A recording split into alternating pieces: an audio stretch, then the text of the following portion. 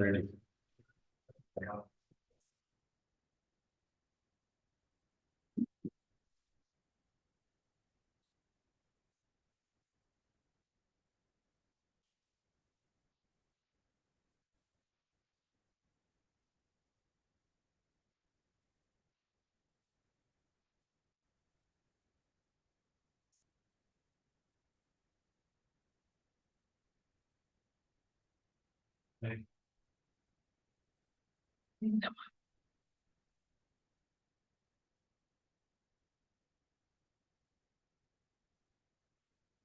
Text 206. This land of Vrindavana, Rajabhumi, is glorified today because your lotus feet have touched her herbs and grass, your fingernails have touched her trees and creepers, and your merciful eyes have glanced upon her rivers, hills, birds, and beasts. The gopis have been embraced by your arms, and even the goddess of fortune desired this. Now all of these are glorified. Purport. This verse from Srimad Bhagavatam was spoken by Lord Krishna to Sri Balarama. Text 207. My dear friend, Krishna and Balarama are passing through the forest, leading their own cows with their cowherd boyfriends. They both carry ropes with which, at the time of milking, they bind the rear legs of the cows. When they play on their flutes, all moving living entities are stunned, and non-moving living entities experience ecstatic jubilation by the sweet music. All these things are certainly very wonderful. Purport. This is a quotation from Srimad Bhagavatam 10.21.19. As Krishna wandered in the forest with Baladeva, and the two of them wonderfully played their flutes, all the gopis became very much attracted. Thus they praised the Lord's activities, describing how he was infusing all the plants, birds, hills, and water, everything. Text 208. The plants, creepers, and trees were full of fruits and flowers due to ecstatic love of Krishna. Indeed, being so full, they were bowing down. They were inspired by such deep love for Krishna that they were constantly pouring showers of honey. In this way, the gopis saw all the forest of Vrindavana. Purport. This verse is from Srimad Bhagavatam 10.35.9. For an explanation, see Madhya Lila 8.276. Text 209. Kiratas Hunas, Anharas, Pulindas Pukashas, Abhiras, Shumbhas, Yavanas, and members of the Kshasa races, and even others who are addicted to sinful acts, can be purified by taking shelter of the devotees of the Lord due to his being the supreme power. I beg to offer my respectful obeisances unto him. Text 210. I have already spoken about 13 meanings of the Ātmārāma Verse. Now there are 6 more. Combined, these make 19. Purport. The 6 further meanings of the verse are based on the following meanings of the word Ātmārāma. 1. Mental speculators. Wide verse 165. 2. Those engaged in different types of endeavor. Wide verse 168. 3. Those who are patient and sober. Wide verse 174. 4. Those who are intelligent and learned scholars. Wide verse 187. 5. Those who are intelligent but illiterate and foolish. Wide verse 187. And 6. Those who are conscious of the eternal servitorship to Krishna. Wide verse 201. Text 211. I have already explained 19 different things. Now please hear further meanings. The word Atma also refers to the body, and this can be taken in 4 ways. Purport. The 4 divisions of meanings of the word Deha, body, are Aupadika Brahma Deha, the material body considered as Brahman with designations. Wide verse 212. To Karma Nishta Yajnikara Karma Deha, the body engaged in ritualistic ceremonies of the Vedic injunctions. Wide verse 214. 3. Tapo Deha, The body engaged in austerities and penances. Wide verse 216 and 4. Sarva Kama Deha. The body engaged for the satisfaction of all kinds of material desires. Wide verse 218. Text 212. One in the bodily conception worships his own body as Brahman, but when he comes in contact with a devotee, he gives up his mistaken idea and engages himself in the devotional service of Lord Krishna. Text 213. Those who follow the path of great saintly mystic yogis take to the yogic gymnastic process and begin worshipping from the abdomen, where it is said that Brahman is located. Such people are called Sharka Raksha, which means that they are situated in the gross bodily conception. There are also followers of Shri Rishi known as Aruna. Following his path, they observe the activities of the arteries. Thus, they gradually rise to the heart where subtle Brahman Paramatma is situated. They then worship him, O unlimited Anantha. Better than these persons are the mystic yogis who worship you from the top of their heads. Beginning with the abdomen and proceeding through the heart, they reach the top of the head and pass through the Brahma Randha, the hole at the top of the head, skull. Thus, these yogis attain the perfection of a platform and do not enter the cycle of birth and death again. Report. This is a quotation from Srimad Bhagavatam 10.87.18, text 214. Those who are in the bodily conception mainly engage in fruitive activity. Those who perform yajnas and ritualistic ceremonies are also considered in the same category. However, when such persons come into contact with a pure devotee, they give up their fruitive activity and fully engage in the service of the Lord. Text 215. We have just begun performing this fruitive activity as sacrificial fire, but due to the many imperfections in our action, we are not certain of its result. Our bodies have become black from the smoke, but we are actually pleased by the nectar of the lotus feet of the personality of Godhead Govinda, which you are distributing. Report. This verse from Srimad Bhagavatam 1.18.12 was spoken to Sudha Gosvāmī at the meeting of great sages at Naimisharanya. The great sages were headed by Shaunaka, and Sudha Gosvāmī was speaking the glorious activities of the Supreme Personality of Godhead at that meeting. At that time, all the rishis assembled there neglected to complete the ritualistic ceremonies because there was no positive assurance of the results. All the performers were coated with black and ash due to a large amount of smoke coming from the fire. Text 216. The tapasvis, those who undergo severe austerities and penances to elevate themselves to the higher planetary systems, are also in the same category. When such persons come in contact with a devotee, they give up all those practices and engage in Lord Krishna's service. Text 217. The taste of the loving service is like the water of the river Ganges, which flows from the feet of Lord Krishna. Every day that taste diminishes, the results of sinful activities acquired over a period of many births by those who perform austerities. Purport. This is a quotation from Srimad Bhagavatam 4:21-31, text 218. As long as one labors under the bodily conception, he must fulfill wants and wants of material desires. Thus, a person is called Ātmārāma. When such an Ātmārāma is favored by the mercy of Krishna, he gives up his so-called self-satisfaction and engages in the transcendental loving service of the Lord. Text 219. When he was being blessed by the Supreme Personality of Godhead, the Rūpa Maharaja said, "O my Lord, because I was seeking an opulent material position, I was performing severe types of penance and austerity. Now I have gotten you, who are very difficult for the great demigods, saintly persons and kings to attain. I was searching after a piece of glass, but instead I have found the most valuable jewel. Therefore I am so satisfied that I do not wish to ask any benediction from you." Purport. This verse is from Hari Bhakti Sudhodaya 7.28, text 220.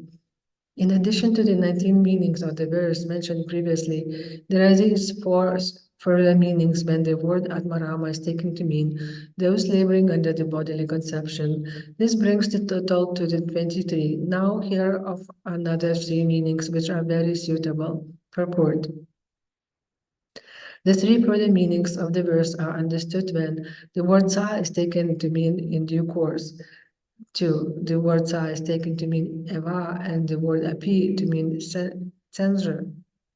And 3. The word nirgandha is taken to mean one who is very poor without money. Text 221. As mentioned above, the word sa can be used to mean aggregate. According to this meaning, all the Ātmārāmas and Munis engage in Krishna's service. Besides aggregate, there is another meaning to the word sa. Text 222, the word nigranasa can be used as an adjective, and api can be used in the sense of certainty. For instance, Ramas sa Krishna's means that both Rama and Krishna enjoy walking in the forest. Purport. Because it is said that both Rama and Krishna enjoy wandering in the forest, it is understood that both of them are enjoying their tour within the forest. Text 223. The word sa can also present a secondary thing to be done at the same time. This way of understanding the word sa is called anvatsaya. An example is, O Brahmacharya, go out to collect alms and at the same time bring in the cows. Text 224. Saintly persons who are always meditating upon Krishna are engaged in the devotional service of the Lord. The Ātmārāmas are also engaged in the Lord's service. This is the indirect import. Purport. The avanchaya meaning of the word sa indicates that between the 2 words compounded by the word sa, one is given more importance than the other and is considered subordinate. For example, O Brahmachari, please go out and collect alms, and at the same time bring in the cows. In this statement, the collection of alms is of the first importance, and the second business is collecting of the cows is subordinate. Similarly, one who always meditates upon Krishna is mainly a devotee of Krishna engaged in his devotional service. Other Ātmārāmas are subordinate in devotional service. Text 225. The word sa can also be used to indicate the certainty that only saintly persons are engaged in rendering devotional service to Krishna. In the combination Ātmārāma api is used in the sense of censure. Text 226. The word nigranha can be taken as an adjective modifying Muni and Ātmārāma. There is another meaning which is you may hear from me, indicating association with a devotee. Now I shall explain how it is that through the association of devotees, even a nigranha can become a devotee. Text 227. The word nigranha, when combined with api, used in the sense of certainty, indicates a person who is a hunter by profession or who is very poor. Nonetheless, when such a person associates with a great saint like Narada, he engages in Lord Krishna's devotional service. Text 228. The words Krishna Ramasa refer to the one who takes pleasure in thinking of Krishna. Even though such a person may be a hunter, he is still worshipable and is the best of devotees. Text 229. I shall now narrate the story of how a hunter became a great devotee by the association of such an exalted personality of Narada Muni. From this story, one can understand the greatness of the association with the pure devotees. Text 230. Once upon a time, a great saint Narada, after visiting Lord Narayana in the Vaikuntha, went to Prayaga to bathe in the confluence of 3 rivers, the Ganges, Yamuna, and Saraswati. Purport. The great saint Narada is so liberated that he can go to the Vaikuntha planets to see Narayana and then immediately come to this planet in the material world and go to Prayaga to bathe in the confluence of 3 rivers. The word 3 refers to confluence of 3 rivers. This confluence is still visited by many hundreds of thousands of people who go there to bathe, especially during Magha Mela, which occurs during the month of January. A liberated person who has no material body can go anywhere and everywhere. Therefore, a living entity is called Sarvaga, which indicates that he can go anywhere and everywhere. Presently, scientists are trying to go to other planets, but due to their material bodies, they are not free to move at will. However, when one is situated in original spiritual body, he can move anywhere and everywhere without difficulty. Within this material world, there is a planet called Siddhaloka, whose inhabitants can go from one planet to another without the aid of a machine or space rocket. In the material world, every planet has a specific advantage, Vibhuti Bhinna. In the spiritual world, however, all the planets and their inhabitants are composed of spiritual energy. Because there are no material impediments, it is said that everything in the spiritual world is one. Text 231. Narada Muni saw that the deer was lying on the path through the forest, and that it was pierced by an arrow. It had broken legs and was twisting due to much pain. Text 232. Farther ahead, Narada Muni saw a boar pierced by an arrow. Its legs were also broken and it was twisting in pain. Text 233. When he went further, he saw a rabbit that was also suffering. Narada Muni was greatly pained at heart to see living entities suffer so. Text 234. When Narada Muni advanced further, he saw a hunter behind a tree. This hunter was holding arrows, and he was ready to kill more animals. Text 235. The hunter's body was blackish. He had reddish eyes, and he appeared fierce.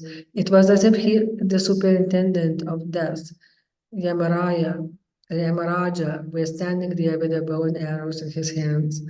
Text 236. When Narada Muni left the forest path and went to the hunter, all the animals immediately saw him and fled. Text 237. When all the animals fled, the hunter wanted to chastise Narada with abusive language, but due to Narada's presence, he could not utter anything abusive.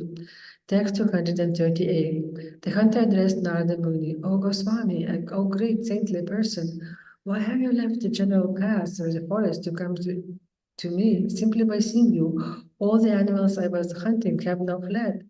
Text 239. Narada Muni replied, leaving the path, I have come to you to settle a doubt that was in my mind. Text 240. I was wondering whether all the boars and other animals that I have killed belong to you.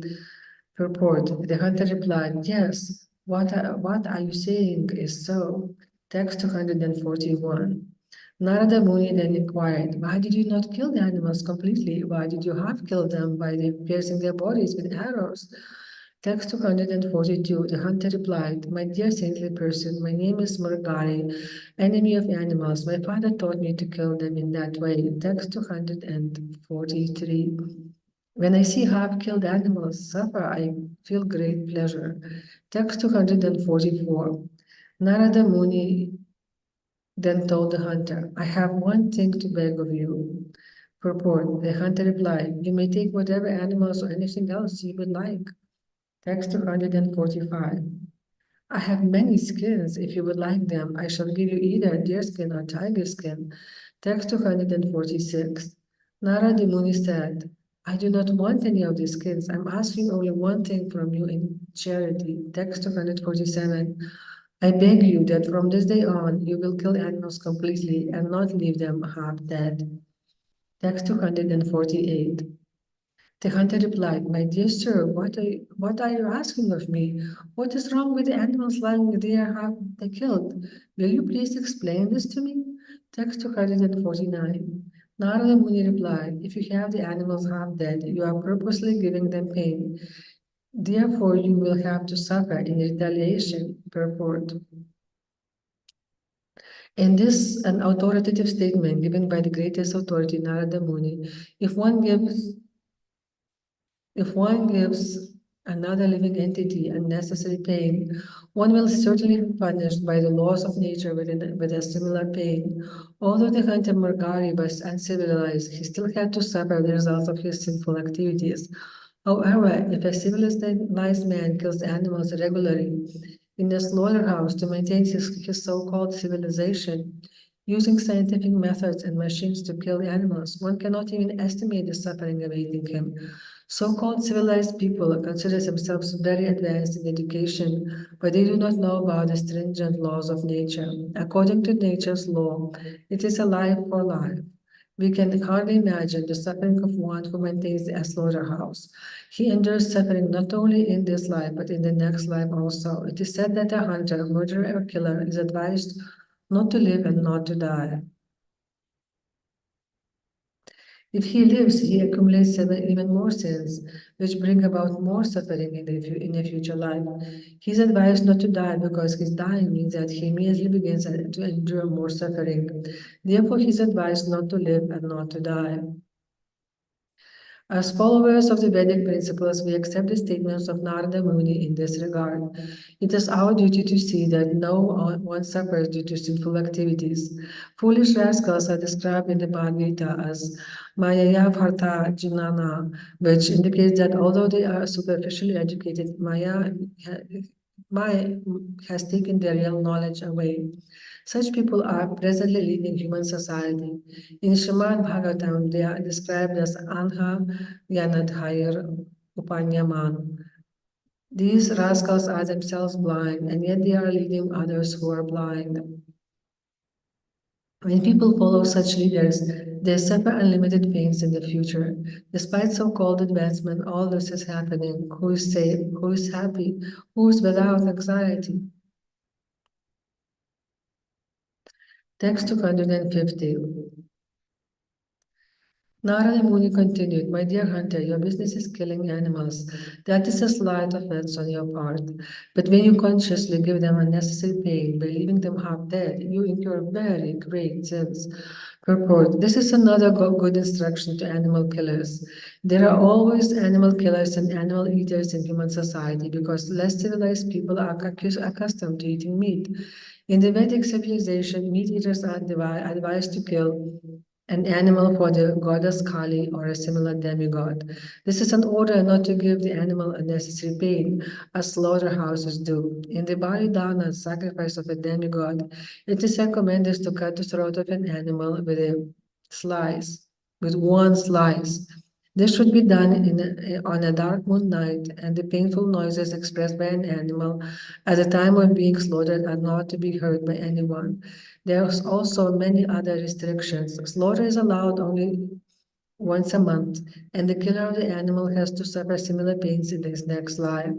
At the present moment, so-called civilized men do not sacrifice animals to a deity in a religious or ritualistic way. They openly kill animals daily by the thousands for no purpose other than the satisfaction of the tongue.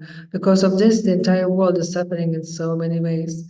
Politicians are necessarily declaring war, and according to the stringent laws of material nature, massacres are taking place between nations. Practice Kriyamamani, Gunaya Karmani Sarvashani, Anankara Vidumat Mahatma, Kartaham iti manyate. The bewildered spirit soul, under the influence of the three modes of materialist nature, thinks himself to be the doer of the activities that are in actuality carried out by nature. The laws of Prakriti, nature, are very stringent. No one should think that he has the freedom to kill animals and not suffer the consequences. One cannot be saved by doing this. Narada Muni here says that animal killing is offensive, especially when animals are given us unnecessary pain. Meat eaters and animal killers are advised not to purchase meat from the slaughterhouse. They can worship Kali once a month, kill some unimportant animal and eat it. Even by following this method, one is still an offender.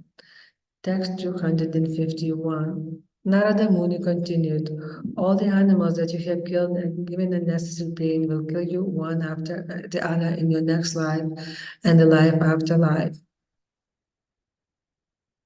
Purport. This is another authoritative statement made by great sage Narada. Those who kill animals and give them unnecessary pain, as people do in slaughterhouses, will be killed in a similar way in the next life and in many lives. to come. One can never be excused from such an offense. If one kills many thousands of animals in a professional way, so that other people can purchase the meat to eat, one must be ready to be killed in a similar way in his next life, in the life after life. There are many rascals who violate their own religious principles. According to Judeo-Christian scriptures, it is clearly said, "Thou shalt not kill." Nonetheless, giving all kinds of excuses, even the heads of religions indulge in killing animals while trying to pass as saintly persons. This mockery and hypocrisy is in human society bring about unlimited calamities. Therefore, occasionally there are great wars. Masses of such people go out into battlefields and kill themselves. Presently, they have discovered that the atomic bomb, which is simply waiting to be used for wholesale destruction. If people want to be saved from the killing business life afterwards, they must take to Krishna consciousness and cease sinful activity.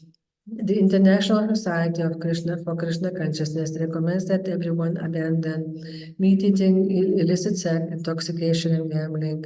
When one gives up these simple activities, he can understand Krishna and take to this Krishna Consciousness movement. We therefore request everyone to abandon sinful activity and chant the Hare Krishna mantra. In this way, people can save themselves from repeated birth and death and from being killed like the animals in the slaughterhouses. Text 252. In this way, through the assertion of the great sage Narada Muni, the hunter was a little convinced of his sinful activity. He therefore became somewhat afraid due to his offenses. Purport: this is the effect of associating with a pure devotee. Our preachers who are preaching Krishna consciousness all over the world should follow in the footsteps of Narada Muni and become purified by following the four principles of chanting the Hare Krishna Mahamantra. This will make them fit to become Vaishnavas. Then, when they speak to sinful people about the teachings of this Krishna consciousness movement, people will be affected and take the instructions. We receive instructions in devotional service through the disciple succession. Narada Muni is our original guru because he is the spiritual master of Vyasadeva. Vyasadeva is the spiritual master of our disciplic succession. Therefore, we should follow in the footsteps of Narada Muni and become pure Vaishnavas. A pure Vaishnava is one who has no ulterior motive. He has totally dedicated himself to the service of the Lord. He does not have material desires and he is not interested in so-called learning and philanthropic work. The so-called learned scholars and philanthropists are actually karmis and jnanis, and some are actually misers engaged in sinful activity. All are condemned because they are not devoted to Lord Krishna, devotees of Lord Krishna. Everyone has a chance to become purified by associating with this Krishna consciousness movement and strictly following the rules and regulations. By chanting the Hare Krishna Maha Mantra, one can become free from all contamination, especially contamination brought about by the killing of animals. Lord Krishna himself requests, Sarvadharman Paritajya, Mam Ekam Sharanam Raja, Aham Tvam Sarvam Bhyo Mokshayasyami Ma Shutsa. Abandon all varieties of religion, and just surrender to me. I shall deliver you from all the sulfur reactions. Do not fear. Bhagavad Gita 18.66. We should take this construction from Krishna and follow in the footsteps of Narada Muni in the disciplic succession. If we simply surrender to Krishna's lotus feet and take this Krishna consciousness movement seriously, we can be freed from the karma incurred by sin. If we are intelligent enough, we shall engage in the loving service of the Lord.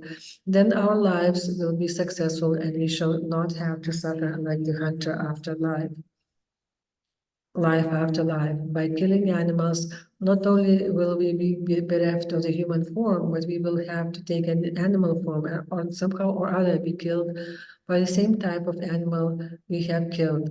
This is a law of nature. The Sanskrit word Mamsa means meat. It is said, Mamsa kadati iti mamsa.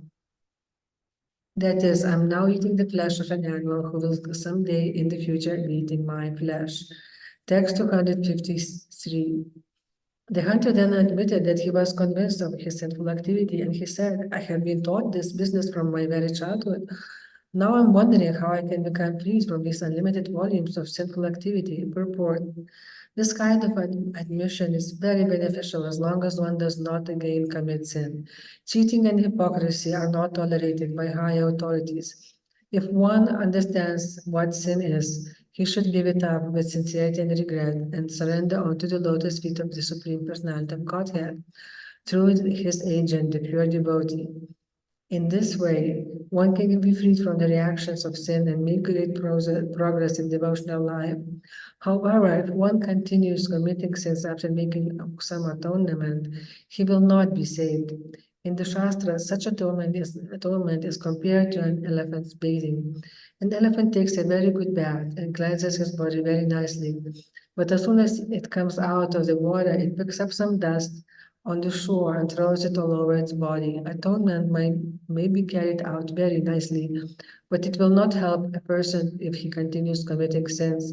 Therefore, the hunter first admitted his sinful activity before the saintly person Narada, and then asked how he could be saved. Text 254. The hunter continued, My dear sir, please tell me how I can be relieved from the reactions of my sinful life. Now I fully surrender unto you and fall down at your lotus feet. Please deliver me from sinful reactions. Purport. By the grace of Narada Muni, the hunter came to his good senses and immediately surrendered unto saint's lotus feet. This is a process. By associating with a saintly person, one is able to understand the reactions of his sinful life. When one voluntarily surrenders unto a saintly person who is a representative of Krishna and follows his instructions, one can become freed from sinful activities.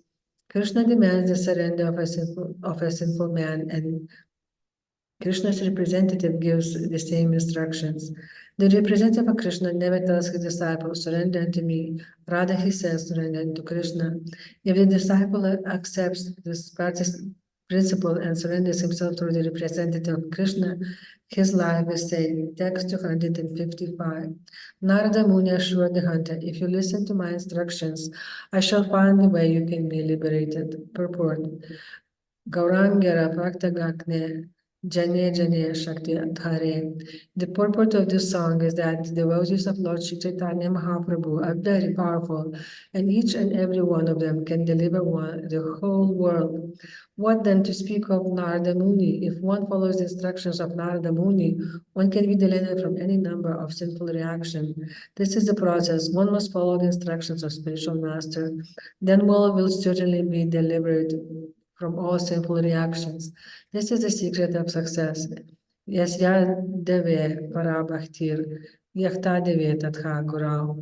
If one has unflinching faith in Krishna and the spiritual master, the result is tasyate katita by high artha prakashante mahatmana.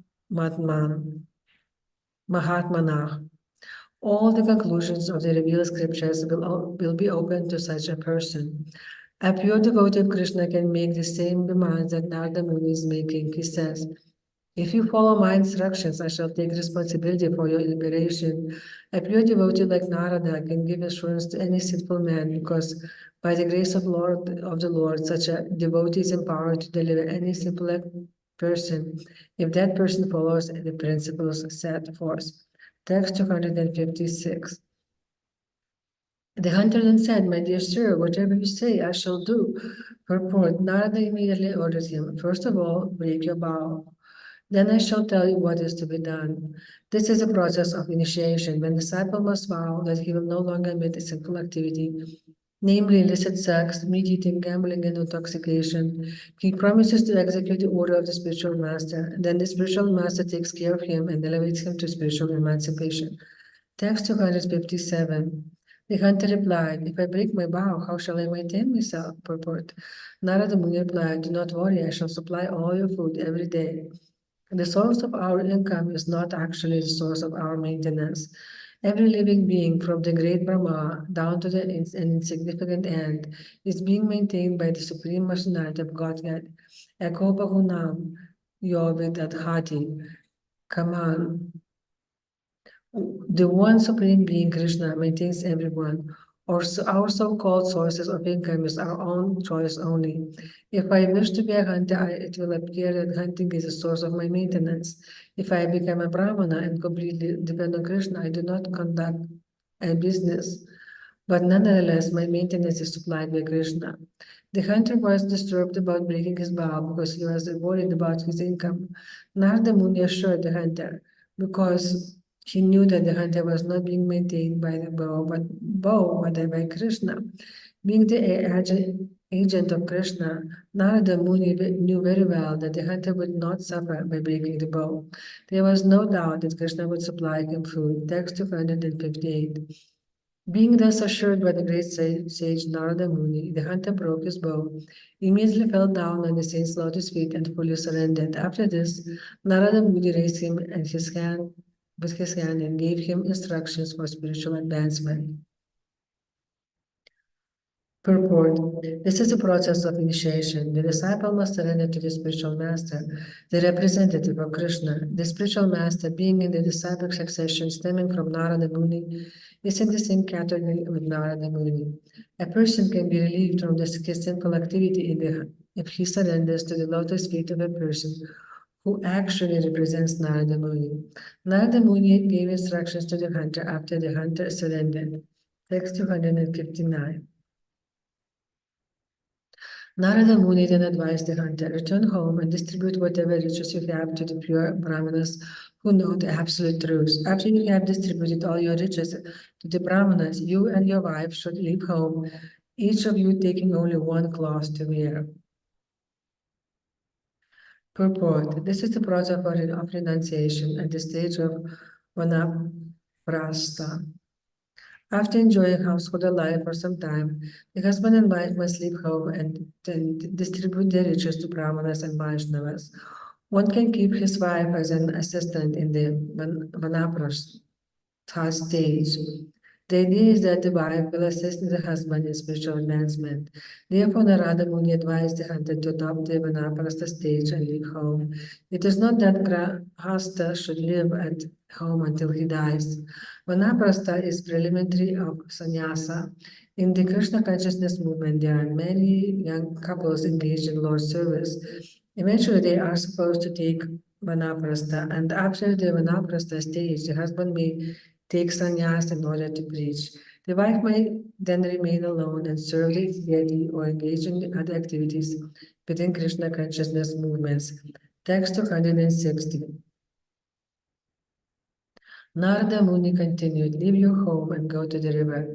There you should construct a small cottage, and in front of the cottage you should grow a tulasi plant on a raised platform. Text 261. After planting the tulasi tree before your house, you should daily circumambulate the tulasi plant, serve her by giving her water and other things, and continually chant the Hare Krishna Maha Mantra. Report. This is the beginning of spiritual life. After leaving household life, one may go to a holy place, such as the bank of the Ganges or Yamuna, and erect a small cottage. A small cottage can be constructed without any expenditure. 4 logs serving as pillars can be secured by any man from the forest. The roof can be covered with leaves and one can glance the inside. Thus one can live very peacefully. In any condition, any man can live in a small cottage plant the tulasi tree, water it in the morning, offer it prayers, and continuously chant the Hare Krishna Maha Mantra. Thus one can make vigorous spiritual advancement. This is not at all difficult. One simply has to follow the instructions of the spiritual master strictly. Then everything will be successful in due course of time. As far as eating is concerned, there is no problem. If Krishna, the Supreme Personality of Godhead, supplies everyone with eatables, why should he not supply his devotees? Sometimes the devotee will not even bother to construct a cottage. He will simply go to live in mountain cave. One may live in a cave, in a cottage beside the river, in a palace or a big city like New York or London. In any case, a devotee can follow the instructions of his spiritual master and engage in devotional service by watering tulasi plant and chanting the Hare Krishna mantra. Taking the advice of Sri Caitanya Mahaprabhu and our spiritual master, Bhaktisiddhanta Saraswati Gosvāmī Maharaj, one can go to any part of the world and instruct people to become devotees of the Lord by following the regulative principles, washing the Tulasi plant and continuously chanting the Hare Krishna Maha Mantra. Text 262.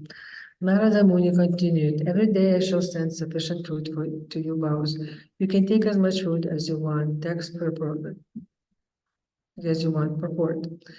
When a person takes to Krishna consciousness, there is no need to care for material necessities.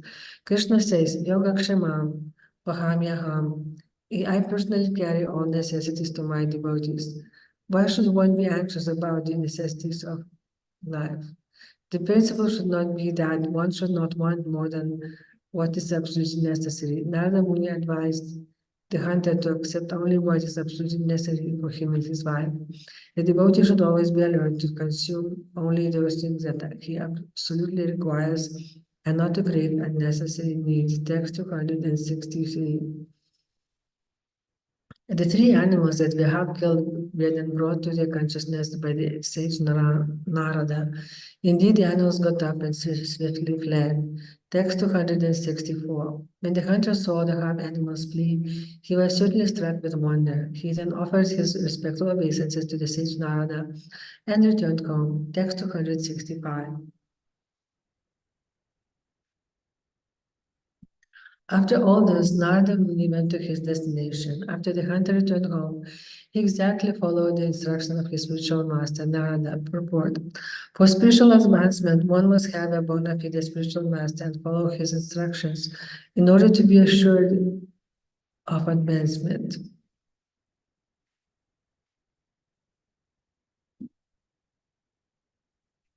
Text 266. The news that the hunter had become a Vaishnava spread all over the village. Indeed, all the villagers brought alms and presented them to the Vaishnava who had formerly been the hunter.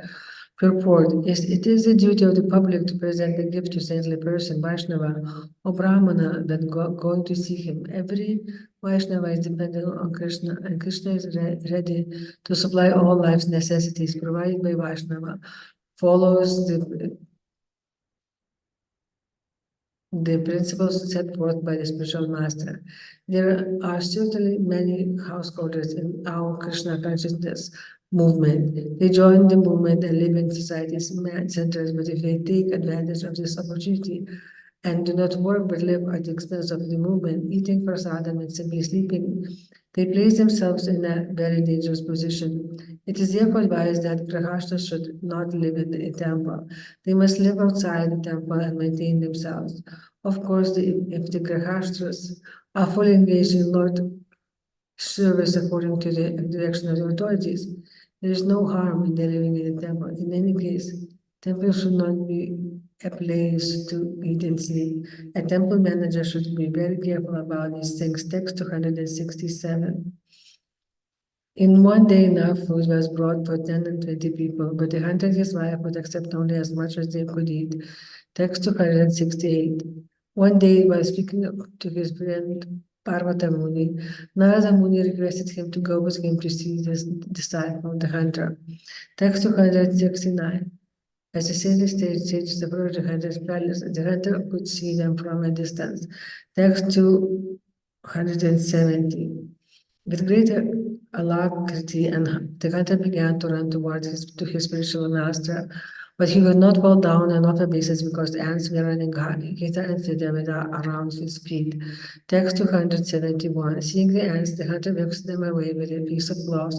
After this, clearing the ants from the ground, he fell down flat to offer his obeisances. Purport. The word danda means rod, and the vat means like. To offer obeisances to spiritual master, one must fall flat exactly as the rod falls on the ground.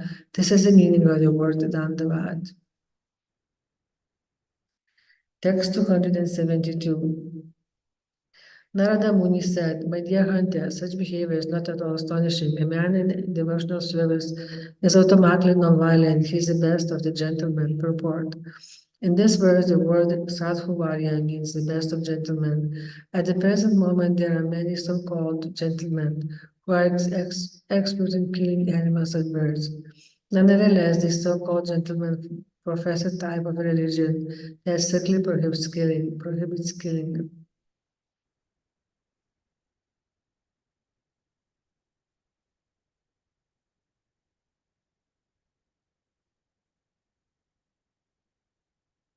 According to Narada Muni and Vedic culture, animal killers are not even gentlemen, to say nothing of being religious men. A religious person, a devotee of the Lord, must be non-violent. Such is the nature of a religious person. It is contradictory to be violent and at the same time call oneself a religious person. Such hypocrisy is not approved by Narada Muni and the disciplic succession. 273. O hunter, good qualities like non-violence, which you have developed, are not very astonishing. For those engaged in Lord's devotional service are never inclined to give pain to others because of envy. Purport. This is a quotation from Skanda Purana, text 274. The hunter then received two great sages in the courtyard of his house. He spread out a straw mat for them to sit upon with great devotion. He begged them to sit down. Text 275. He then fetched water and washed the sage's feet with great devotion. Then both husband and wife drank that water and sprinkled it on their heads. Purport. This is the process one should follow when receiving the spiritual master or someone on the level of spiritual master. When the spiritual master comes to the residence of his disciple, the disciple should follow in the footsteps of the former hunter. It doesn't matter that what one was before initiation, after initiation, one must learn the etiquette mentioned herein. Text 276.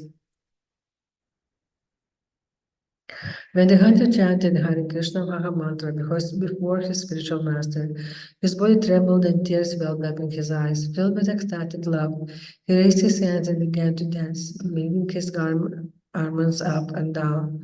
Text 277.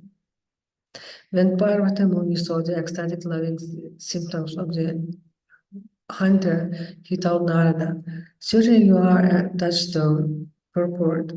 When touchstone touches iron, it turns the iron to gold. Parvata Muni called Narada Muni a touchstone because by this touch the hunter, who was the lowest among men, became an elevated and perfect Vaishnava. Śrīla Bhaktivinoda Thakura said that the position of Vaishnava can be tested by seeing how good a touchstone is. He is, and that is by seeing how many Vaishnavas he has made during his life. A Vaishnava should be a touchstone so that he can convert others to Vaishnavas by his preaching, even though the people may be fallen like the hunter. There are many so-called advanced devotees who sit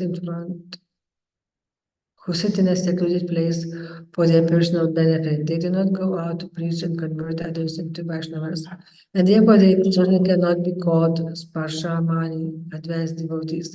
Kanishna-adhikari devotees cannot turn others into Vaishnavas, but the Madhya adhikari Vaishnava cannot do so by preaching Sri Caitanya, Mahaprabhu.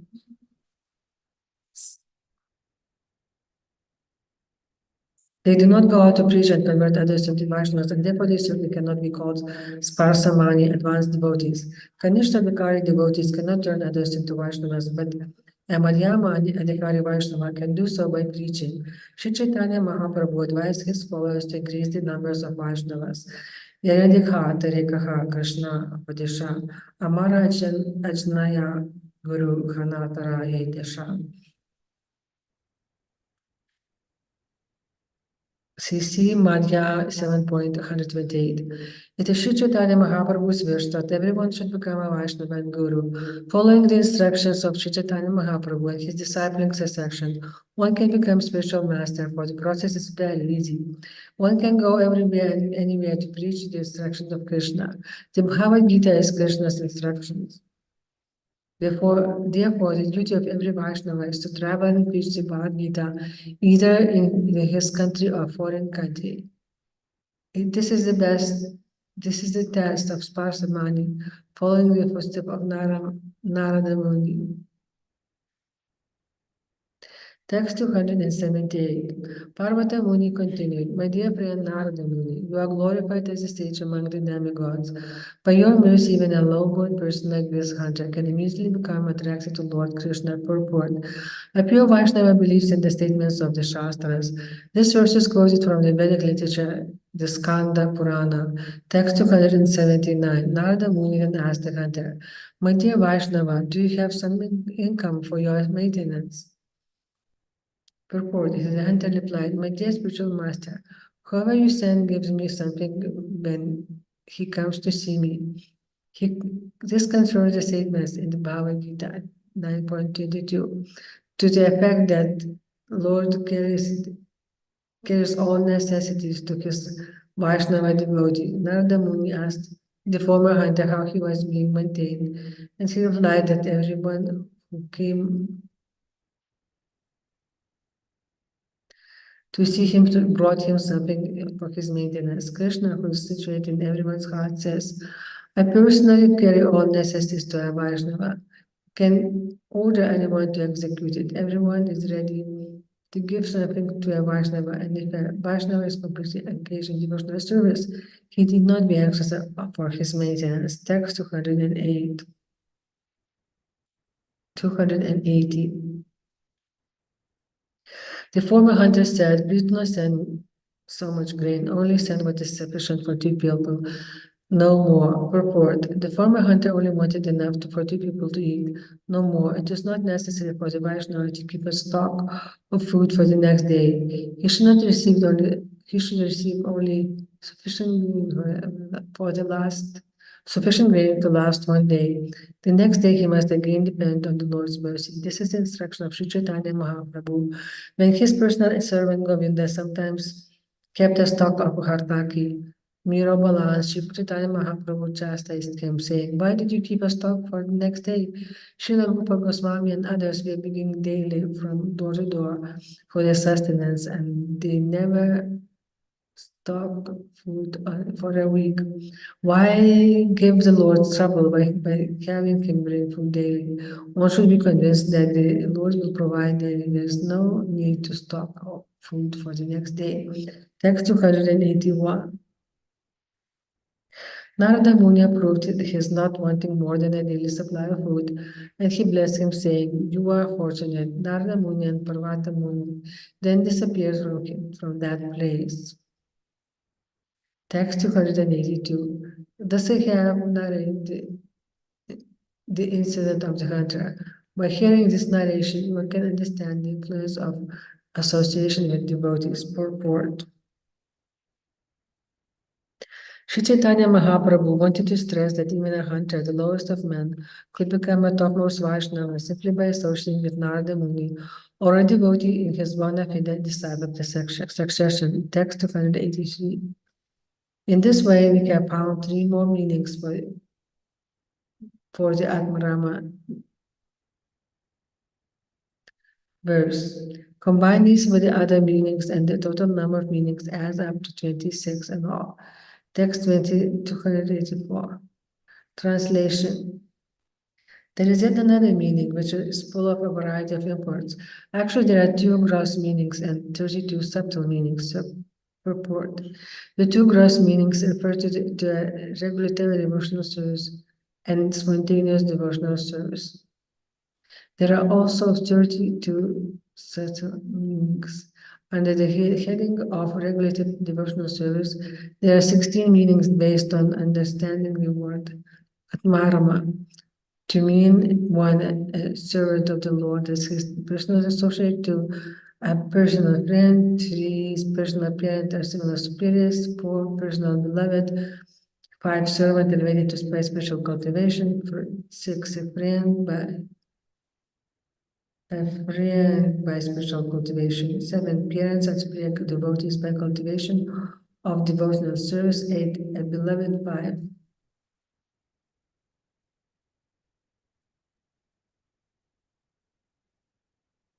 or female friend by cultivation of devotional service, 9, a mature devotee as a servant, 10, a mature devotee as a friend, 11, a mature devotee as a parent and superior, 12, a mature devotee as wife and beloved, 13, an immature devotee as a servant, 14 immature devotee as a friend, 15 immature devotee as a father of superior, and 16 as an immature devotee as beloved.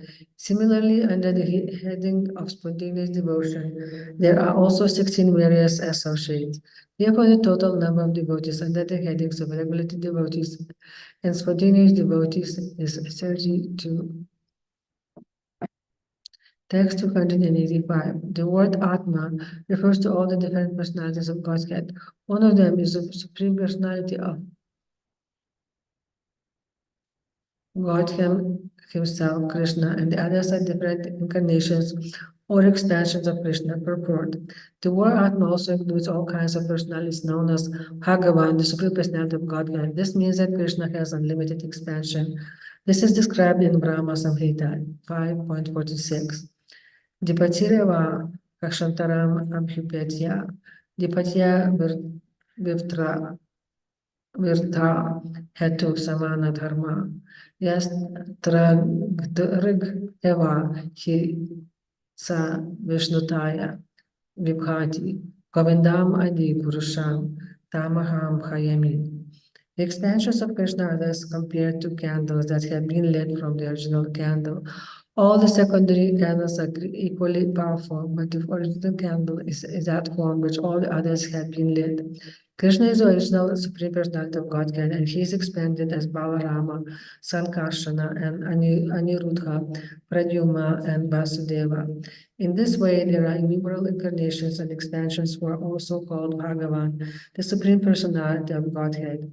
Regarding the variety of personalities known as Bhagavan, Śrīla Bhaktisiddhanta Saraswati Thakur says that the personality of Godhead known as Krishna is the Supreme Personality of Godhead, and thus his expansions are also called the Personality of Godhead.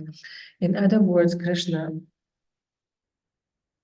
the Supreme Personality of Godhead, is the origin of all other personalities of Godhead. Speculative philosophers and mystic yogis also meditate upon the form of Krishna, but this form is not the form of the original Supreme Personality of Godhead. Such a Bhagavan is but a partial representation of the Lord's full potency. Nonetheless, he also has to be understood in the Supreme Personality of Godhead. Has to be understood to be the Supreme Personality of Godhead. To clarify this matter, one should simply understand that Krishna, the son of Nanda Maharaj and in Vrindavana, is a friend of all the cowherd boys and lover of all the gopis, is actually the original Supreme Personality of Godhead. He is attained by spontaneous love. Although his expansions are also called the Supreme Personality of Godhead, they are attained only by execution of regulated devotional service. Text 286. One who always engages in the service of Supreme Personality of Godhead is called Ātmārāma. There are two types of Ātmāramas. One is Ātmārāma engaged in regulative devotional service, and the other is an Ātmārāma engaged in spontaneous devotional service. Text 287. Both the Ātmāramas engaged in regulative devotional service and those engaged in spontaneous devotional service are further categorized into four groups. There are the eternal associates, the associates who have become perfect by devotional service, and those who are practicing devotional service and are called sadhakas, of whom there are two varieties. Text 288. Those who are practicing devotional service are either mature or immature. Therefore, the sadhakas are of two types. Since devotees execute their regulative devotional service or spontaneous devotional service, and there are four groups within these two divisions. Altogether, there are 8 varieties.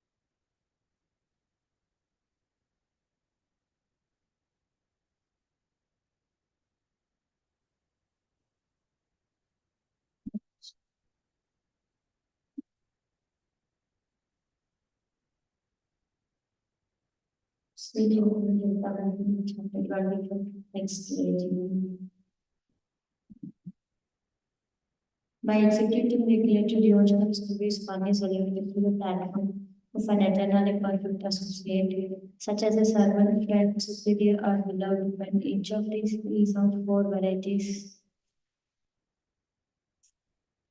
Text 290. Among those who have perfected themselves by devotional service, there are servants, friends, superiors, and beloved also.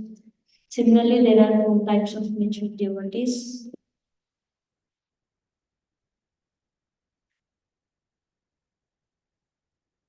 Text 290. Within the category of regulatory devotional service, there are also immature devotees.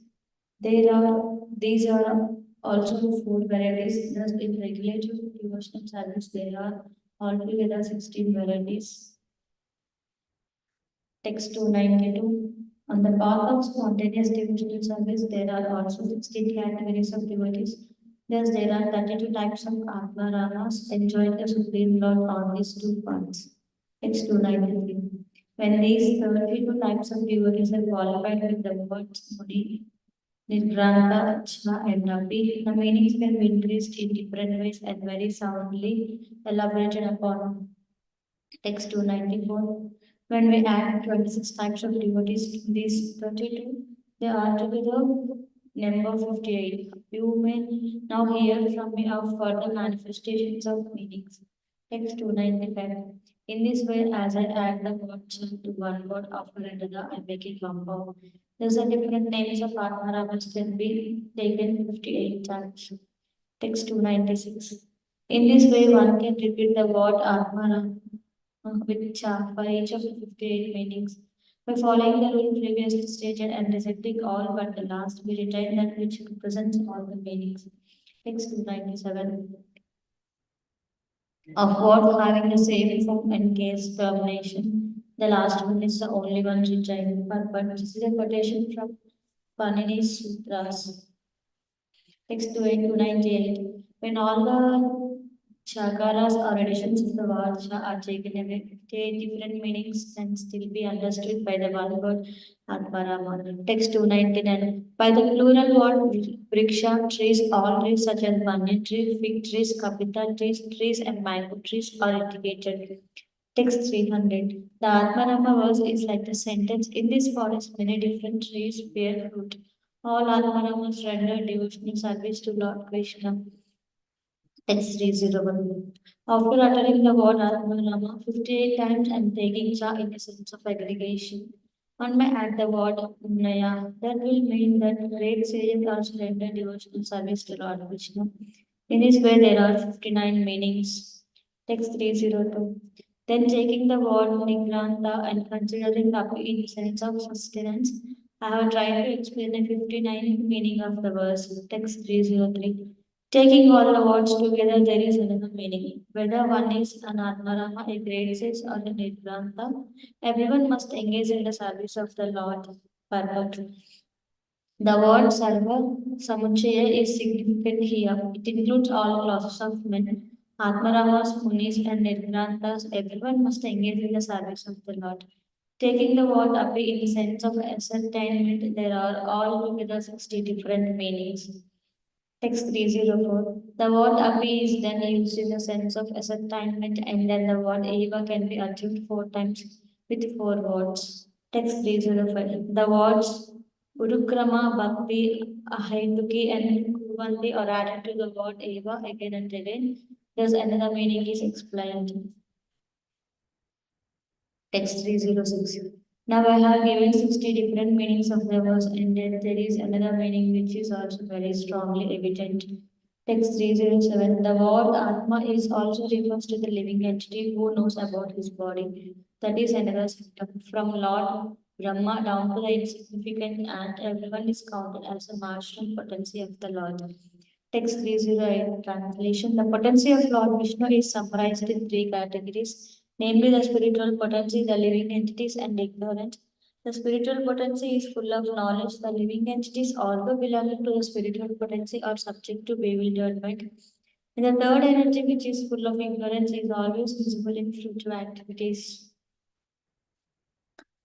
Purport. This is a quotation from the Vishnu Purana. For an explanation, see lila 7.119, text 309.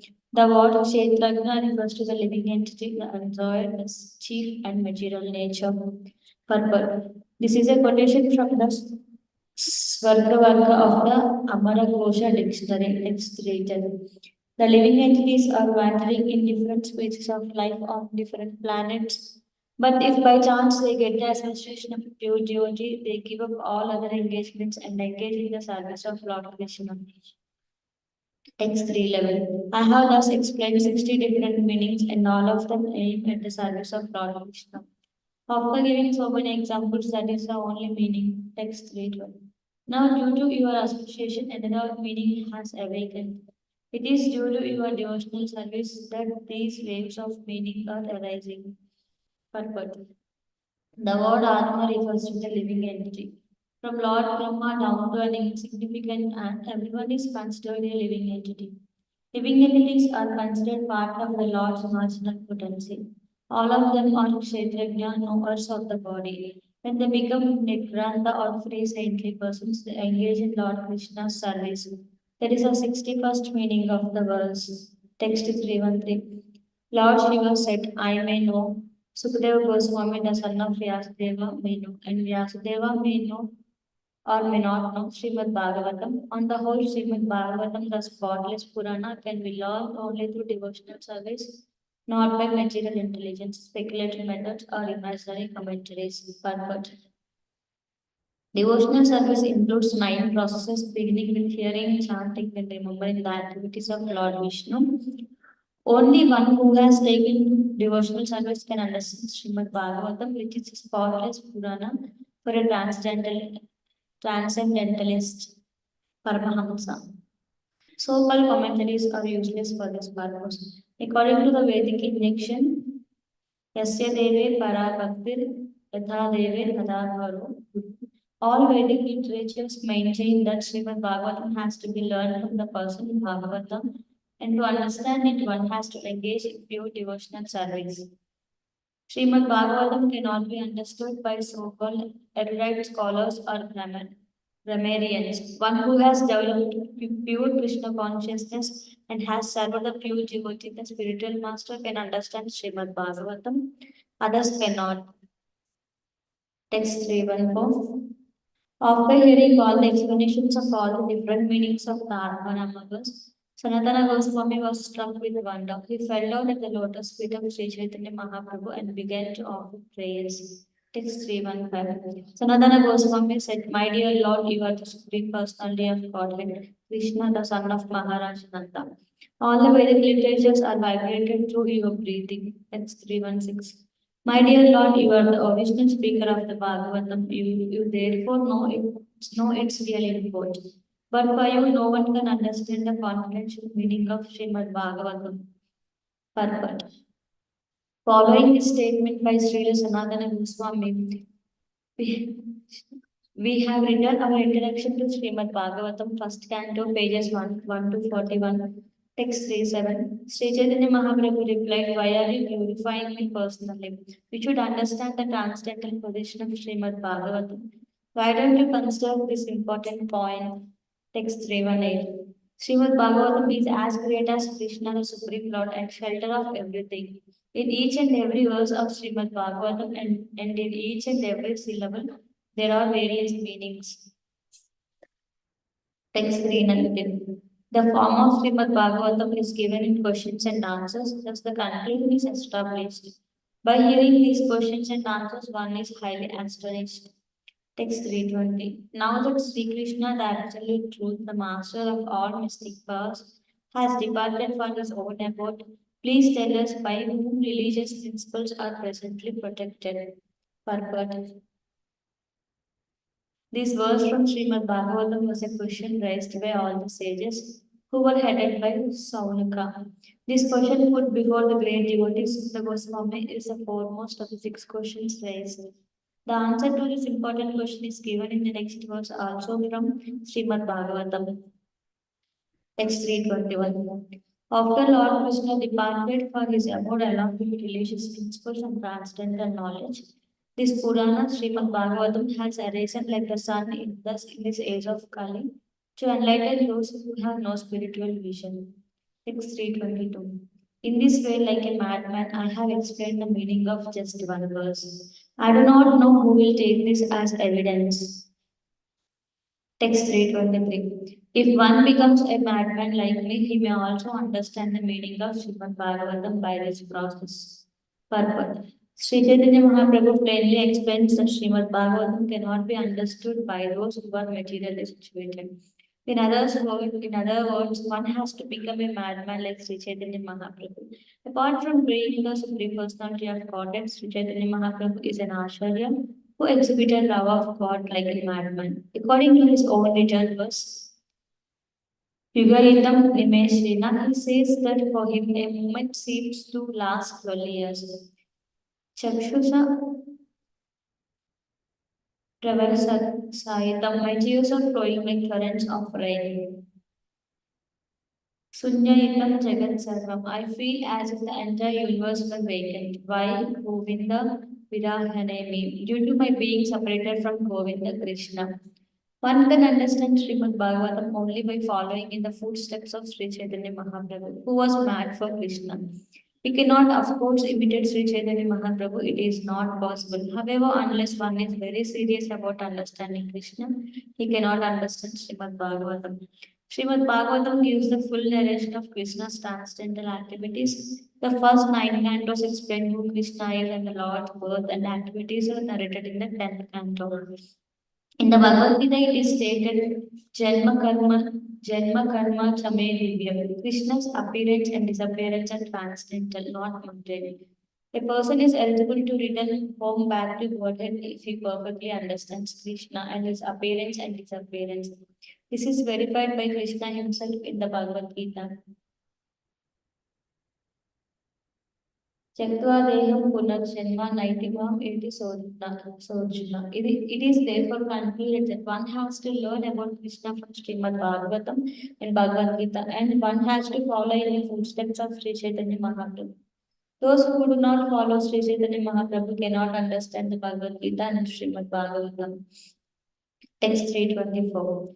Folding his hands, Sanatana Gosvāmī said, My Lord, you ordered me to write a directory about the activities of Vaishnavas. Text 325. I am a most low-born person. I have no knowledge of good behavior. How is it possible for me to write organized directions about Vaishnava activities? Purport. Actually, Sanatana Goswami belonged to a very respectable Brahmana family. Nonetheless, he submitted himself as a fallen, low-born person because he had served in the Muslim government. A Brahmana is never supposed to engage in anyone's service. Serving others for a livelihood is a business of Sudras. The Brahmana is always independent and busy studying Shastra and preaching Shastra to subordinate social members such as Kshatriyas and Vaishyas. Sanatana Goswami felt unfit to write Vaishnava Smriti about the behavior of Vaishnavas because he had fallen from the Brahminical position. Thus, Sanatana Goswami clearly admits that the Brahminical culture should be standardized. Presently in India, so-called Brahmanas are almost all engaged in some mundane service and they do not understand the importance of the Vedic Shastras. Nonetheless, they are passing themselves off as Brahmanas on the basis of birth. In this connection, Sanatana Goswami declares that a Brahmana cannot be engaged in anyone's service if he wants to take a leading part in society. In Srimad Bhagavatam, Narada Muni states that even if a Brahmana is in a difficult position, he should not accept the occupation of a Sudra. This means that he should not be engaged in service for another, for this is the business of dogs.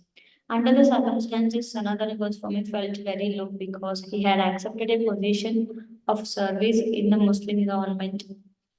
The conclusion is that no one should claim to be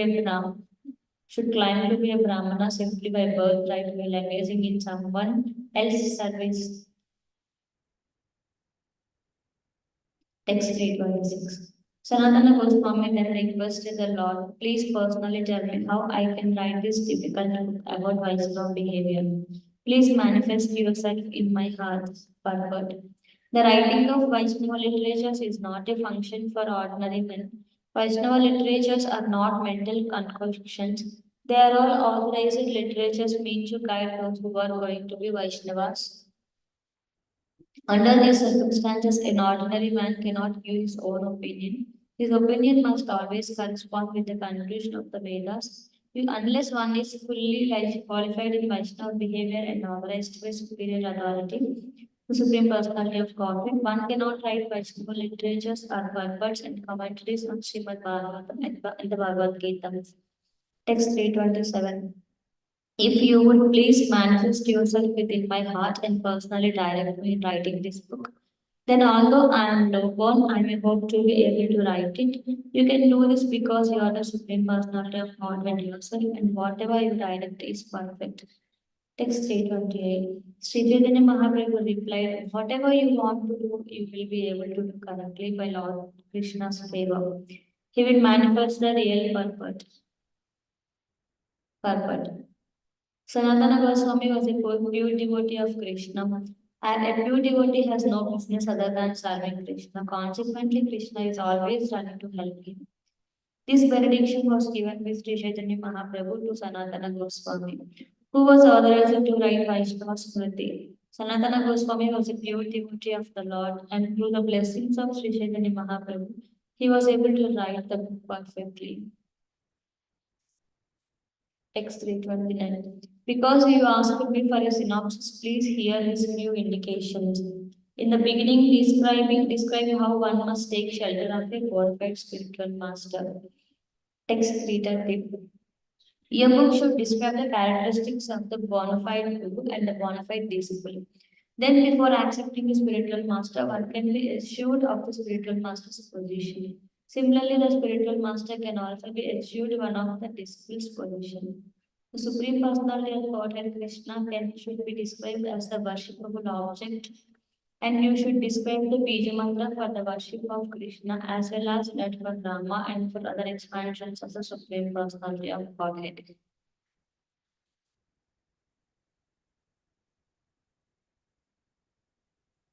Purport. In the Padma Purana, the characteristics of the Guru, the bona fide spiritual master, have been described. The Guru must be situated on the topmost platform of devotional service. There are three classes of devotees, and the Guru must be accepted from the topmost class.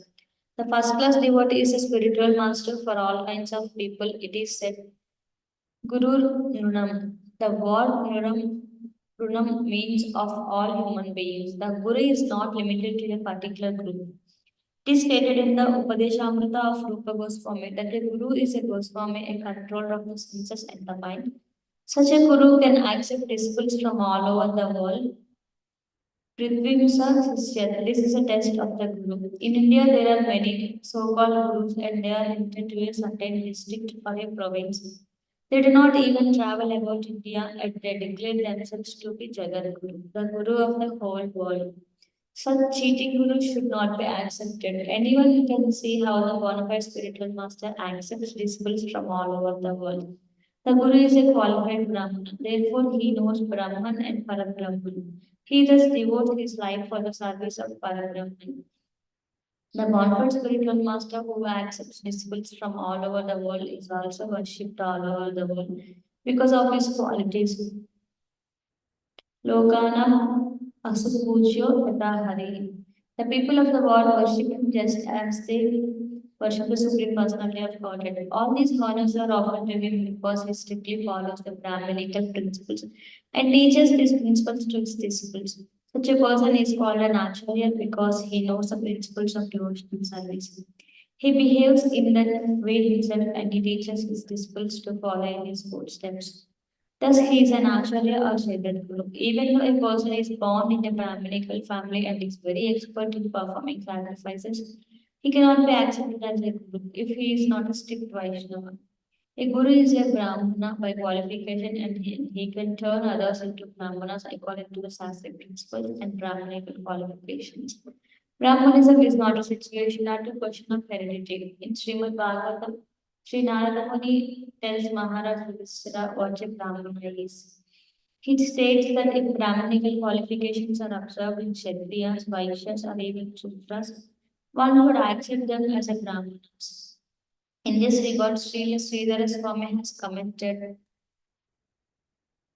Samadhibir eva brahmanati vyavaharo mukyah na jati mantradityah yasyati yad yadi anyatra varnanantre vidrishyate tad varnanantaram tanaiva lakshana nimittanaiva varnena vinirdiset nadvijati nimittanirti artha. The most important criterion for deciding whether to deal with someone as a brahmana or as a member of another varna is the presence or absence of self-control and similar Brahmanical qualities. We should not judge primarily according to superficial characteristics like birth. It is stated in the verse beginning Yasya.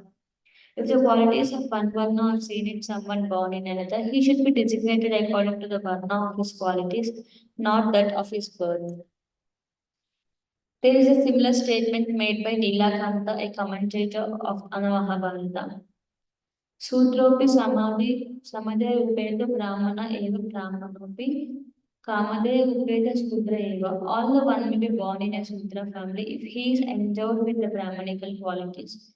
Beginning with Sama, the control of the mind, he is to be accepted as a Brahmana. All the one may be born in a Brahmana family if he is endowed with the qualities beginning with Kama, lest he is to be considered a Sudra. No one should present himself as a Brahmana simply on the basis of being born in a Brahminical family. One must be qualified by the Brahminical qualities mentioned in the Shastras, particularly the Bhagavad Gita. Peacefulness, self-control, austerity, purity, tolerance, honest, knowledge, wisdom, and religiousness. These are the natural qualities by which the Brahmanas work. Unless one is qualified with all these attributes, he cannot be accepted as a Brahmana.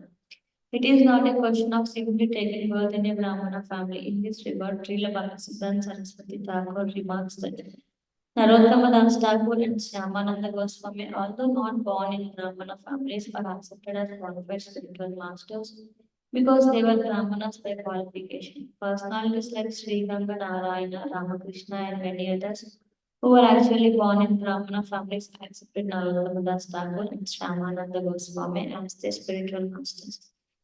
The Mahabharata is one who decorates his body with tilaka and whose name indicates him to be a servant of Krishna by the word dasa. He is also initiated by a bona fide spiritual master and is expert in worshipping the deity, chanting mantras correctly, performing sacrifices, offering prayers to the Lord, and performing Sankirtana. He knows how to serve the Supreme Personality of Godhead and how to respect a Vaishnava. When one has attained the topmost position of Mahabharata, he is to be accepted as a Guru and worshipped exactly like Hari, the personality of Godhead. Only such a person is eligible to occupy the post of a Guru. However, if one is highly qualified but is not a Vaishnava, he cannot be accepted as a Guru. One cannot be a Brahmana unless one is a Vaishnava. If one is a Vaishnava, he is already a Brahmana. If a Guru is completely qualified as a Vaishnava, he must be accepted as a Brahmana even if he is not born in a Brahmana family. The caste system method of distinguishing a Brahmana by birth is not acceptable when applied to a qualified spiritual master. A spiritual master is a qualified Brahmana and Acharya. If one is not a qualified Brahmana, he is not expert in studying the Vedic literatures. Nana Shastra Vicharanaika Nipuna. Every Vaishnava is a spiritual master, and a spiritual master is automatically expert in Brahmanical behavior. He also understands the Vedic Shastras. Similarly, a disciple's qualifications must be observed by the spiritual master before he is accepted as a disciple. In our Krishna consciousness movement, the requirement is that one must be prepared to give up the four pillars of sinful life: illicit sex, meat eating, intoxication, and gambling. In Western countries, especially, we first observe whether a potential disciple is prepared to follow the regulatory principles. Thus, he is given the name of a Vaishnava servant and initiated to chant the Hare Krishna Mahamantra at least 16 rounds daily. In this way, the disciple renders devotional service under the guidance of the spiritual master or his representative for at least 6 months to a year. He is then recommended for a second initiation, during which a sacred rite is offered and the disciple is accepted as a bona fide Brahmana. Śrīla Bhaktisiddhanta Saraswati Thakur introduced the system of giving the sacred thread to a bona fide Vaishnava. We are following in his footsteps. The qualifications of a bona fide disciple are described in Srimad Bhagavatam as follows.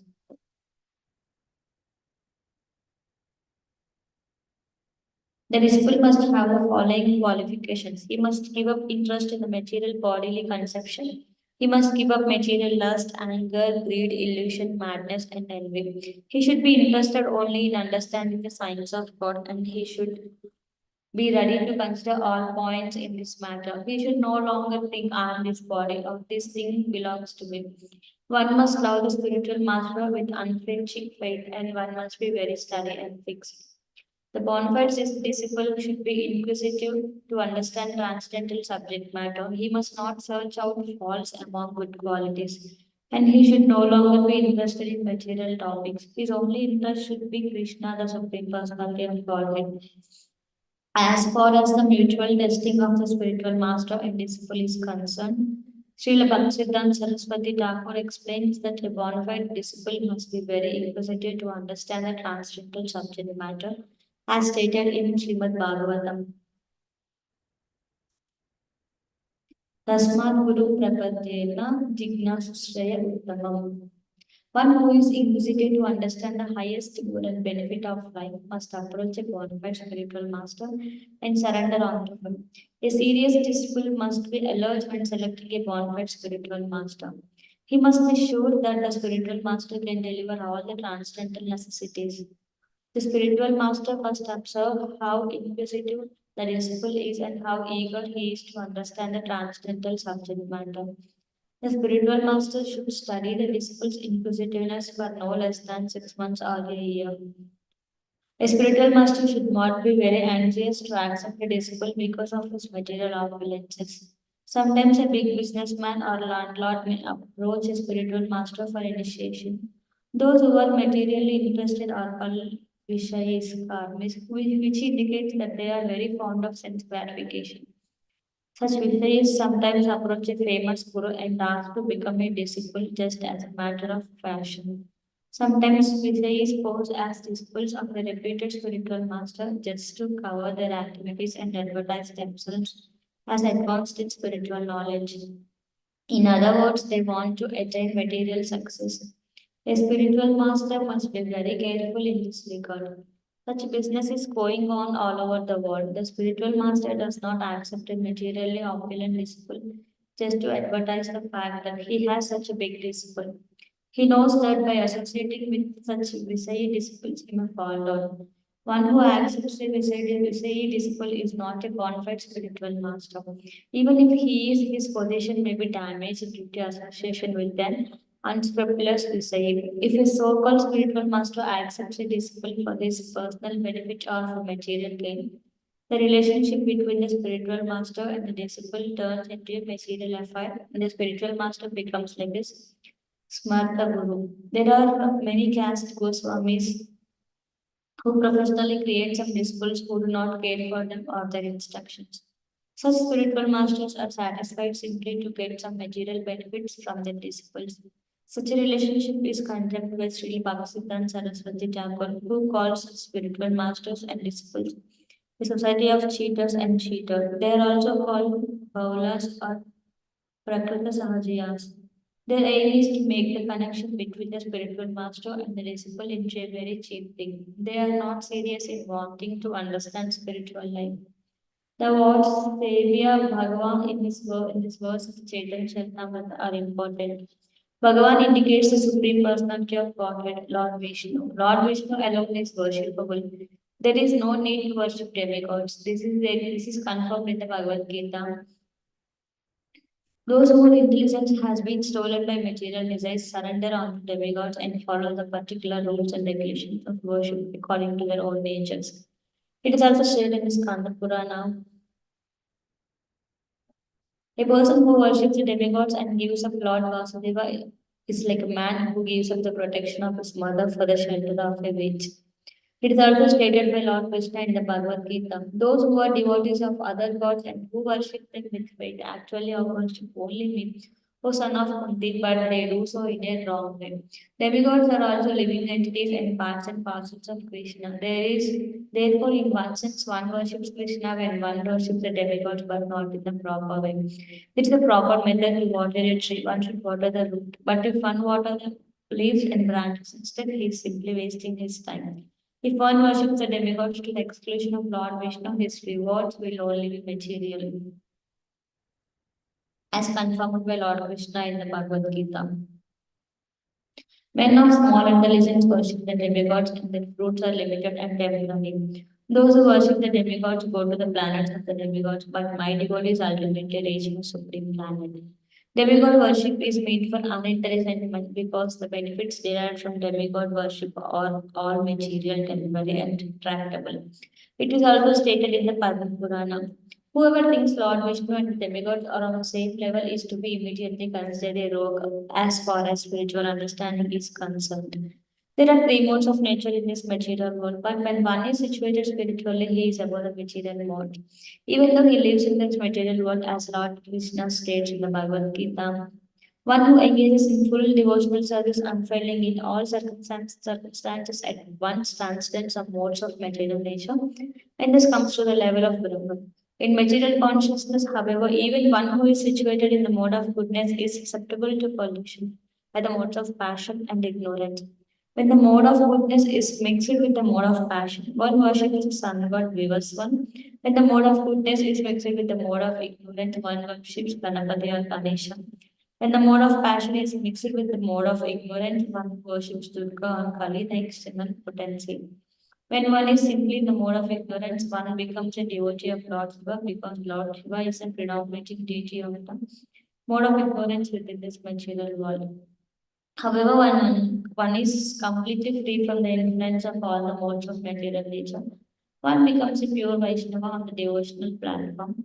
As Śrīla Rūpa Gosvāmī states in the Bhakti-rasamrita Sindhu, one should render transcendental loving service to the Supreme Lord Vishnu favorably and without desire for material profit or gain through duty activities or philosophical speculation. That is called pure devotional service.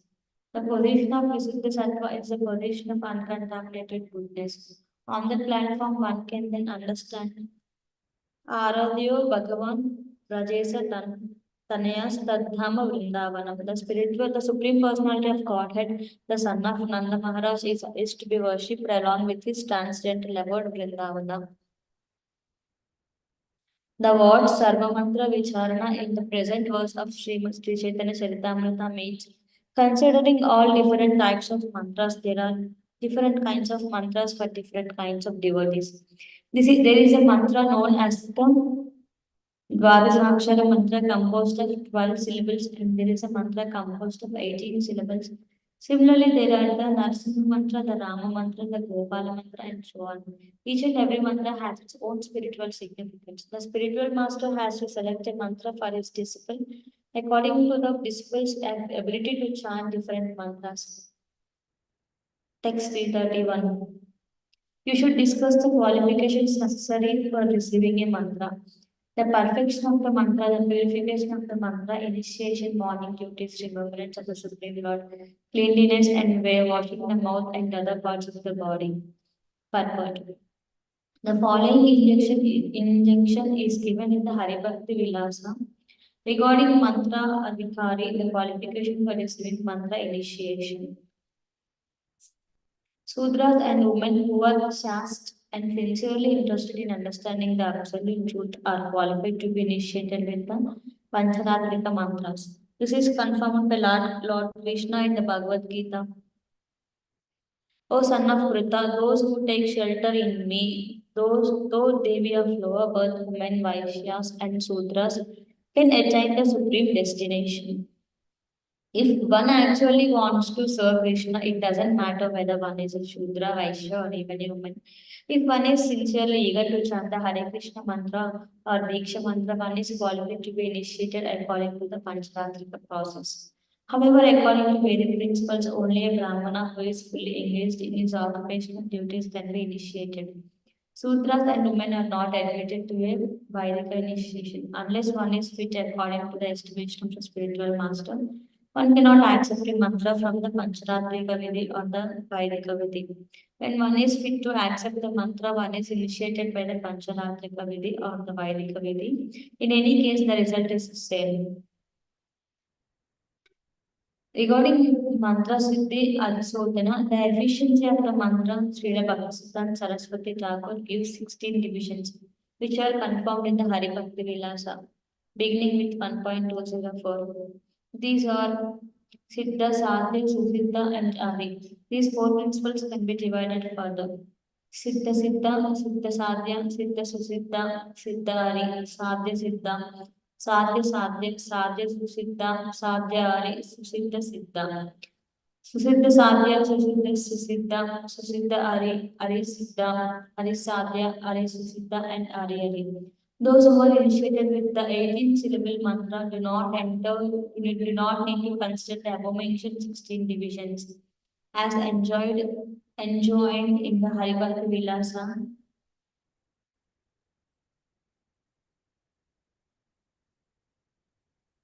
There is sodhana or purification of the mantra, but there is no such consideration for the Krishna mantra.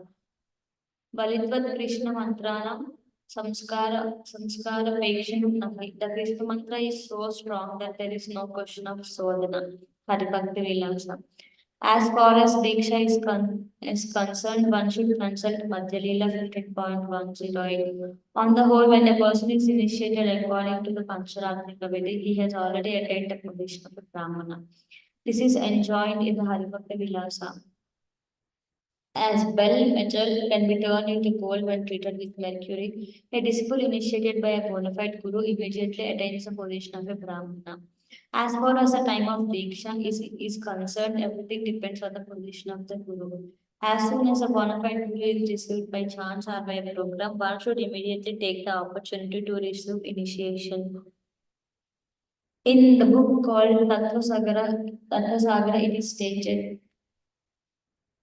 if by chance if by chance one gets a Sadguru, it doesn't matter whether one is in the temple or the forest. If the Sadguru, the bona fide spiritual master agrees, one can be initiated immediately without waiting for a suitable time or place. Concerning Pradasmati, remembrance of the Lord in the morning, in the early morning hours known as Brahma Muhurta, one should get up and immediately chant the Hare Krishna mantra or at least Krishna Krishna Krishna. In this way, one should remember Krishna. Some slokas or prayers should also be chanted. By chanting, one immediately becomes auspicious and transcendental to the infection of material qualities. Actually, one has to chant and remember Lord Krishna 24 hours daily or as much as possible. Krishna is the origin of Lord Vishnu. He should always be remembered and never forgotten at any time. All the rules and prohibitions mentioned in the Shastra should be in the servants of these two principles. This is a quotation from the Padma Purana from the portion called Brihad Sahasra Nama Stotra. The word Pratatvidya in the present verse of the Chaitanya Caritamrta means that one should evacuate regularly in the morning and then cleanse himself by taking a bath. One has to gargle and brush his teeth. He should do this either with picks or a toothbrush, whatever is available. This will purify the mouth. Then one should take his bath. Actually, householders in Vanaprastha should bath 2 times a day. A sannyasi should bath 3 times daily, and a brahmachari may take only one bath a day. Whenever one is not able to bath in water, he can bath by chanting the Hare Krishna mantra. One also has to perform his Sandhyali Vandana, that is, one has to chant his Gayatri mantra 3 times daily, morning, noon, and evening. Text 332.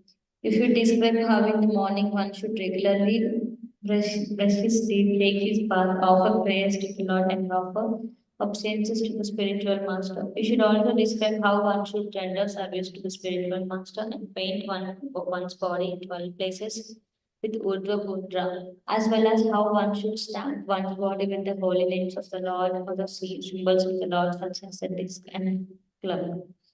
Text 333. After this, you should describe how one should decorate his body with gopi chandana, wear egg beads, collect tulsi leaves from the tulsi tree, cleanse his cloth and the altar, cleanse his own house or apartment, and go to the temple and ring the bell just to draw the attention of Lord Krishna.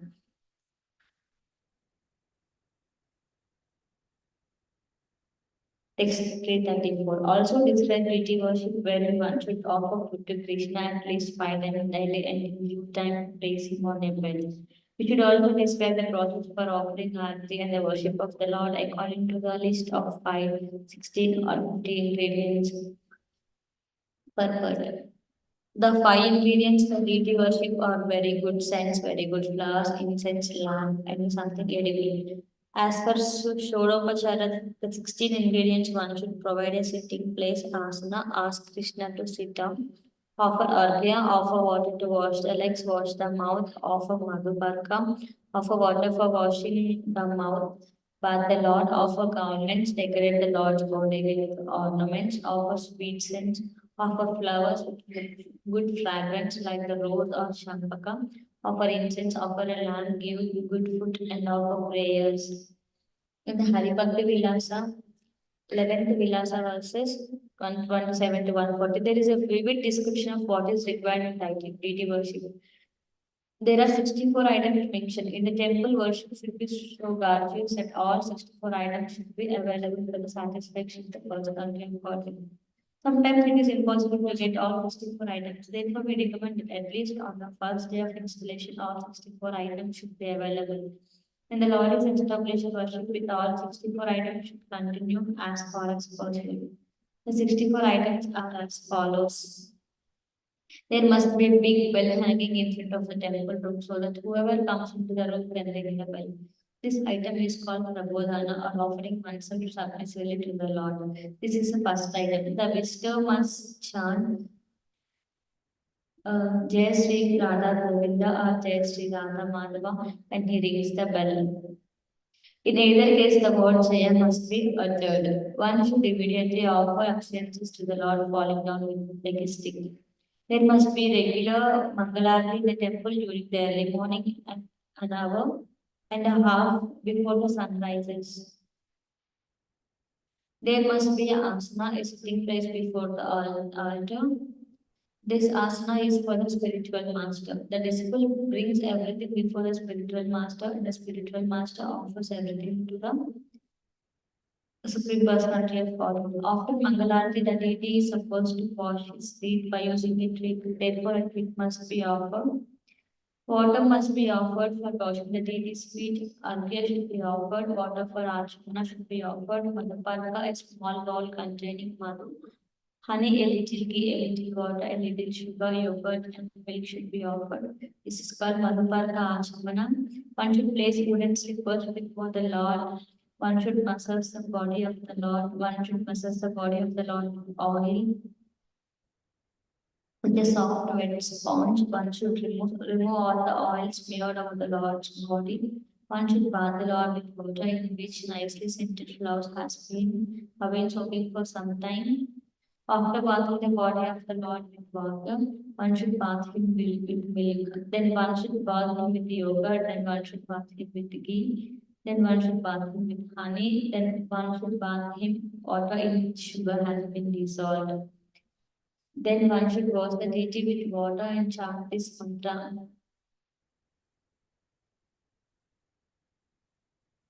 One should dry the entire body of the Lord with a towel. A new dress should be put on the Lord's body. A sacred dress should be placed on his body. Water should be offered for cleansing his mouth, Ashalna. Nicely scented oils like liquid sandalwood bulb should be smeared over the Lord's body. All kinds of ornaments and crowns should be placed on his body. Then one should offer flower garlands and decorative flowers. One should burn incense, lamps should be offered, precautions should always be taken so that demons and atheists cannot harm the body of the Lord. Food offering should be placed before the Lord. Spices for shaving should be offered. Vigilance should be offered, and at the proper time there should be arrangement so that the Lord may take rest in bed. The Lord's hair should be formed and decorated. First class garment should be offered. A first class helmet should be offered. The garment should be scented. There should be kaustuba jewels and other ornaments offered. A variety of flowers should be offered. Another Mangalarti should be offered. A mirror should be offered. The Lord should be carried on a nice palanquin to the altar. The Lord should be seated on the throne. Again, water should be given for the washing of his feet. Something again should be offered for eating. Evening arti should be offered. The Lord should be fanned with a chamara fan, and an umbrella should be placed over his head. The Hare Krishna mantra and upload song should be sung. Musical instruments should be played. One should dance before the deity. One should circumambulate the deity. One should again offer abstinences. One should offer different types of prayers and hymns at the Lord's lotus feet. One should touch the lotus feet of the Lord with one's head. This may not be possible for everyone, but at least the pujari should do this. The flowers offered on the previous day should touch one's head. One should take the remnants of the Lord's foot. One should sit before the Lord and think that he is massaging the Lord's legs. One should decorate the Lord's bed with flowers before the Lord takes his rest. One should offer one's hand to the Lord. One should take the deity to his bed. One should wash the feet of the Lord and then sit him on the bed. One should place the Lord on the bed and then massage his feet. Aarti should be offered to the deities 5 times daily, early in the morning before sunrise, later in the morning, at noon, in the evening, and at night.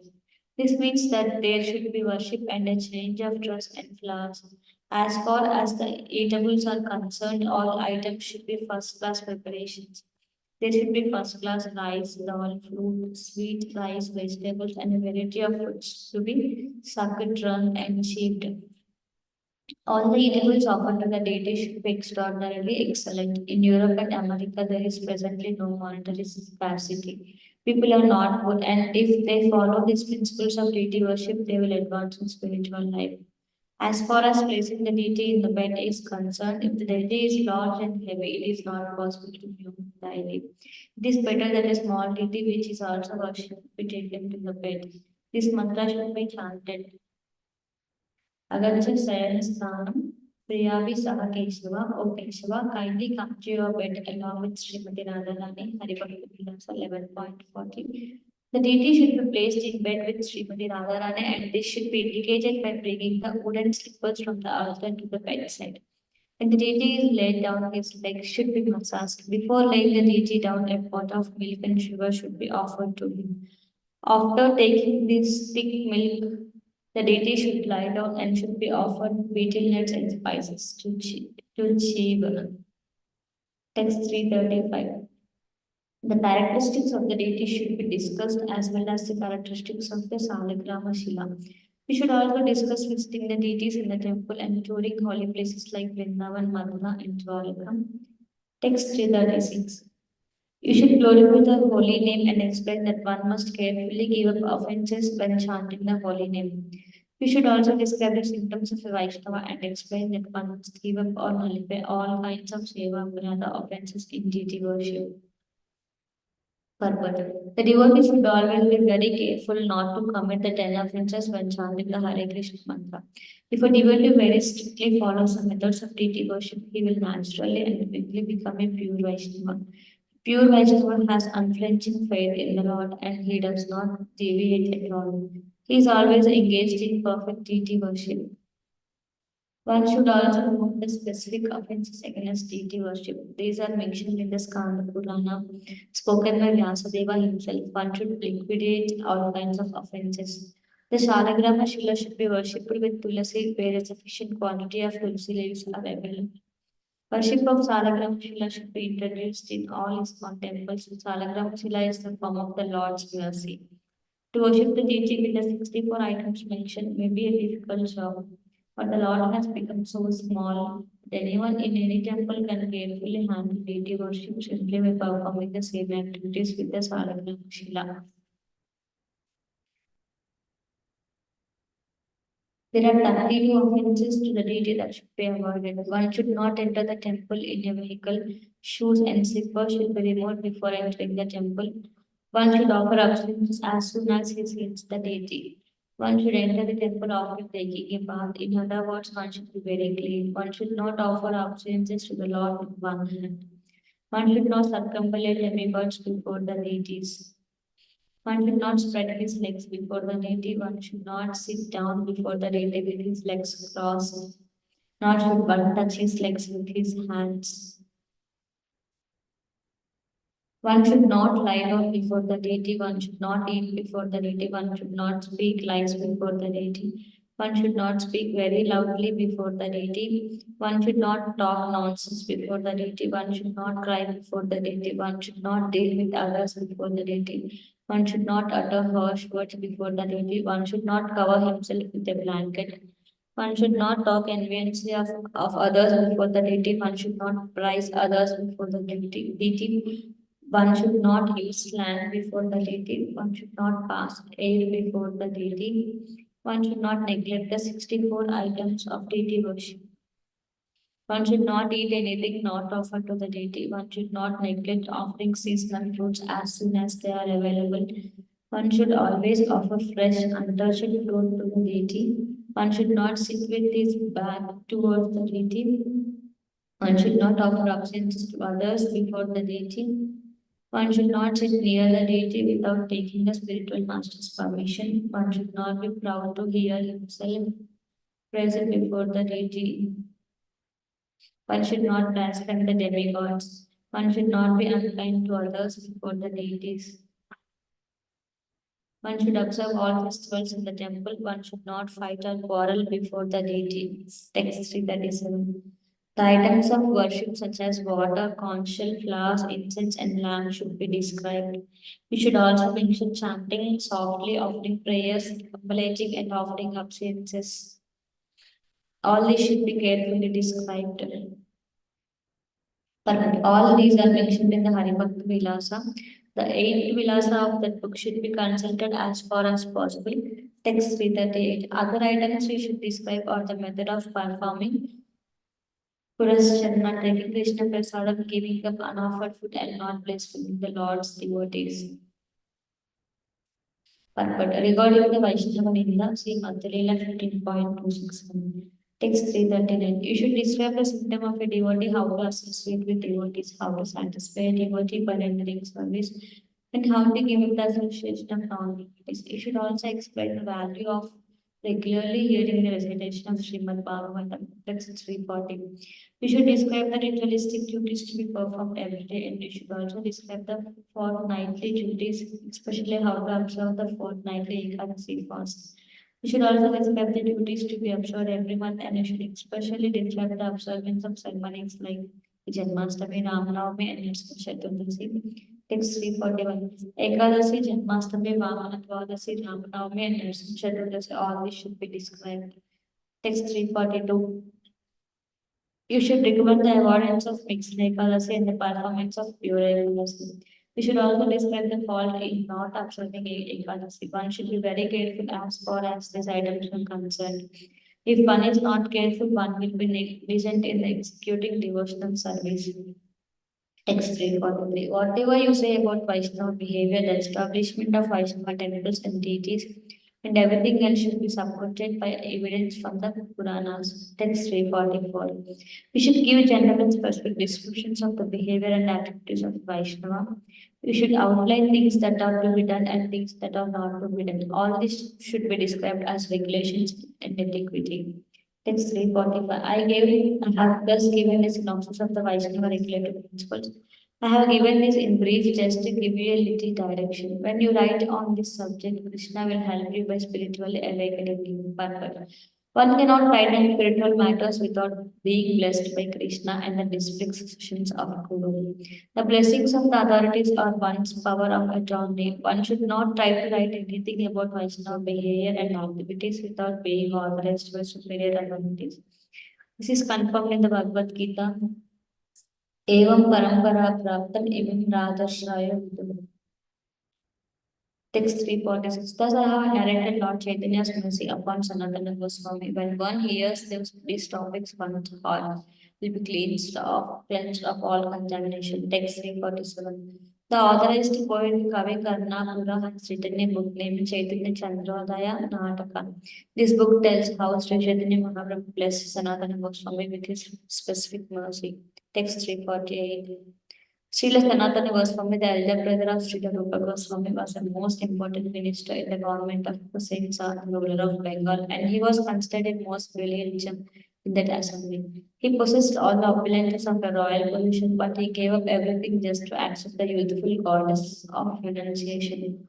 Although he externally appeared to be a mendicant who had renounced everything, he was filled with the pleasure of devotional service within his heart. Thus, he can be compared to a deep lake covered with moss. He was a object of pleasure for all the devotees who knew the signs of devotional service perfect. This and the following two verses are from Chaitanya Chandrodaya Nataka.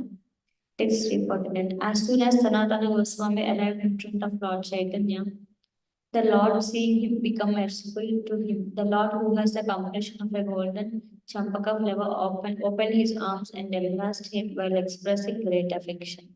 Text 350. In the course of time, the transcendental news of Krishna's pastimes in Vrindavan was almost lost. To enunciate explicitly those transcendental pastimes, Sri Chaitanya Mahaprabhu empowered Srila Rūpa Goswami and Sanatana Goswami with the extra of his mercy to carry out this work in Vrindavana. Text 351. I have just explained the mercy bestowed on Sanatana Goswami by Sri Chaitanya Mahaprabhu. If one hears this description, all moroseness in the heart will diminish. Text 352. By reading these instructions to Sanatana Goswami, one will become fully aware of Lord Krishna's various expansions and the process of devotional service according to the regulatory principles and spontaneous love. Thus, everything can be fully known. Text 353. By reading these instructions, a pure devotee can understand love of Krishna, the mellows of devotional service, and the conclusion of devotional service. Everyone can understand all these things to their ultimate end by studying these instructions. Text 354. The conclusion of these instructions can be known to one whose life and soul are the lotus feet of Sri Chaitanya Mahaprabhu, Nityananda Prabhu, and Advaita Prabhu. Text 355. Praying at the lotus feet of Sri Rūpa and Sri Raghunatha, always deciding their mercy, I Krishnadas and narrate Sri Chaitanya Caritamrta, following in their footsteps. Perfect. Thus, in the Bhaktivedanta purpose to Sri Chaitanya Caritamrta, Madhya Lila, chapter 24, describing the Ātmārāma Verse and the Lord's mercy upon Sanatana Gosvāmī.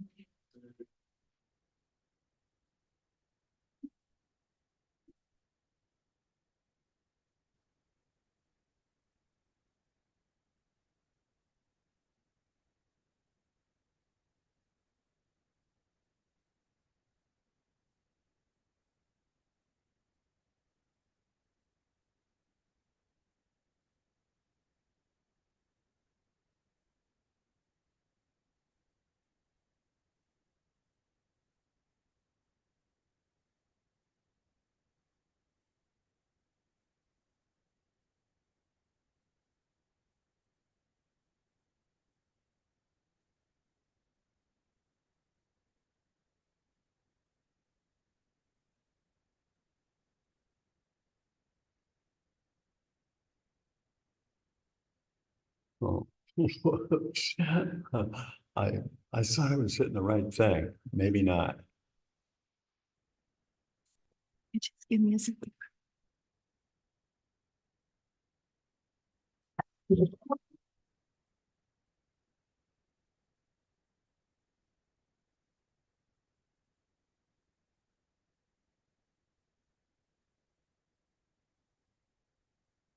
Verse text ఉంది కదా దాన్ని కూడా click చేయాలి. Sure. లేకపోతే ఉత్తి బెంగాలీ ఒకటి చూపిస్తుంది కింద చూపించదు. ఓకే ఓకే అంటే ఇది చూపించదు. ఆయన బెంగాలీ రాదు కదా ఇంగ్లీష్ చదువు. Happy to begin with. Correct thank you G.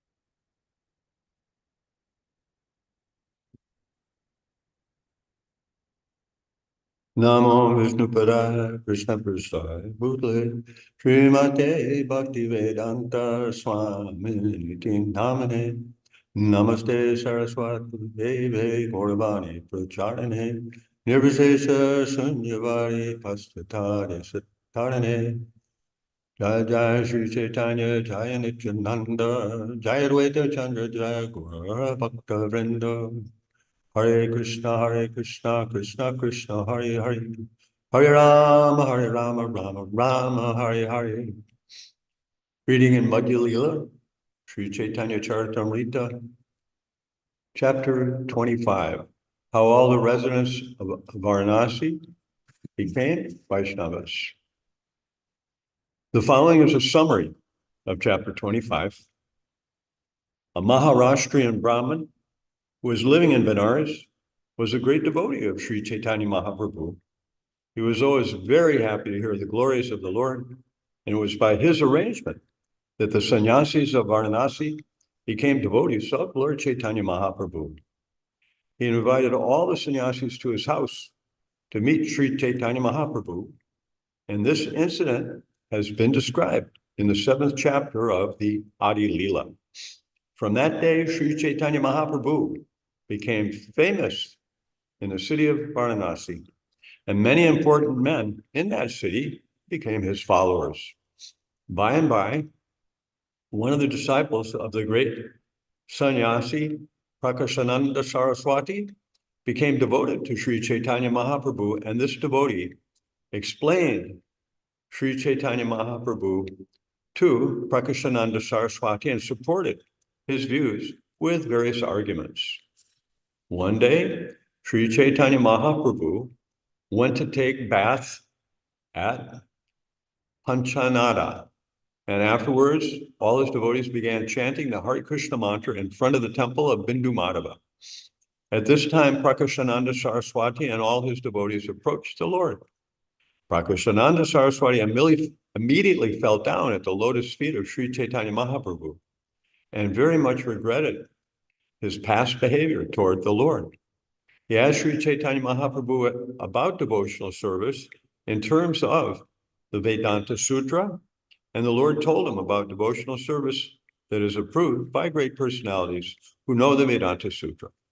Sri Chaitanya Mahaprabhu then pointed out that Srimad Bhagavatam is the proper commentary on the Vedanta Sutra. He then explained that Chaturshloki, 4 shlokas of Srimad Bhagavatam, the essence of that great scripture. From that day on, all the sannyasis of Varanasi became devotees of Sri Chaitanya Mahaprabhu. Before returning to his headquarters at Jagannath Puri, the Lord advised Sanatana Gosvāmī to go to Vrindavan. The Lord then departed for Jagannath Puri.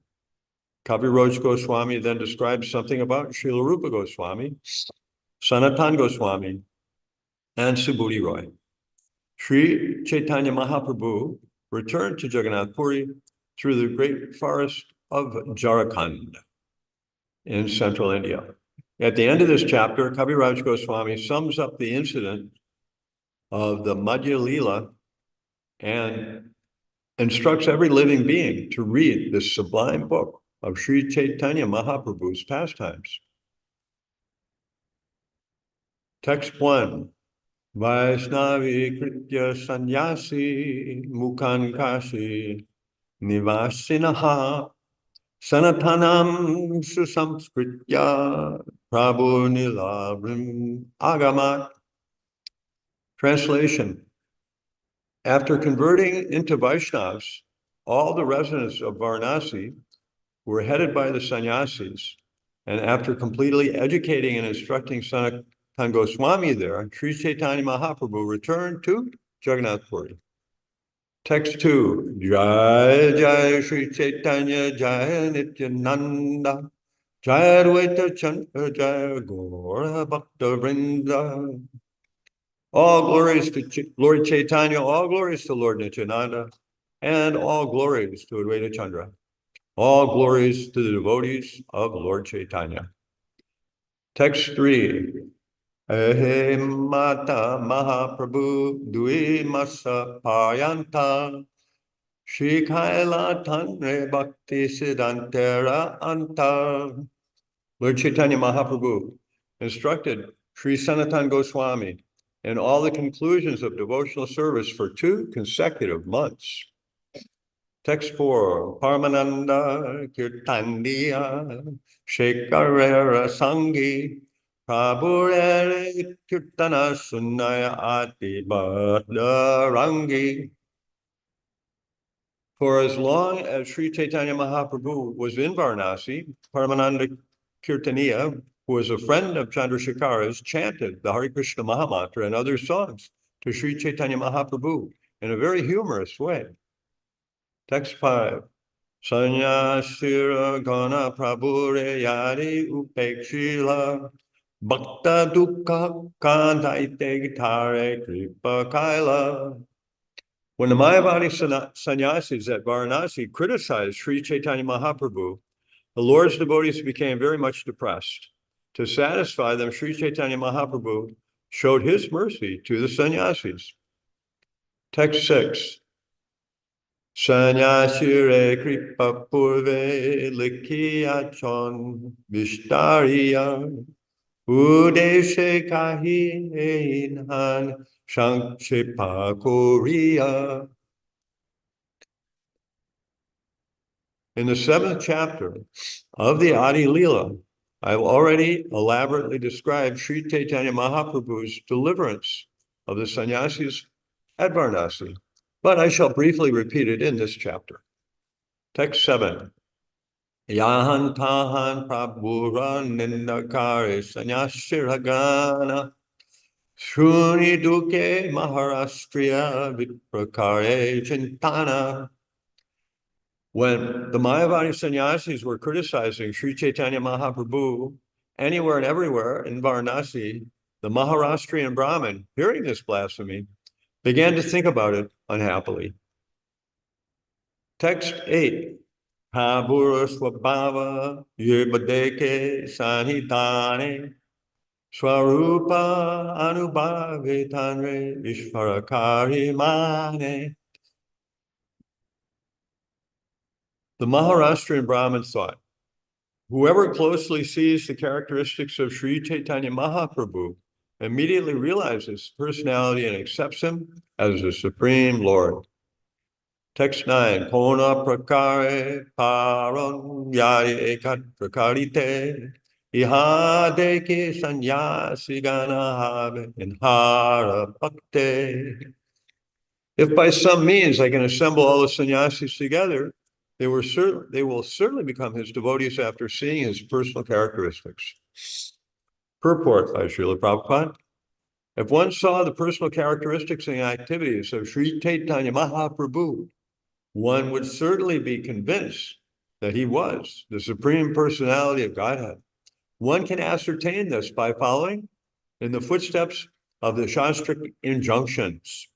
This sincere study and appreciation of Sri Caitanya Mahaprabhu is also applicable to his authorized devotees, and it is clearly stated in the Chaitanya Caritamrta Anthya lila 7:11. Kali kalera dharma, Krishna nama sankirtana, Krishna shakti vina nahe tara pravartana. In this age of Kali, real religious propaganda should induce people to chant the Hare Krishna Mahamantra. This is possible for someone who is especially empowered by Krishna. No one can do this without being especially favored by Krishna. Śrīla Bhaktisiddhanta Saraswati Thakur comments in this regard in his Anubhashya, wherein he quotes a verse from the Narayana Samhita. Dvapari Janir Vishnu Pancharatrastu Kevalai Kalautu Nama Matrena Pujate Bhagavan Hari. In Dwapara Yuga, devotees of Lord Vishnu and Krishna rendered devotional service according to the principles of Pancharatra. In this age of Kali, the Supreme Personality of Godhead is worshipped simply by the chanting of his holy names. Śrīla Bhaktisiddhanta Saraswati Thakur then comments, Without being empowered by the direct potency of Lord Krishna to fulfill his desires, and without being specifically favored by the Lord, no human being can become the spiritual master of the whole world. He certainly cannot succeed by mental concoction, which is not meant for devotees or religious people. Only an empowered personality can distribute the holy name of the Lord and enjoin all fallen souls to worship Krishna. By distributing the holy name of the Lord, he cleanses the hearts of the most fallen people. Therefore, he extinguishes the blazing fire of the material world. Not only that, he broadcasts the shining brightness of Krishna's effulgence through the world. Such an acharya, or spiritual master, should be considered non-different from Krishna. That is, he should be considered the incarnation of Lord Krishna's potency. Such a personality is Krishna Lingita Vigraha. That is, he is always embraced by the Supreme Personality of Godhead, Krishna. Such a person is above the considerations of the Varnashram institution. He is the guru, or spiritual master, for the entire world. A devotee on the topmost platform, the Mahabhagavat stage, and a Paramahams Thakur, a spiritual form only fit to be addressed as Paramahams or Thakur. Nonetheless, there are many people who are just like owls and never open their eyes to see the sunshine. These owlish personalities, who are inferior even to Mayavadi sannyasis, cannot see the brilliance of Krishna's favor upon the Mahabhagavat devotee. They are prepared to criticize the person engaged in distributing the holy name all over the world and following in the footsteps of Lord Caitanya Mahaprabhu, who wanted Krishna consciousness preached in every town and city. Text 10. Varanasi vasa amara haya sarvakale sarvakala dukkha pabe inhana karile. I shall have to reside at Varanasi the rest of my life. If I do not carry out this plan, I shall certainly continue to suffer mental depression. Text 11. Eta chinti nimantrila sanyasi ragane tabe se vipra aila mahaprabhurastane. Translation. Thinking like this, the Maharashtrian Brahmin extended an invitation to all the sannyasis of Varanasi. After doing this, he finally approached Sri Chaitanya Mahaprabhu to extend him an invitation. Hena kale ninda shuni shekhara tapana dukha panya prabhu pare kala nivedana. At this time, Chandrasekhar and Tapan Mishra both heard blasphemous criticism against Sri Chaitanya Mahaprabhu and felt very unhappy. They came to Sri Chaitanya Mahaprabhu's lotus feet to submit a request. Text 13.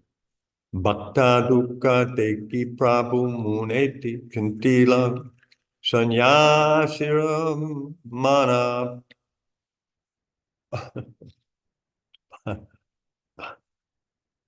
purayate manaha ila.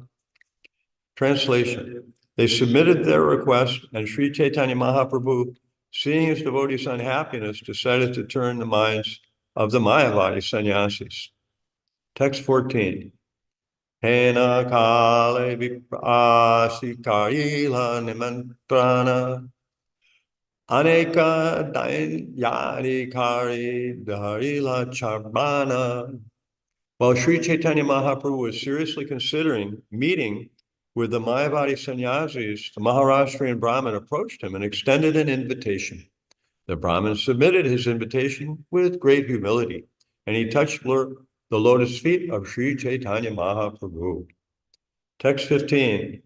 Tabe Mahaprabhu Tanra Nimantrana Manila Aradina Madhya Caritamrta Garegala. Sri Chaitanya Mahaprabhu accepted his invitation, and the next day, after finishing his noontime activities, he went to the Brahmin's house. Text 16. Tahanyaiche Kaila Prabhu Sanyasira Nistara Pancha tattva jnane taha kariyachi vistara. Translation. I have already described Sri Caitanya Mahaprabhu's deliverance of the Mayavadi sannyasis in the 7th chapter of the Adi Lila, when I described the glories of Panchatattva. Sri Caitanya Mahaprabhu, Sri Nityananda Prabhu, Advaitacharya, Gadadhar Prabhu, and Srivas. Text 17. Granta Bhade Punarkuti Hayata Katana Tahanye Nalikalum Taha Kari Elikana. Since I have already described this incident very elaborately in the 7th chapter of the Adi Lila, I do not wish to increase the size of this book by giving another description. However, I shall try to include in this chapter whatever was not described there. Text 18. Ye divasa prabhu sanyasire kripakaila se divasa haite grame kolahala haila. Beginning from the day on which Sri Caitanya Mahaprabhu showed his mercy to the Mayavadi sannyasis, there were vivid discussions about this conversation among the inhabitants of Varanasi. Text 19. Lokera sankata aishe prabhure dekite nana shastre pandita aishe shastra vicharite. Crowds of people came to see Sri Caitanya Mahaprabhu from that day on, and scholars of various scriptures discussed different subject matters with the Lord. Text 20. Sarva shastra kandi prabhu bhaktikare shara sayuktila bhatyemana piraya sabara. When people came to Sri Caitanya Mahaprabhu to discuss the principles of various scriptures, the Lord defeated their false conclusions and established the predominance of devotional service to the Lord. With logic and argument, he very politely changed their minds. Purport. We have been spreading this Sankirtan movement in the Western countries, and in our recent tour of European cities like Rome, Geneva, Paris, and Frankfurt, many learned Christian scholars, priests, philosophers, and yogis came to see us. And by the grace of Krishna, they agreed that the Krishna consciousness movement, the Bhakti cult, offers the topmost conclusion. Following in the footsteps of Sri Caitanya Mahaprabhu, we are trying to convince everyone that the devotional service of the Lord is enjoined in every scripture. If a person is religious, he must accept the supreme authority of the Lord, become his devotee, and try to love him. This is the real principle of religion. It does not matter whether one is Christian, Muslim, or whatever. He simply must accept the sublime position of the Supreme Personality of Godhead and render service unto him. It is not a question of being Christian, Muslim, or Hindu. One should be purely religious and freed from all these material designations. In this way, one can learn the art of devotional service. This argument appeals to all intelligent men, and consequently, the Krishna consciousness movement is gaining ground throughout the world due to our solid logic and scientific presentation. Sri Caitanya Mahaprabhu's prediction that Krishna consciousness will spread to every town and village throughout the world is gradually being realized. Rituals may be different, but God sees the heart of each individual. Text 21. Upadesha lanyakare Krishna sankirtana sarvaloka se gaya karaye nartana. As soon as people received instructions from Sri Caitanya Mahaprabhu, they began to chant the Hare Krishna Mahamantra. Thus everyone laughed, chanted, and danced with the Lord. Text 22. Prabhure pranatahaila sanyasirha ganha atma madhye gostikare chari adyayana. Translation. All the Mayavadi sannyasis offered their obeisances unto Sri Caitanya Mahaprabhu and then began to discuss this movement, giving up their studies of Vedanta and Mayavad philosophy. Text 23. Prakasanandera Shishya Eka Tanhara Samana Sabha Madhyeka He Prabhura Kariya Samana. One of the disciples of Prakasananda Saraswati, who was as learned as his guru, began to speak in that assembly, offering all respect to Sri Caitanya Mahaprabhu. Text 24. Shri Krishna Chaitanya Haya Sakshat Narayana Vyasa Shrutrera Artha Karena Ātmārāma.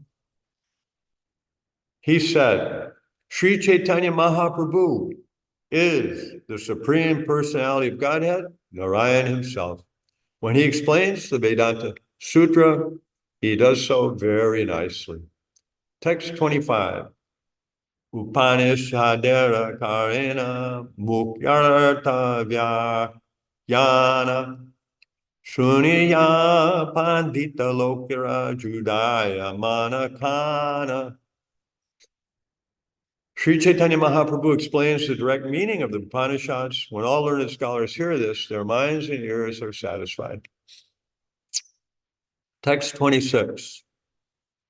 Sutra Upanishadera Mukyartha Chadiya Acharya Kalpana Kare Agraha Kariya.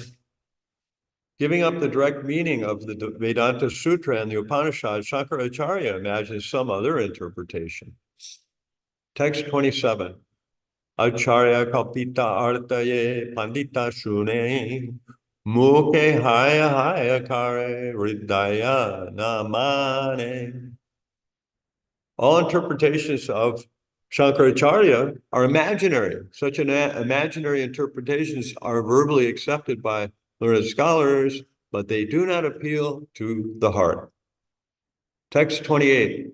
Shri Krishna Chaitanya Vakyadlita Satyamani Kale Kale Sanyase Samsara Nahi Jini. The words of Sri Krishna Chaitanya Mahaprabhu are firm and convincing, and I accept them as true. In this age of Kali, one cannot be delivered from the material clutches simply by formally accepting the renounced order. Text 29.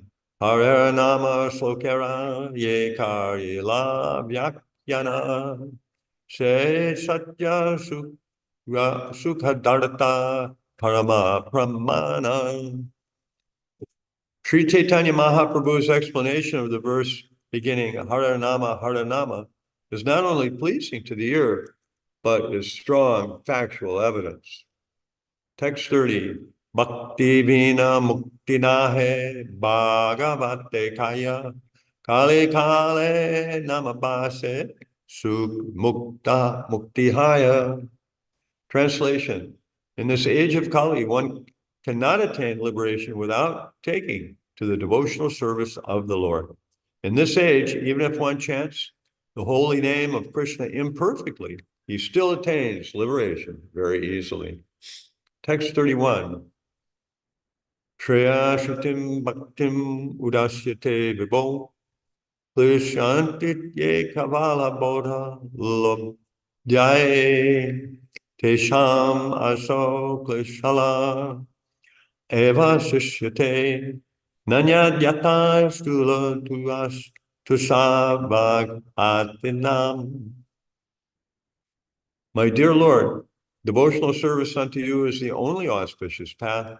If one gives it up simply for speculative knowledge or the understanding that these living beings are spirit souls and the material world is false, he undergoes a great deal of trouble. He only gains troublesome and inauspicious activities. His actions are like beating a husk that is already devoid of rice. His labor becomes useless. Purport. This is a quotation from Srimad Bhagavatam, 10th Canto, chapter 14, text 4. Text 32. Yenye ravindaksha vimukta maninas Vayasta bhavan avishuddha buddhaya Aruhya Krishna Param Param Tataha Padyantyadho Naritya Yusman Angrayaha. O lotus-eyed one, those who think they are liberated in this life, but who are devoid of devotional service to you, are of impure intelligence. Although they accept severe austerities and penances and rise to the spiritual position to impersonal Brahman realization, they fall down again because they neglect to worship your lotus feet. From purport, verse from Srimad Bhagavatam, 10th canto, chapter 2, text 32. Text 33, Brahma Shabde Kuhisan Aishvar Purna Bhagavan Tanre Nirvishesha Stapi Punata Hayahana. The word Brahman, the greatest, indicates the Supreme Personality of Godhead, full in all six opulences. But if we take the one-sided impersonalist view, his fullness is diminished. Purport. The Supreme Personality of Godhead is originally the Supreme Person, and he expands himself impersonally through his potency. As the Lord says in Bhagavad Gita, 9th chapter, text 4, Maya tamidam sarvam jagadavyakamurtinam matstani sarvabhutani nachaham teshvavastita. By me in my unmanifested form, this entire universe is pervaded. All beings are in me, but I am not in them. This potency of Krishna is spread everywhere. It is impersonal, just as the sunlight is the impersonal expansion of the sun globe and the sun god.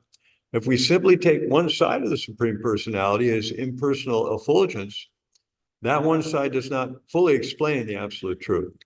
Impersonal appreciation of the absolute truth is one-sided and incomplete. One should also accept the other side, the personal side, Bhagavan. Brahmeti Paramatmeti Bhagavan, iti shabdyate. One should not be satisfied simply by understanding the Brahman feature of the personality of Godhead. One must also know the Lord's personal feature. That is complete understanding of the absolute truth. Text 34. Shruti Purana Kahe Krishna Rachit Chakti Vilas Taha Nahi Mani Andita Kari Upahas. The Vedas, the Upanishads, the Brahma, Sutra, and the Puranas all describe the activities of the spiritual potency of the Lord. If one cannot accept the personal activities of the Lord, he jokes foolishly and gives an impersonal description. Purport. In the Vedic literatures, including the Puranas, there are full descriptions of the spiritual potency of Krishna. All the pastimes of the Lord are eternal, blissful, and full of knowledge. Just as the form of Krishna himself is eternal, blissful, and full of knowledge, Satchidananda Vigraha, unintelligent people with a poor fund of knowledge compare their temporary bodies to the spiritual body of Krishna, and by such foolishness, they try to understand Krishna as one of them. Avajadanti mam mudha manushim tanum ashritam. The Bhagavad Gita, 9th chapter, text 11, points out that foolish people think of Krishna as one of them. Not understanding his spiritual potency, they simply decry the personal form of the absolute truth, foolishly thinking of themselves as jnanis, cognizant of the complete truth. They cannot understand that just as the material energy of the Lord has a variety of activities, the spiritual energy has variety also. They consider activities in devotional service the same as activities in material consciousness. Under such a wrong impression, they sometimes dare joke about the spiritual activities of the Lord and his devotional service. Text 35. Chirananda Krishna Vigraha Mayika Karimani Ebada Papa Satya Caitanya Bani. The Maya bodies do not recognize the personal form of the Lord as spiritual and full of bliss. This is a great sin. Sri Chaitanya Mahaprabhu's statements are actually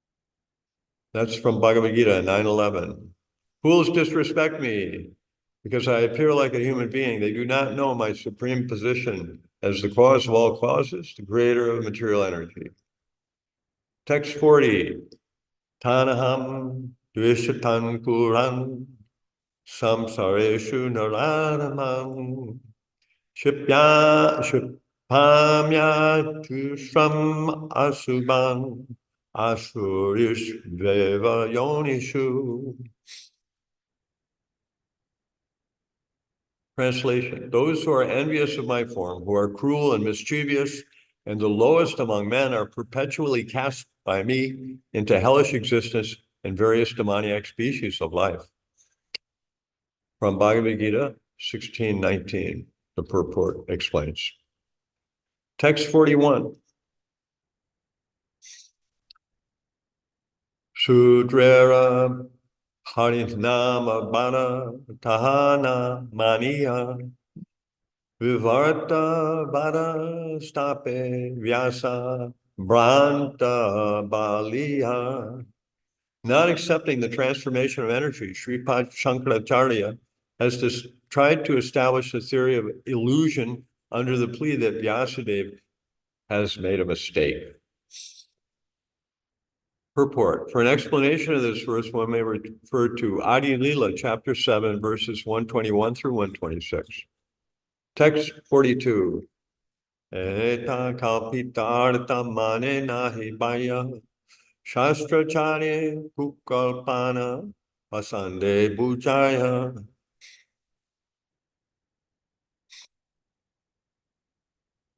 Sripad Shankaracharya has given his interpretation and imaginary meaning. It does not actually appeal to the mind of any sane man. He has done this to convince the atheists and bring them under his control. Sripad Shankaracharya's, according to the purport, Sripad Shankaracharya's propaganda opposed the atheistic philosophy of Buddha. Lord Buddha's intention was to stop atheists from committing the sin of killing animals. Atheists cannot understand God. Therefore, Lord Buddha appeared and spread the philosophy of nonviolence to keep the atheists from killing animals. Unless one is free from the sin of animal killing, he cannot understand religion or God. Although Lord Buddha was an incarnation of Krishna, he did not speak about God, for the people were unable to understand. He simply wanted to stop animal killing. Sripad Shankaracharya wanted to establish the predominance of one's spiritual identity. Therefore, he wanted to convert the atheists through an imaginary interpretation of the Vedic literatures. These are the secrets of the Acharyas. Sometimes they conceal the real purport of the Vedas and explain the Vedas in a different way. Sometimes they enunciate a different theory just to bring the atheists under control. Thus, it is said that Shankar's philosophy was for Pashandas, or atheists. Text 43. Paramartha vicharagela Caritamrta kahan mukti bhava kahan Krishnara prasada. The atheists, headed by the Mayavadi philosophers, do not care for liberation or Krishna's mercy. They simply continue to put forward false arguments and counter theories to atheistic philosophy, not considering or engaging in spiritual matters. Text 44. Vyasa sutrayararta acharya karyache achadana. Shri Krishna Caitanya Vachana. The conclusion is that the import of Vedanta Sutra is covered by the imaginary explanation of Shankaracharya. Whatever Shri Krishna Chaitanya Mahaprabhu has said is perfectly true. Text 45. Chaitanya Gosvāmī he kahe se mata shara Arayata mata se saba charakara. Whatever meaning Sri Chaitanya Mahaprabhu gives is perfect. Any other interpretation is only a distortion. Text 46. Etakahi sehi kare Krishna Sankirtana Shruni Prakasananda Kichu Kahena Vachana. After saying this, the disciple of Prakashananda Saraswati began to chant the holy name of Krishna. Hearing this, Prakashananda Saraswati made the following statement. Text 47. Acharyara agraha advaita vadastapite tate sutrartha vyakya kare anyarite. Prakasananda Saraswati said, Shankaracharya was very eager to establish the philosophy of monism. Therefore, he explained the Vedanta Sutra or Vedanta philosophy in a different way to support monistic philosophy. Text 48. Bhagavata manile advaitana yayam stapana athaiva sabha shastrakaraye kandana. Translation: if one accepts the personality of Godhead, the philosophy that maintains that God and the living entity are one cannot be established. Therefore, Shankaracharya argued against and refuted all kinds of revealed scriptures. Translation. Text 49. Yehe granta karta chahe swamata tapite shastrera sahaja artha nahe tanha haite. Translation. Anyone who wants to establish his own opinion or philosophy certainly cannot explain any scripture according to the principle of direct interpretation. Text 50. Mimat chakahe ishvarahaya kameranga sankakahe jagatera prakriti karana prasanga. Translation. The Mimamsaka philosophers conclude that if there is a God, he is subject to our fruitive activities. Similarly, the Sankhya philosophers who analyze cosmic manifestation say that the cause of the cosmos is material nature. Text 51. Nyaya kahe paramanu haite vishvahaya Mayavani nirvishesha brahme dukaya. The followers of Nyaya, the philosophy of logic, maintain that the atom is the cause of the cosmic manifestation, and the Mayavani philosophers maintain that the impersonal Brahman effulgence is the cause of the cosmic manifestation. Text 52. Patanjala kahe ishvarahaya svarupa jnana vedamate kahe tanre swayam bhagavan. Patanjala philosophers say that when one is self-realized, he understands the Lord. Similarly, according to the Vedas and Vedic principles, the original cause is the Supreme Personality of Godhead. Text 53. Chayera chaya mata vyasa kaila avartana se sava sutra lanya vedanta varnana. After studying the 6 philosophical theses, Vyasadeva completely summarized them all in their aphorisms of Vedanta philosophy. Text 54. Vedanta mate brahma sakarandharupana nirguna vyatirike tinho hayasta saguna. According to Vedanta philosophy, the absolute truth is a person. When the word nirguna, without qualities, is used, it is to be understood that the Lord has attributes that are totally spiritual. Text 55. Parama karana ishvarakeha nahi mane swaswamata stape paramatara kandane. Of the philosophers mentioned, none really cares for the Supreme Personality of Godhead, the cause of all causes. They are all always busy refuting the philosophical theories of others and establishing their own. Text 56. Hate chaya darshana ite tatpa nahi jani mahajana ye kahe se sajam bani. Translation. By studying the 6 philosophical theories, one cannot reach the absolute truth. It is therefore our duty to follow the path of the Mahajans, the authorities.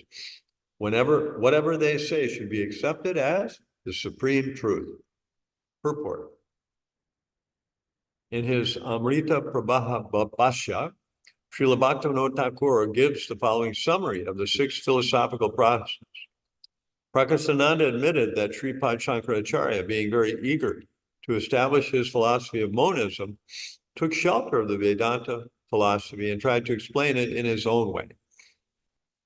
The fact is, however, that if one accepts the existence of God, one certainly cannot establish the theory of monism. For this reason, Shankaracharya refuted all kinds of Vedic literature that establishes the supremacy of the personality of Godhead. In various ways, Shankaracharya has tried to refute the Vedic literature. Throughout the world, 99% of the philosophers following in the footsteps of Shankaracharya refuse to accept the Supreme Personality of Godhead. Instead, they try to establish their own opinions. It is typical of mundane philosophers to want to establish their own opinions and refute those of others.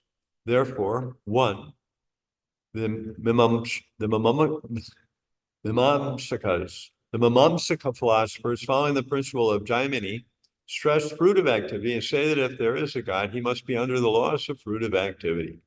In other words, if one performs his duties very nicely in the material world, God is obliged to give one desired result. According to these philosophers, there is no need to become a devotee of God. One strictly follows moral principles, one will be recognized by the Lord, who will give the desired reward. Such philosophers do not accept the Vedic principle of bhakti yoga. Instead, they give stress to following one's prescribed duties. 2, atheistic Sankhya philosophers like Kapila analyze material elements very scrutinizingly and therefore come to the conclusion that material nature is the cause of everything. They do not accept the Supreme Personality of Godhead as the cause of all causes.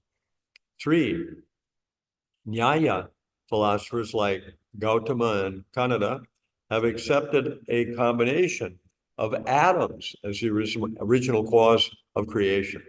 Mayavadi philosophers, number 4, Mayavadi philosophers say that everything is illusion. Headed by philosophers like Ashtavakra, they stress the impersonal Brahman effulgence as the cause of everything. Number 5, philosophers following the precepts of Patanjali practice Raja Yoga. They imagine a form of the absolute truth within many forms. That is their process of self-realization. All 5 of these philosophies completely reject the predominance of the Supreme Personality of Godhead and strive to establish their own philosophical theories. However, Śrīla Vyasadeva wrote the Vedanta Sutra and, taking the essence of all Vedic literature, established the supremacy of the Supreme Personality of Godhead. All 5 kinds of philosophers mentioned above understand that impersonal Brahman is without material qualities, and they believe that when the personality of Godhead appears, he is contaminated and covered by material qualities. The technical term used is saguna. They speak of saguna Brahman and nirguna Brahman. For them, nirguna Brahman means the impersonal absolute truth without any material qualities.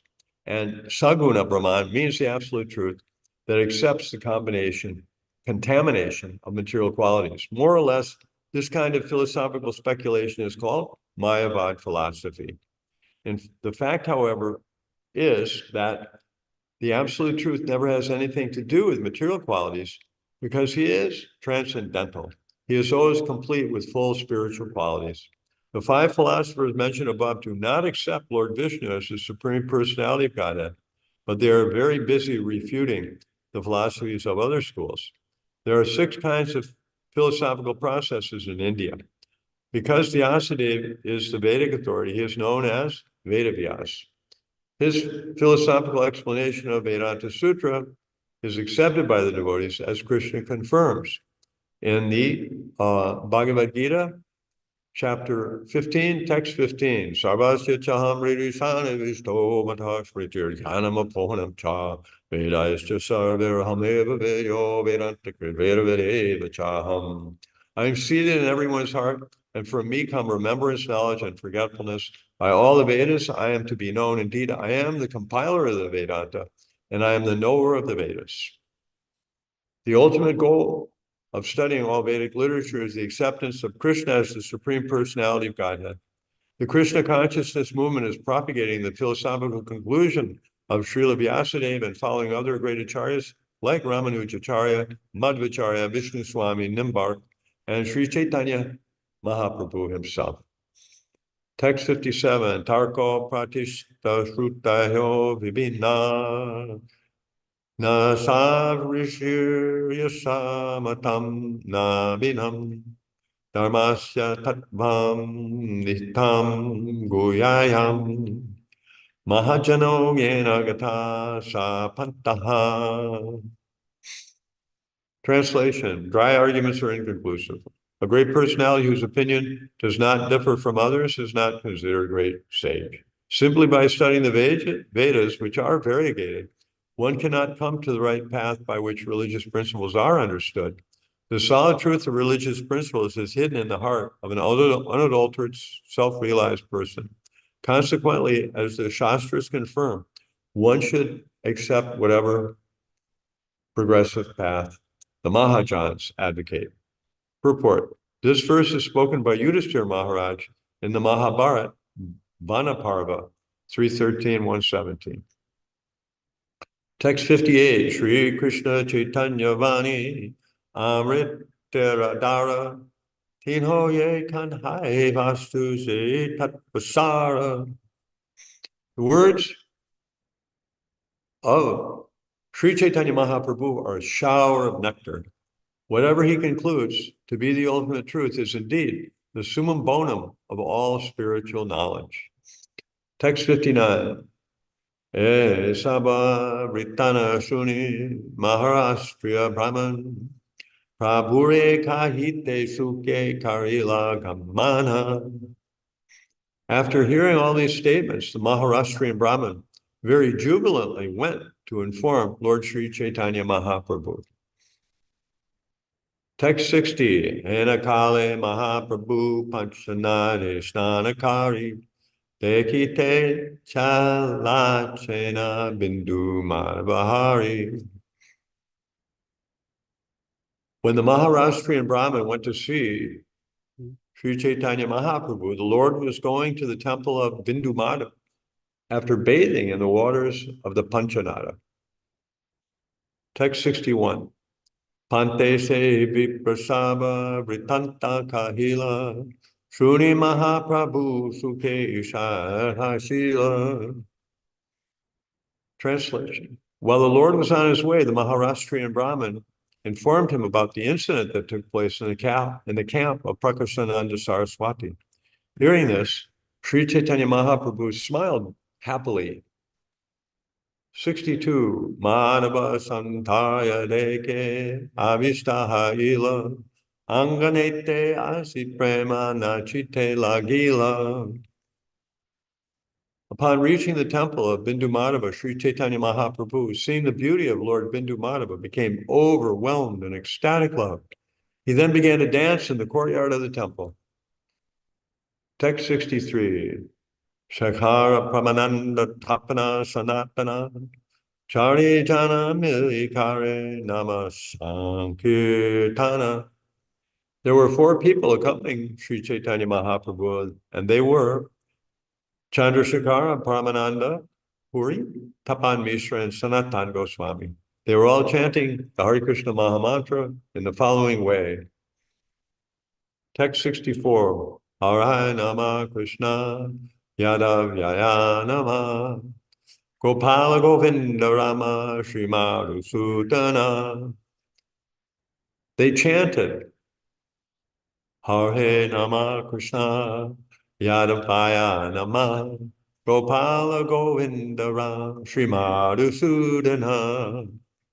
Purport: this is another way of chanting the Hare Krishna Maha Mantra. The meaning is as follows. I offer my respectful obeisances unto the Supreme Personality of Godhead Krishna. He is the descendant of the Yadu family. Let me offer my respectful obeisances unto Gopal, Govinda, Ram, and Sri Madhusudana. Text 65. Charikete Laksha Loka Bale Hari Hari Utila Mangaladvani Svarga Martyabari. In all directions, hundreds of thousands of people began to chant, Hari, Hari. Thus there arose a tumultuous and auspicious sound filling the entire universe. Text 66. Nikate Hari Dvani Shuni Prakka Sananda Dehikit Kautuke Aila Lana Shishavrinda. When Prakasananda Saraswati, who was standing nearby, heard this tumultuous chanting of the Hare Krishna Mahamantra, he and his disciples immediately came to see the Lord. Text 67. Dekhiya Prabhura Nritya Prema Dehara Madhuri Shishyagana Sangeshe Bale Hari Hari. When Prakasananda Saraswati saw the Lord, he and his disciples also joined the chanting with Sri Caitanya Mahaprabhu. Prakasananda Saraswati was charmed by the Lord's dancing and ecstatic love and by the transcendental beauty of his body. Text 68. Kampa Svara Bhangasveda Vaivaranya Stamba Ashrud Daraya Bije Loka Pulaka Kadamba. Ecstatic spiritual transformations began to take place in the Lord's body. His body trembled and his voice faltered. He perspired, turned pale, and wept a constant flow of tears, which wet all the people standing there. The eruptions on the Lord's body appeared like kadamba flowers. Text 69. Harshatanya Chapayari Sancharai Vikara Deki Kashi Vasi Lokera Haila Chamatkara. All the people were astonished to see the Lord's jubilation and humility and to hear him talk in ecstasy. Indeed, all the residents of Benares, Kashi, saw the bodily transformations and were astonished. Text 70. Loka Sanghata Teki Prabhura Paya Vehaila Shanyashira Ganadeki Nritya Sambarila. When Sri Chaitanya Mahaprabhu regained his external consciousness, he saw that many Mayavadi sannyasis and other people were gathered there. He therefore suspended his dancing for the time being. Text 71. Prakasandendera Prabhu Vandila Charana Prakasananda Sitanra Daraila Charana. After stopping the kirtan, Sri Chaitanya Mahaprabhu, who is a great example of humility, offered prayers unto the feet of Prakasananda Saraswati. At this, Prakasananda Saraswati immediately came forward and clasped the lotus feet. Text 72. Prabhu kahe tumi jagat guru yatama ame tomara nahai shishara shishya sama. Translation. When Prakasananda Saraswati caught hold of the Lord's lotus feet, the Lord said, "My dear sir, you are the spiritual master of the whole world. Therefore, you are most worshipable. As far as I am concerned, I'm not even on the level of the disciple of your disciple." Purport. Mayavadi sannyasis generally call themselves Jagat Guru, the spiritual master of the whole world. Many consider themselves worshipable by everyone, although they do not even go outside India or their own district. Out of his great magnanimity and humility, Sri Chaitanya Mahaprabhu presented himself as a subordinate disciple of Prakasananda Saraswati. Text 73. Shrestha hanya kena kara hinera bandana amara sarva nashahaya tumi brahma sama. Sri Chaitanya Mahaprabhu continued, "You are a great spiritually advanced personality, and therefore you cannot worship a person like me. I am far inferior. If you do so, my spiritual power will be diminished for you are as good as the impersonal Brahman. Text 74. Yadyapi tomare sabhabrahma samabhase loka shiksha lagi aiche karita na aise. Translation. My dear sir, for you everyone is on the level of impersonal Brahman, but for the enlightenment of people in general, you should not behave in that way. 75. Text 75. Tenho kahe tomara purve ninda paradaye karila tomara charana sparshe shava shaya kela. Translation. Prakasananda Saraswati replied, formerly I committed many offenses against you by blaspheming you, but now the effects of my offenses are counteracted by my touching your lotus feet. Text 76. Jivan muktapi punar yantis samsara vasanam yadyan chitya mahashakto bhagavat yaparadinam. If a person considered liberated in this life commits offenses against the reservoir of inconceivable potencies, the Supreme Personality of Godhead, he will again fall down and desire the material atmosphere or material enjoyment. Text 77. Savai Jai Shri Shri Kishore Kishore Jagannath Bali Subhad Marani Ki Jai Jai Gauri Kai Srila Bhakti Siddhanta Saraswati Maharaj Prabhupada Thakur Ki Jai A.C. Bhaktaraj Swami Śrīla Prabhupada Ki Jai. Savai Bhagavata Srimad Pada Svarshahata Subhaha Eje Sarpa Vapurhita Rūpam Vijay Parachitam. Being touched.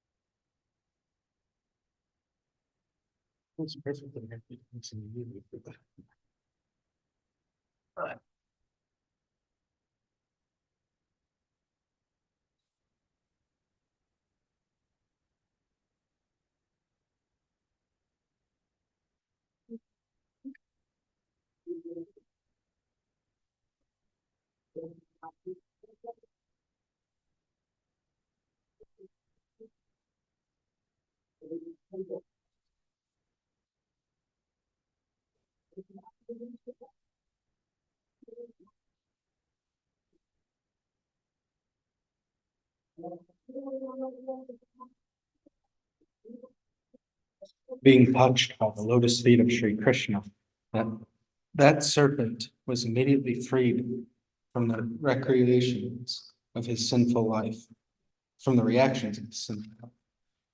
Thus, the serpent gave up his body and assumed the body of a beautiful Vidyahara demigod. Purport. This is a quotation from Srimad Bhagavatam 10:34-9.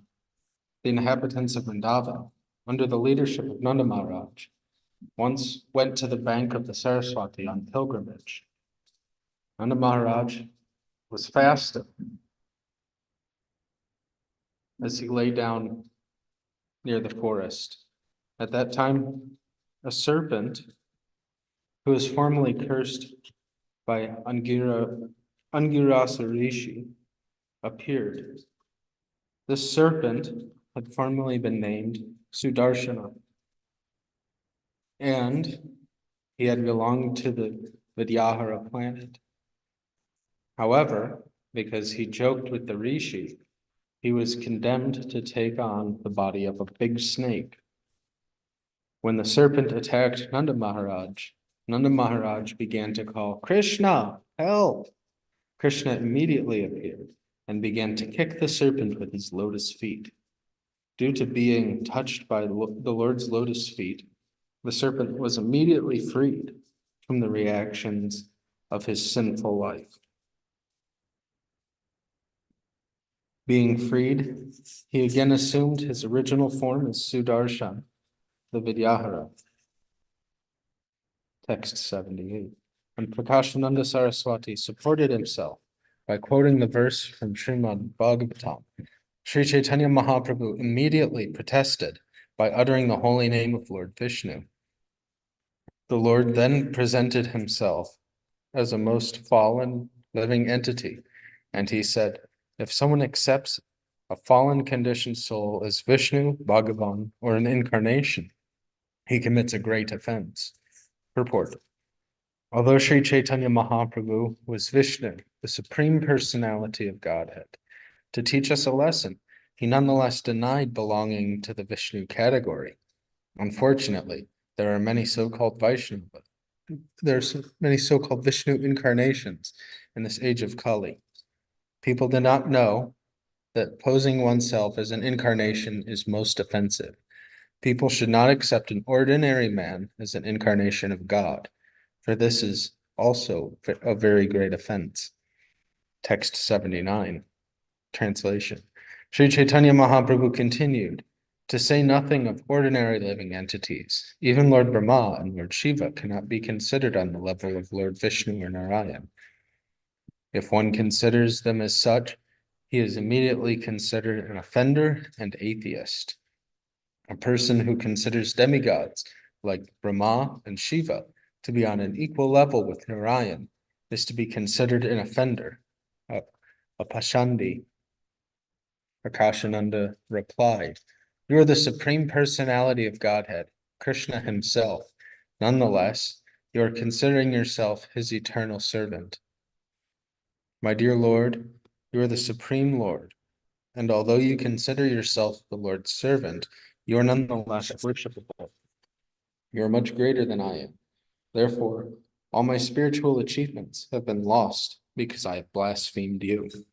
O great sage, out of many millions of materially liberated people who are free from ignorance, and out of many millions of siddhas who have nearly attained perfection, there is hardly one pure devotee of Narayan. Only such a devotee is actually completely satisfied and peaceful. Purport. This verse is quoted from Srimad Bhagavatam 6:14-5, text 84. When a person mistreats great souls, his lifespan, opulence, reputation, religion, possessions, and good fortune are all destroyed. Purport. This statement, Srimad Bhagavatam 10:4-46, was made by Shukadev Gosvāmī to Maharaj Parikshit. Text 85. Unless human society accepts the dust of the lotus feet of great Mahatmas, devotees who have nothing to do with material possessions, mankind cannot turn its attention to the lotus feet of Krishna. Those lotus feet vanquished all the unwanted, miserable conditions of material life. Purport. This verse appears in the Srimad Bhagavatam 7:5-32. For an explanation, see Madhya lila 22:53. Text 86. Henceforward, I shall certainly develop devotional service unto your lotus feet. For this reason, I have come to you and have fallen down at your lotus feet. After saying this, Prakashananda Saraswati sat down with Sri Caitanya Mahaprabhu and began to question Lord as follows. Prakashananda Saraswati said, we can understand the faults you have pointed out in the Mayavad philosophy. All the explanations given by Shankaracharya are imaginary.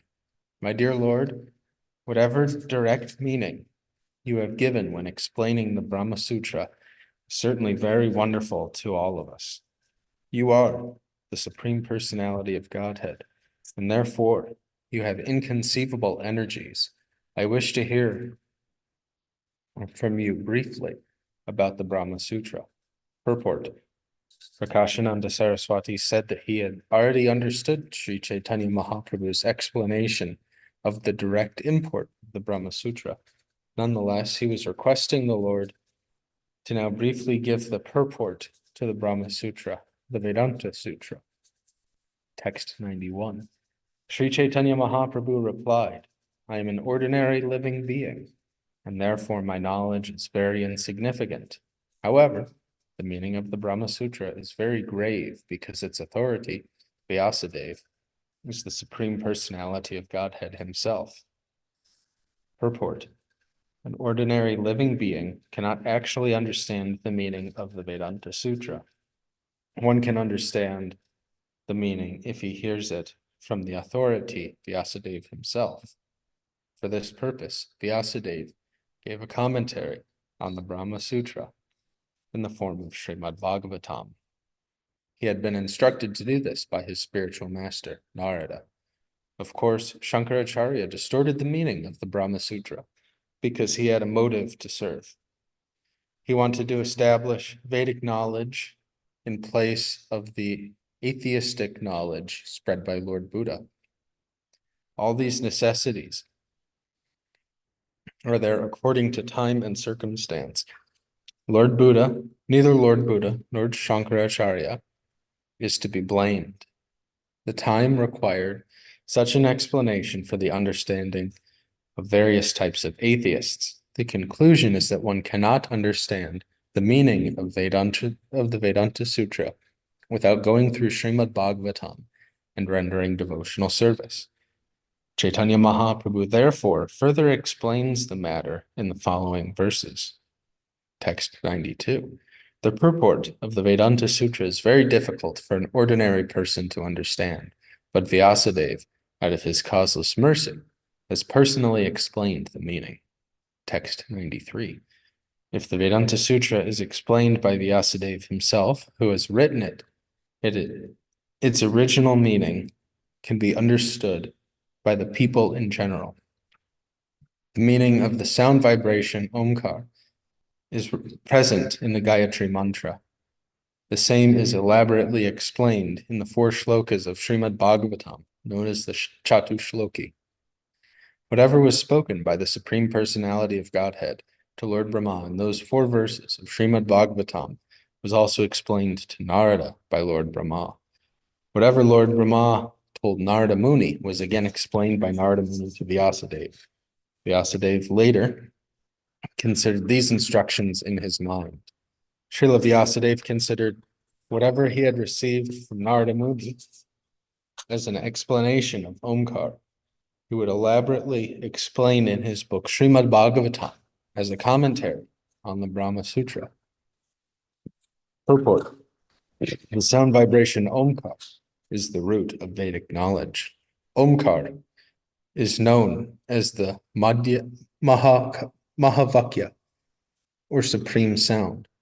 Whatever meaning is in the supreme sound Omkar is further understood in the Gayatri mantra. Again, this same meaning is explained in Srimad Bhagavatam in the 4 shlokas known as the Chatushloki, which begin with the words Aham evasya ivagre. The Lord says, only I existed before the creation. From this statement, 4 shlokas have been composed, and these are known as the Chatushloki. In this way, the Supreme Personality of Godhead informed Lord Brahma about the purport of the Chatushloki. Again, Lord Brahma explained this to Narada Muni. Narada Muni explained it to Śrīla Vyasadeva. This is the Parampara system, the disciplic succession. The import of Vedic knowledge, the original word pranava, has been explained in Srimad Bhagavatam. The conclusion is that the Brahma Sutra is explained in Śrīla Bhagavatam. Text 98. Vyasadeva collected whatever Vedic conclusions were in the 4 Vedas and 108 Upanishads and placed them in the aphorisms of the Vedanta Sutra. In the Vedanta Sutra, the purport of all knowledge, of all Vedic knowledge is explained, and in Srimad Bhagavatam, the same purport has been explained in 18,000 verses. Therefore, it is to be concluded that the Brahma Sutra is explained vividly in Srimad Bhagavatam. Also, what is explained in the verses of Srimad Bhagavatam is the same purport as what is explained in the Upanishads. Everything animate or inanimate that is within the universe is controlled and owned by the Lord. One should therefore accept only those things for himself that are set aside as his quota. and one should not accept other things, knowing well to whom they belong. This quotation from Srimad Bhagavatam 8.1.10. This is a quotation from Srimad Bhagavatam 8.1.10. Communists and socialists are trying to propagate the philosophy that everything belongs to the mass of people or to the state. Such an idea is not perfect. When this idea is expanded, we can see that everything belongs to God. That will be the perfection of the communistic idea. The purpose of Srimad Bhagavatam is here very nicely explained. Every one of us must be satisfied with those things the Supreme Personality of Godhead has allotted us. We should not encroach upon the possessions of others. The simple idea can be explained in daily lives. Everyone should have a piece of land given by the government, and everyone should possess a few cows. Both of these should be utilized for one's daily bread. Above that, if something is manufactured in a factory, it should be considered the property of the Supreme Personality of Godhead, because the ingredients belong to the Supreme Lord. Actually, there is no need to manufacture such things artificially, but if it is done, one should consider that the goods produced belong to the Supreme Lord. Spiritual communism recognizes the supreme proprietorship of the Supreme Lord Krishna. As Lord Krishna explains in the Bhagavad Gita 5.29, a person in full consciousness of me, knowing me to be the ultimate beneficiary of all sacrifices and austerities, the Supreme Lord of all planets and demigods, and the benefactor and well-wisher of all living entities, attains peace from the pangs of material existence. It is further explained in the Srimad Bhagavatam that no one should claim anything as his property. Whatever property one claims to be his actually belongs to Krishna. One should be satisfied with whatever has been allotted by the Supreme Lord and should not encroach upon the property of others. This will lead to peace in the whole world. Text 102. The essence of Srimad Bhagavatam, our relationship with the Supreme Lord, our activities in that connection, and the goal of life is manifest in the 4 verses of Srimad Bhagavatam, known as the Chatushloki. Everything is explained in those 4 verses. Lord Krishna says, I am the center of all relationships. Knowledge of me and the practical application of that knowledge is actual knowledge. Approaching me for devotional service is called abhideya. Purport. Spiritual knowledge means fully understanding the absolute truth in 3 features: the personal Brahman, localized Paramatma, and the all-powerful Supreme Personality of Godhead. Ultimately, when one takes shelter at the lotus feet of the Supreme Personality of Godhead and engages in the Lord's service, the resultant knowledge is called vijnana, special knowledge, or the practical application of spiritual knowledge. One should be engaged in the Lord's devotional service to achieve the aim of life, called prayojana. The practice of devotional service to attain that goal of life is called abhideya. Text 104. By rendering devotional service, one gradually rises to the platform of love of Godhead. That is the chief goal of life. On the platform of love of Godhead, one is eternally engaged in the service of the Lord. Please hear attentively what I shall speak to you, for transcendental knowledge about me is not only scientific, but full of mysteries.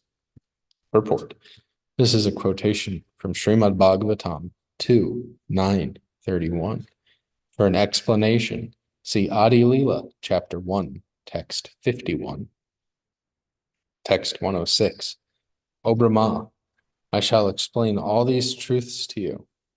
Since you are a living being, Jiva, without my explanation, you will not be able to understand your relationship with me, devotional activity, and life's ultimate goal. I shall explain to you my actual form and situation, my attributes, activities, and 6 opulences. Lord Krishna assured Lord Brahma, by my mercy, all these things will be awakened in you. Saying this, the Lord began to explain the three truths, tattvas, to Lord Brahma. By my causeless mercy, be enlightened in truth about my personality, manifestations, qualities, and pastimes. Purport.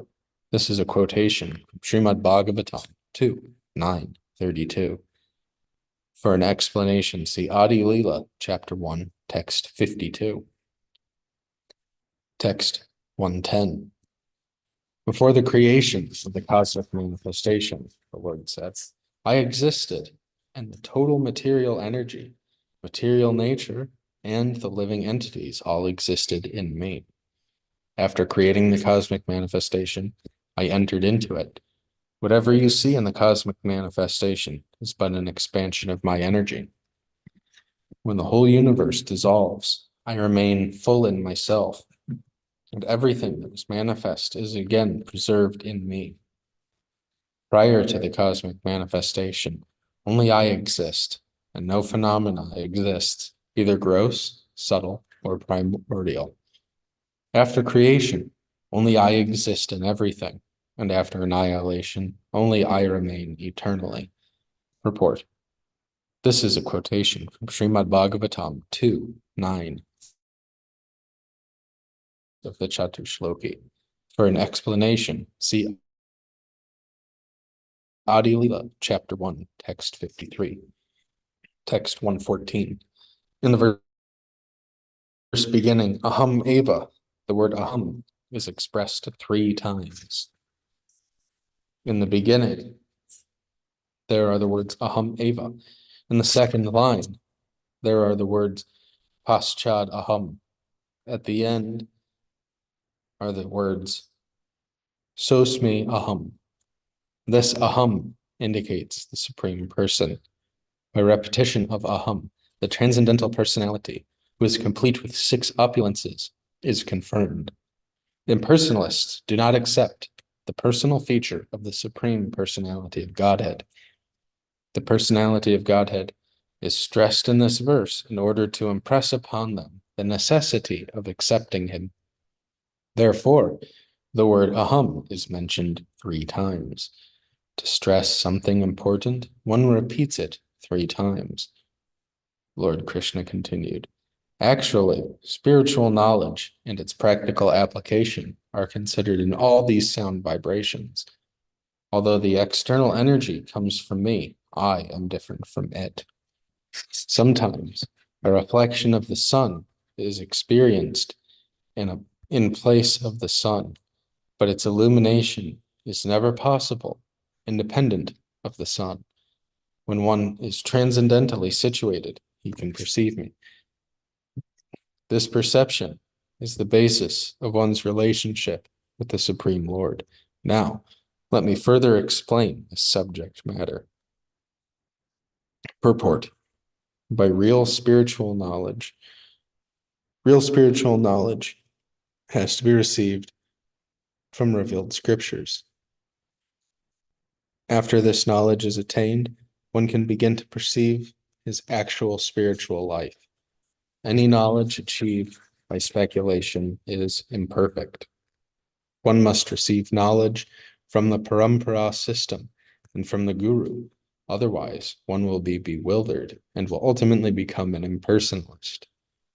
One who very scrutinizingly deliberates on genuine spiritual knowledge can realize the personal feature of the absolute truth. The Supreme Personality of Godhead is always transcendental to this material creation. Narayana Parovyatat. Narayana, the Supreme Personality of Godhead, is always transcendental. He is not a creation of this material world. Without realizing spiritual knowledge, one cannot understand that the transcendental form of the Lord is always beyond the creative energy. The example of the sun and the sunshine is given. The sunshine is not the sun, but the sunshine is not separate from the sun.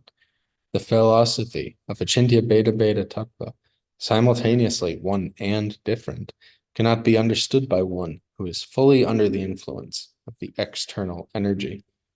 Consequently, a person under the influence of the material energy cannot understand the nature and form of the personality of the absolute truth.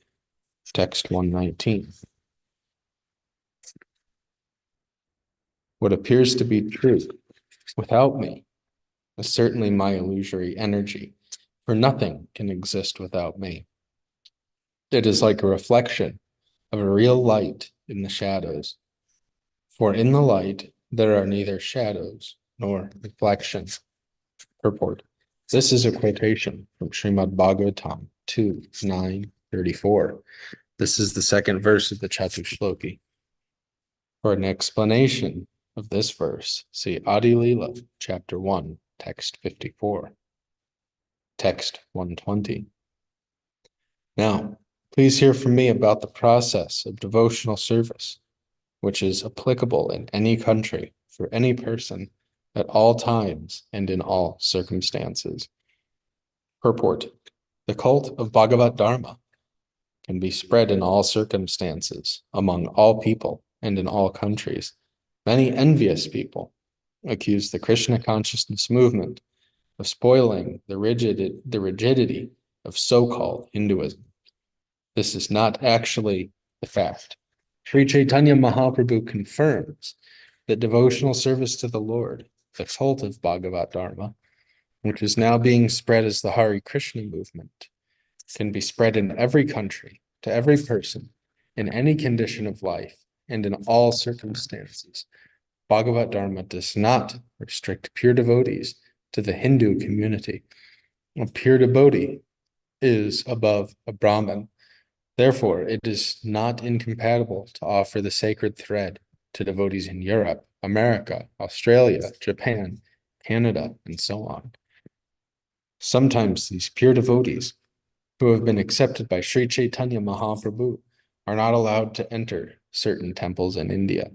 Also, some high caste Brahmins and Gosvāmīs refuse to take prasadam in the temples of the International Society for Krishna Consciousness. Actually, this is against the instructions of Sri Caitanya Mahaprabhu. Devotees can come from any country, and they can belong to any creed or race. On the strength of this verse, those who are actually devotees and followers of Sri Caitanya Mahaprabhu must accept devotees from all parts of the world as pure Vaishnavas. They should be accepted not artificially, but factually. One should see how they are advanced in Krishna consciousness and how they are conducting deity worship, Sankirtan, and Rath Yatra. Considering all these points, the envious persons must henceforth refrain from their malicious atrocities. Text 121. As far as religious principles are concerned, there is a consideration of the person, the country, the time, and the circumstance. In devotional service, however, there are no such considerations. Devotional service is transcendental to all such considerations.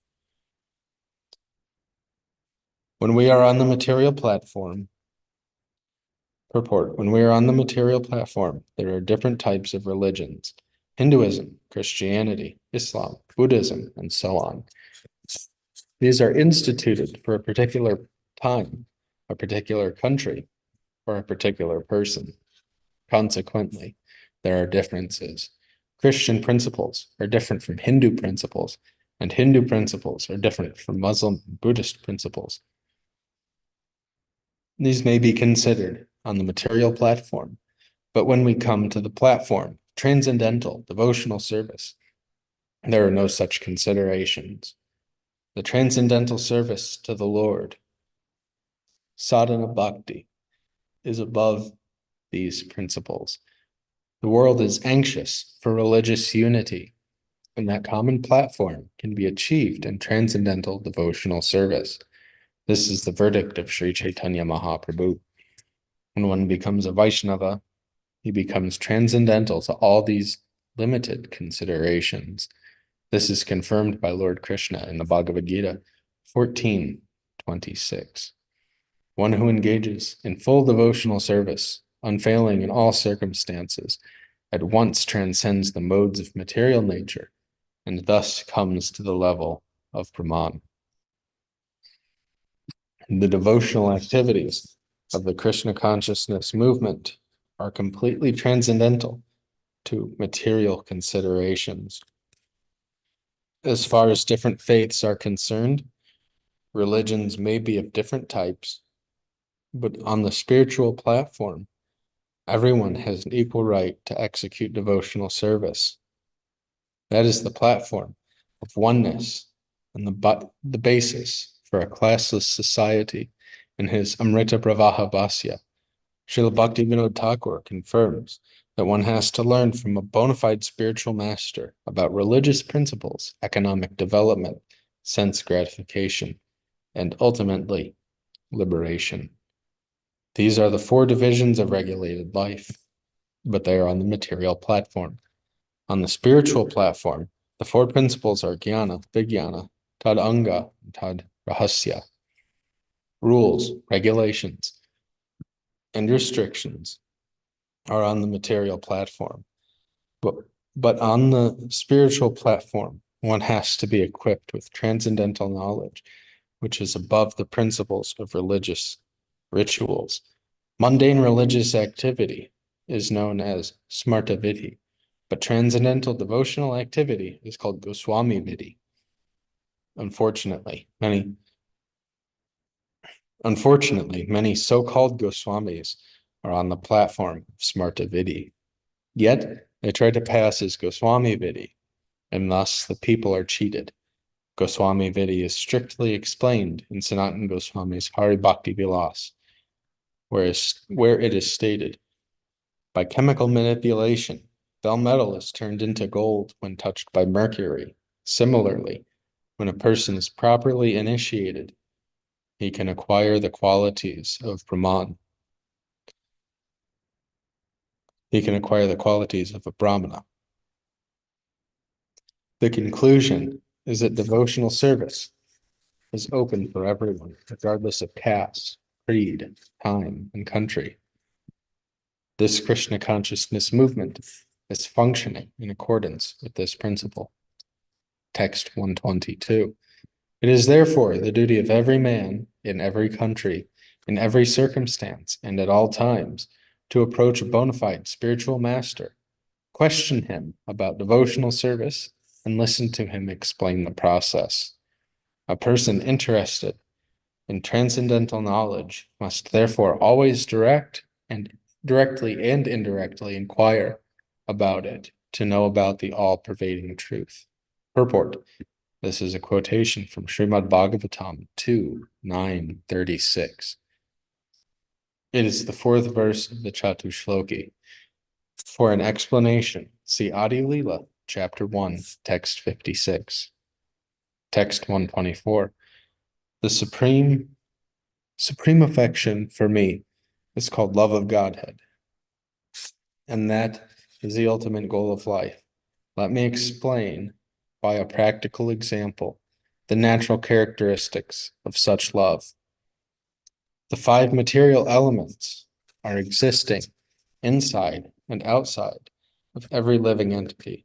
Similarly, I, the Supreme Personality of Godhead, am manifest within the heart of the devotees as well as outside his body.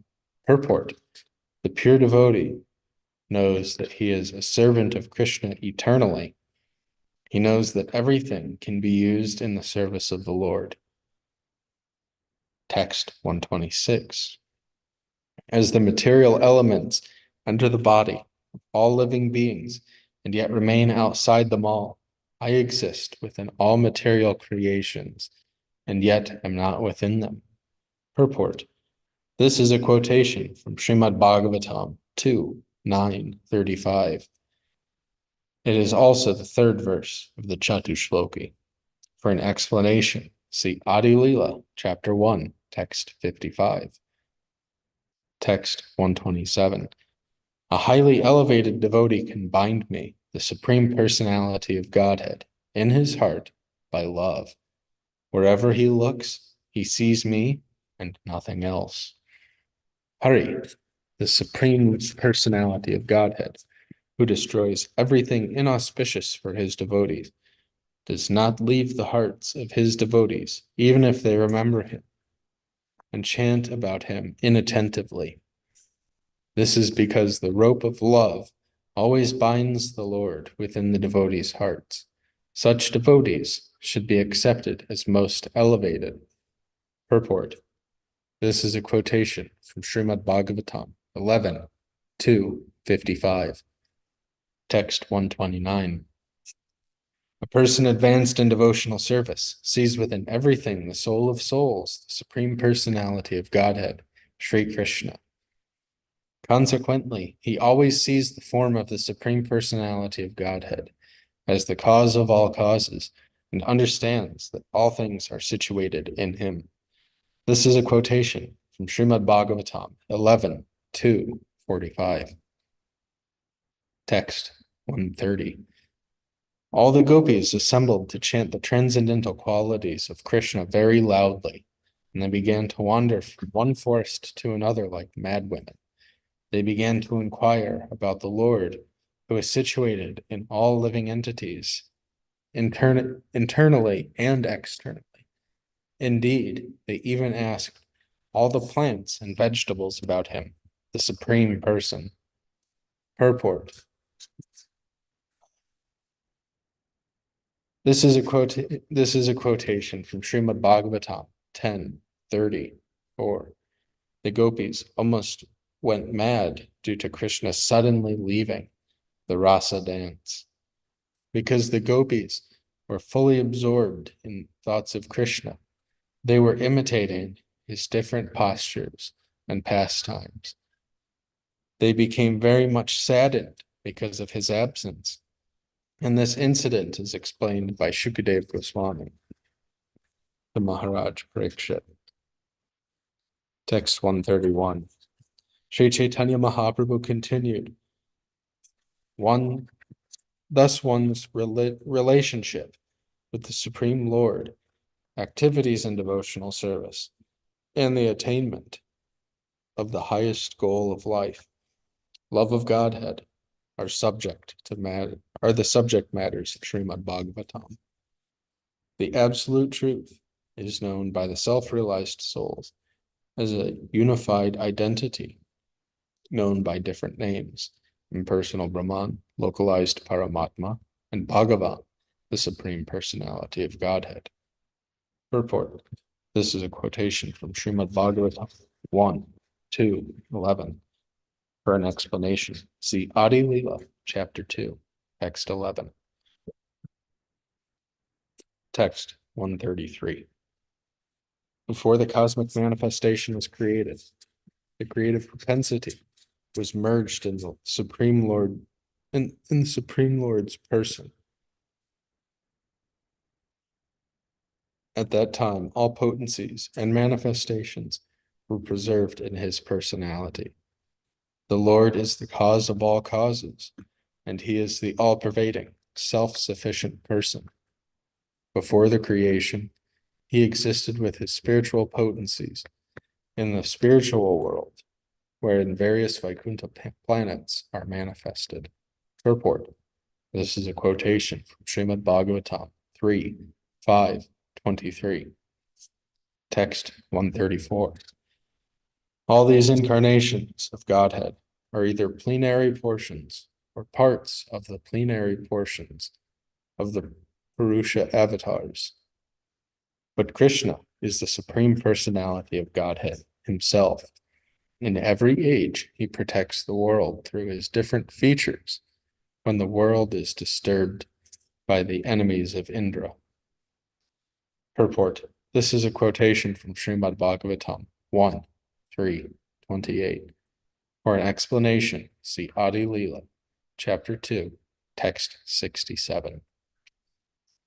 Text 135.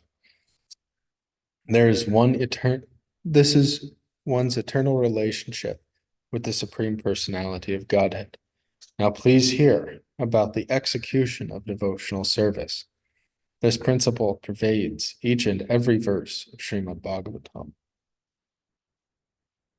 Lord Krishna said, being very dear to the devotees and sadhus, I am attained through unflinching faith and devotional service.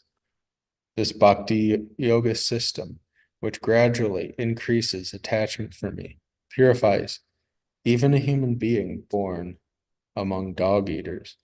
That is to say, everyone can be elevated to the spiritual platform by the process of bhakti yoga. Purport.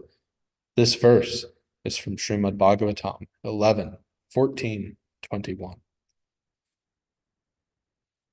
Text 137.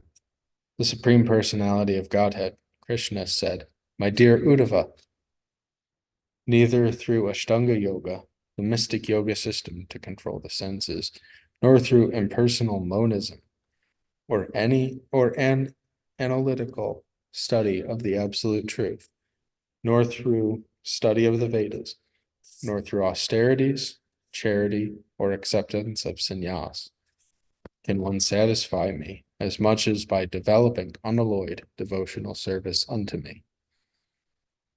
Purport. This is a quotation from Srimad Bhagavatam 11:14-20. For an explanation, see Adi Lila, chapter 17, text 67. Text 138. When the living entity is attracted by the material which is separate from Krishna, he is overpowered by fear. Because he is separate from the Supreme Personality of Godhead by the material energy, his conception of life is reversed. In other words, instead of being the eternal servant of Krishna, he becomes Krishna's competitor. This is called Viparyayo Smriti. To nullify this mistake, one who is actually learned and advanced worships the Supreme Personality of Godhead as his spiritual master, worshipful deity, and source of life. He thus worships the Lord by the process of unalloyed devotional service. Purport. This is a quotation from Srimad Bhagavatam 11:2-37.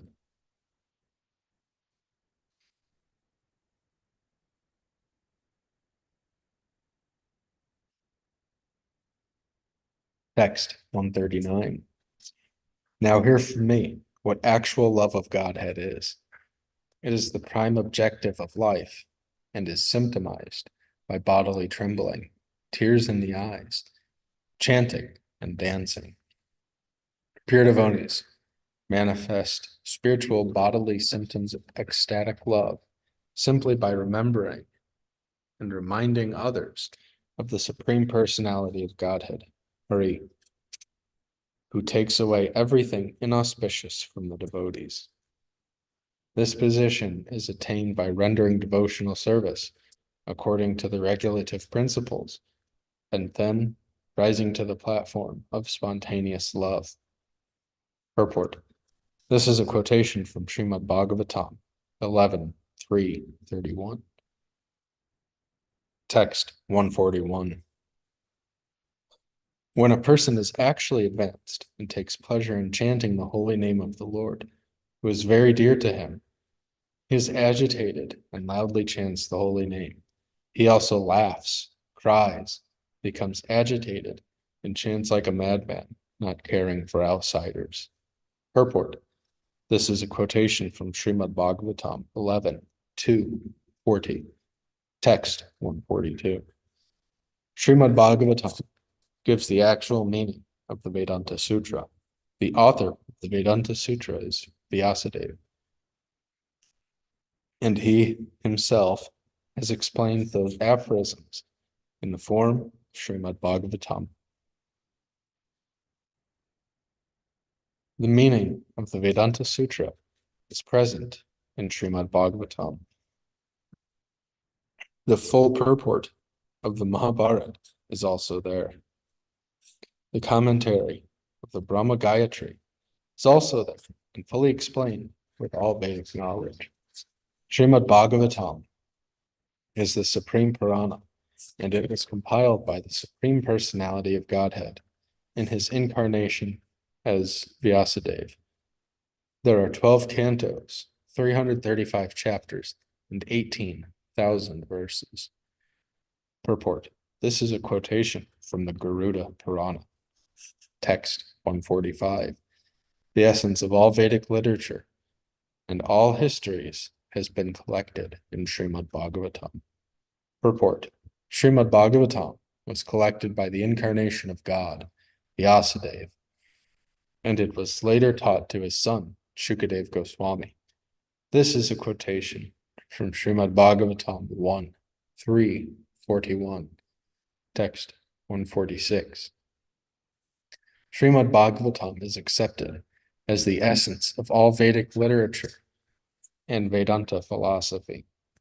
Whoever tastes the transcendental mellows of Srimad Bhagavatam is never attracted to any other literature. Purport. This is a quotation from Srimad Bhagavatam 12:13-15. Text 147. In the beginning of Srimad Bhagavatam, there is an explanation of the Brahma Gayatri mantra. The absolute truth, Satyam Param, indicates the relationship, and we meditate Dimahi on him, indicates the execution of devotional service and the ultimate goal of life.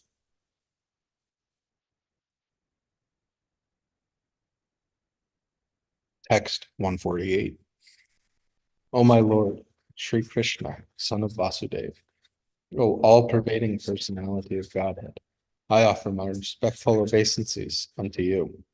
I meditate upon Lord Sri Krishna because he is the absolute truth and the primeval cause of the creation, sustenance, and destruction of the manifested universe. He is directly and indirectly conscious of all manifestations, and he is independent because there is no other cause beyond him. It is he only who first imparted Vedic knowledge unto the heart of Brahmaji, the original living being. By him, even the great sages and demigods are placed into illusion, as one is bewildered by the illusory representations of water seen in fire or land seen in water. Only because of him do the material universes, temporary manifestations, the reactions of the three modes of nature appear factual, although they are unreal. I therefore meditate upon him, Lord Sri Krishna, who is eternally existent in the transcendental abode, which is forever free from the illusory representations of the material world. I meditate upon him, for he is the absolute truth. Purport. This is the opening invocation of Srimad Bhagavatam 1:1:1. Text 149. Completely rejecting all religious activities which are materially motivated, this Bhagavat Purana propounds the highest truth, which is understandable by those devotees who are fully pure in heart. The highest truth is reality distinguished from illusion, for the welfare of all. Such truth uproots the threefold miseries. This beautiful Bhagavatam, compiled by the great sage Vyasadeva in his maturity, was sufficient in itself for God realization. What is the need for any other scripture? As soon as one attentively and submissively hears the message of the Bhagavatam, by this culture of knowledge, the Supreme Lord is established within his heart. Purport. This is a quotation from Srimad Bhagavatam 1:1-2. See also Adi Lila, chapter 1, text 91. Text 150. Srimad Bhagavatam gives direct information of the mellow derived from service to Krishna. Therefore, Srimad Bhagavatam is above all other Vedic literatures. The Srimad Bhagavatam is the essence of all Vedic literatures and is considered the ripened fruit of the wish-fulfilling tree of Vedic knowledge. It has been sweetened by emanating from the mouth of Shukadeva Gosvāmī. You, who are thoughtful and who relish mellows, should always try to taste this ripened fruit. O thoughtful devotees, as long as you are not absorbed in transcendental bliss, you should continue tasting this Srimad Bhagavatam. And when you are fully absorbed in bliss, you should go on tasting its mellows forever. Purport. This is a quotation from Srimad Bhagavatam 1:1-3, text 152. We never tire of hearing the transcendental pastimes of the personality of Godhead, who is glorified by hymns and prayers. Those who enjoy association with him relish hearing his pastimes at every moment. Purport. This is a quotation from Srimad Bhagavatam 1:1-19, text 153. Sri Caitanya Mahaprabhu advised Prakashananda Saraswati, study Srimad Bhagavatam very scrutinizingly. Then you will understand the actual meaning of the Brahma Sutra. Purport. Srila Bhaktisiddhanta Saraswati Thakur states that without studying Srimad Bhagavatam, one cannot understand the purport of the Brahma Sutra, Vedanta Sutra, or the Upanishads. If one tries to understand Vedanta philosophy and the Upanishads without studying Srimad Bhagavatam, one will be bewildered and, construing a different meaning, will gradually become an atheist or an impersonalist. Text 154. Sri Caitanya Mahaprabhu continued, always discuss Srimad Bhagavatam and constantly chant the holy name of Lord Krishna. In this way, you will be able to attain liberation very easily, and you will be elevated to the enjoyment of love of Godhead. One who is thus transcendentally situated at once realizes the Supreme Brahman and becomes fully joyful. He never laments or desires to have anything. He is equally disposed towards every living entity. In that state, he attains pure devotional service unto me. Purport. This is a verse from the Bhagavad Gita 18:54. Text 156. Even a liberated soul merged in the impersonal Brahman effulgence is attracted to the pastimes of Krishna. He thus installs a deity and renders the Lord's service. Purport. This is a quotation from Shankaracharya's commentary on the Nrsimha Tapani Upanishad. Text 157. Shukadeva Gosvāmī addressed Maharaj Parikshit. My dear king, although I was fully situated in the transcendental position, I was nonetheless attracted to the pastimes of Lord Krishna. Therefore, I studied Srimad Bhagavatam from my father. Purport. This is a quotation from Srimad Bhagavatam 2:1-9, text 158. When the breeze carrying the aroma of tulsi leaves and saffron from the lotus feet of the lotus-eyed personality of Godhead entered through the nostrils into the hearts of those sages, the Kumaras, they experienced a change in both body and mind, even though they were attached to the impersonal Brahman understanding. Purport. This is a quotation from Srimad Bhagavatam 3:15-43. For an explanation, see Madhya Lila, chapter 17, text 142. Text 159. Those who are self-satisfied and unattracted by external material desires are also attracted to the loving service of Sri Krishna, whose qualities are transcendental and whose activities are wonderful. Hari, the personality of Godhead, is called Krishna because he has such transcendently attractive features. Purport. This is a quotation from Srimad Bhagavatam 1, 7, 10. For an explanation, see Madhya Lila, chapter 24. Text 160. At this time, the Brahmana from the province of Maharashtra mentioned Lord Chaitanya's explanation of the Ātmārāma verse. The Maharashtrian Brahma stated that Sri Caitanya Mahaprabhu had already explained that verse in 61 ways. Everyone was astonished to hear this. When all the people gathered there, expressed the desire to hear again the 61 different meanings of the Ātmārāma shloka, Sri Caitanya Mahaprabhu again explained them.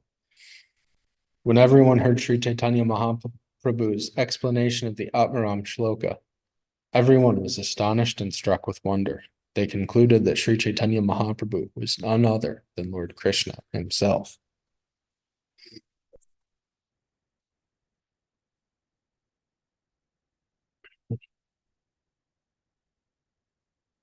After giving those explanations again, Sri Caitanya Mahaprabhu arose and took his leave. All the people there offered their obeisances unto him and chanted the Mahamantra. All the inhabitants of Kashi, Varanasi, began chanting the Hare Krishna Mahamantra in ecstatic love. Sometimes they laughed, sometimes they cried, sometimes they chanted, and sometimes they danced. After this, all the Mayavadi sannyasis and learned scholars at Varanasi began discussing Srimad Bhagavatam. In this way, Sri Caitanya Mahaprabhu delivered them. Sri Caitanya Mahaprabhu then returned to his residence with his personal associates. Thus he turned the whole city of Varanasi into another Navadvip, Nadia Nagara. Purport. Both Navadvip and Varanasi were celebrated for their highly educational activities. At the present time, these cities are still inhabited by great learned scholars, but Varanasi is especially a center for Mayavadi sannyasis, who are learned scholars. However, unlike Navadvip, there are hardly any devotees in Varanasi. Consequently, a discussion of Srimad Bhagavatam was very rare in Varanasi. In Navadvip, such discussion was quite ordinary. After Sri Caitanya Mahaprabhu visited Varanasi and turned Prakashananda Saraswati and his disciples into Vaishnavas, Varanasi became like Navadvip, because so many devotees began discussing Srimad Bhagavatam. Even at the present moment, one can hear many discussions on Srimad Bhagavatam taking place on the banks of the Ganges. Many scholars and sannyasis gather to hear Srimad Bhagavatam and perform Sankirtan. Text 168. Among his own associates, Sri Caitanya Mahaprabhu laughingly said, I came here to sell my emotional, ecstatic love. Although I came to Varanasi to sell my goods, there were no customers, and it appeared necessary for me to carry them back to my own country. All of you were feeling unhappy that no one was purchasing my goods, and that I would have to carry them away. Therefore, by your will only, I have distributed them without charging. Purport. When we began distributing the message of Sri Caitanya Mahaprabhu in Western countries, a similar thing happened. In the beginning, we were very much disappointed for at least 1 year because no one came forth to help this movement. But by the grace of Sri Caitanya Mahaprabhu, some young boys joined this movement in 1966. Of course, we distributed Sri Caitanya Mahaprabhu's message of the Hare Krishna Mahamantra without bargaining or selling. You're done, right? You're done. Reading 4, 5, 5, 6. Huh? You're reading 4, 5, 5 to 6. I'm reading till 5. Guys, done. Okay, I'll just finish this purport. As a result, this movement has spread all over the world with the assistance of European and American boys and girls. We therefore pray for all the blessings of Sri Caitanya Mahaprabhu upon all the devotees in the Western world who are spreading this movement. Just amazing. What chapter is this? What chapter is this? 25. 25. Madhya lila? Yeah, you're going to finish Madhya today. Or last chapter.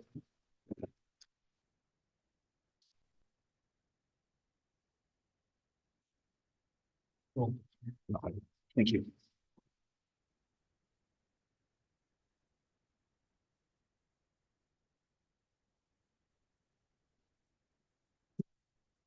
Text 171. All the Lord's devotees then said, "You have incarnated to deliver fallen souls. You have delivered them in the east and in the south, and now you're delivering them in the west. Only Varanasi was left because of people that were against your missionary activities. Now you have delivered them, and we are all very happy." After the news of these events were broadcast, everyone from the surrounding neighborhoods began to pour into Sri Chaitanya Mahaprabhu. Hundreds of thousands of people came to see Sri Chaitanya Mahaprabhu. There was no counting the number. Because the Lord's residence was very small, not everyone could see him. When Sri Chaitanya Mahaprabhu went to take his bath in the Ganges and to see the temple of Vishveshwara, people would line up on both sides to see the Lord. When Sri Chaitanya Mahaprabhu passed by the people, he would raise his arms and say, "Please chant Krishna, please chant Hari." All the people received him by chanting Hare Krishna, and they offered their respects to him by this chanting. In this way, for 5 days, Sri Chaitanya Mahaprabhu delivered the people of Varanasi. Finally, on the next day, he became very eager to leave. After rising very early on the 6th day, Sri Chaitanya Mahaprabhu started to leave, and 5 devotees began to follow him. These 5 devotees were Tapan Mishra, Raghunath, and Maharashtrian Brahmana, Chandrasekhar, and Paramananda Kirtaniya. These 5 wanted to accompany Sri Chaitanya Mahaprabhu to Jagannath Puri, but the Lord attentively bade them farewell.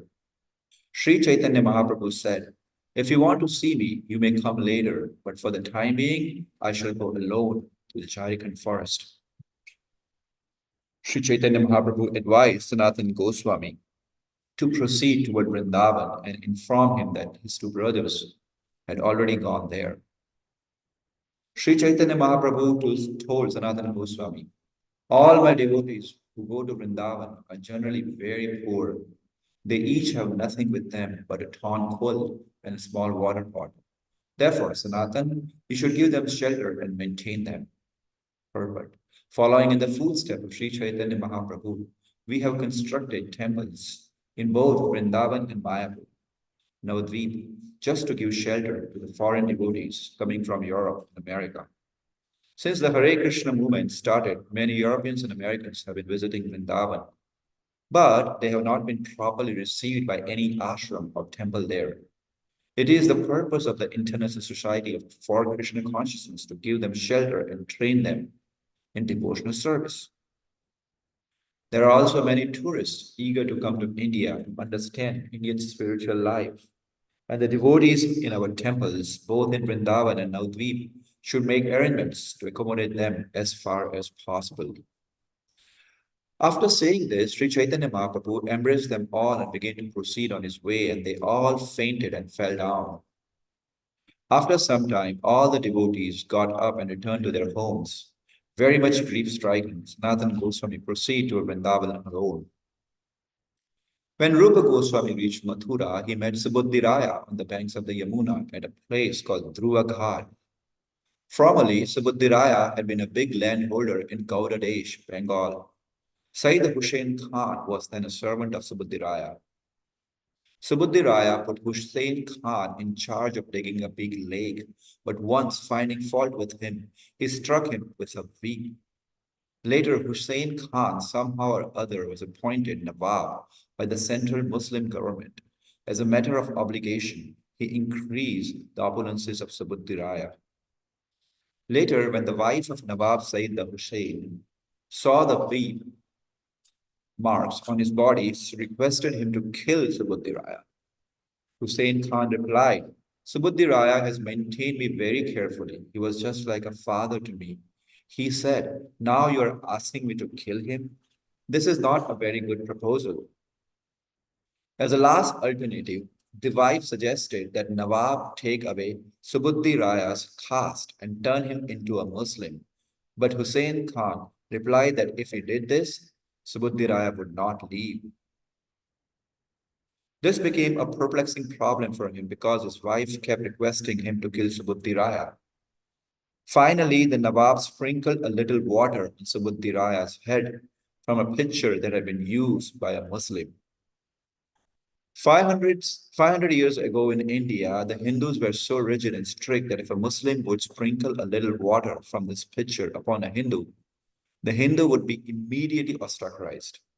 Recently, in 1947, during the partition days, there was a big riot between Hindus and Muslims, especially in Bengal. The Hindus were forcibly made to eat cow's flesh, and consequently they began crying, thinking they had become Muslim. Actually, the Muslims in India did not come from the country of the Muslims, but Hindus instituted the custom that somehow or other, if one contacted a Muslim, he became a Muslim. Rūpa Gosvāmī and Sanatana Gosvāmī were born in a high Brahmin family, but because they accepted employment under a Muslim government, they were considered Muslims. Subuddhiraya was sprinkled with the water from the pitcher of a Muslim, and consequently he was condemned to have become a Muslim. Later, Aurangzeb, the Muslim emperor, introduced a tax specially meant for Hindus. Being oppressed in the Hindu community, many low-caste Hindus preferred to become Muslims. In this way, the Muslim population increased. Later, the British government made a policy to divide the Hindus and the Muslims, and thus they maintained ill feelings between them. The result was that India was divided into Pakistan and Hindustan. From early histories, it appears that the entire earth was under one culture, Vedic culture. But gradually, due to religious and cultural divisions, the rule fragmented into many subdivisions. Now, the earth is divided into many countries, religions, and political parties. Despite these political and religious divisions, we advocate that everyone should unite again under one culture, Krishna consciousness. People should accept one God, Krishna, one scripture, the Bhagavad Gita, and one activity, devotional service to the Lord. Thus, people may live happily upon this earth and combine to produce sufficient food. In such a society, there would be no question of scarcity, famine, or cultural or religious degradation. So-called caste systems and national divisions are artificial. According to our Vaishnava philosophy, these are all external bodily designations. The Krishna consciousness movement is not based upon bodily designations. It is a transcendental movement on the platform of spiritual understanding. If the people of the world understood that the basic principle of life is spiritual identification, they would understand that the business of the spirit soul is to serve the Supreme Spirit, Krishna. As Lord Krishna says in Bhagavad Gita, Māmayamsha jivaloke jiva bhuta sanatana. The living entities in this conditioned world are my eternal fragmental parts. All living entities in different life forms are sons of Krishna. Therefore, they are all meant to serve Krishna, the original Supreme Father.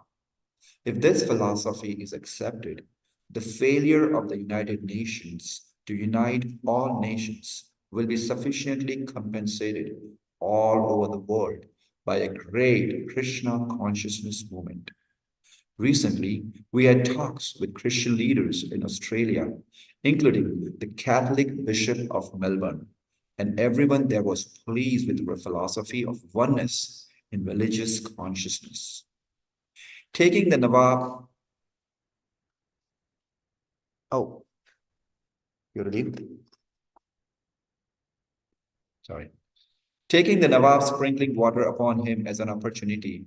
Subudh, you want to read? I can remove the crowd. You want to read? Yeah, you can read for a few minutes. I'll come. Can I have your? Yeah. Oh, yeah. Perfect. Thank you.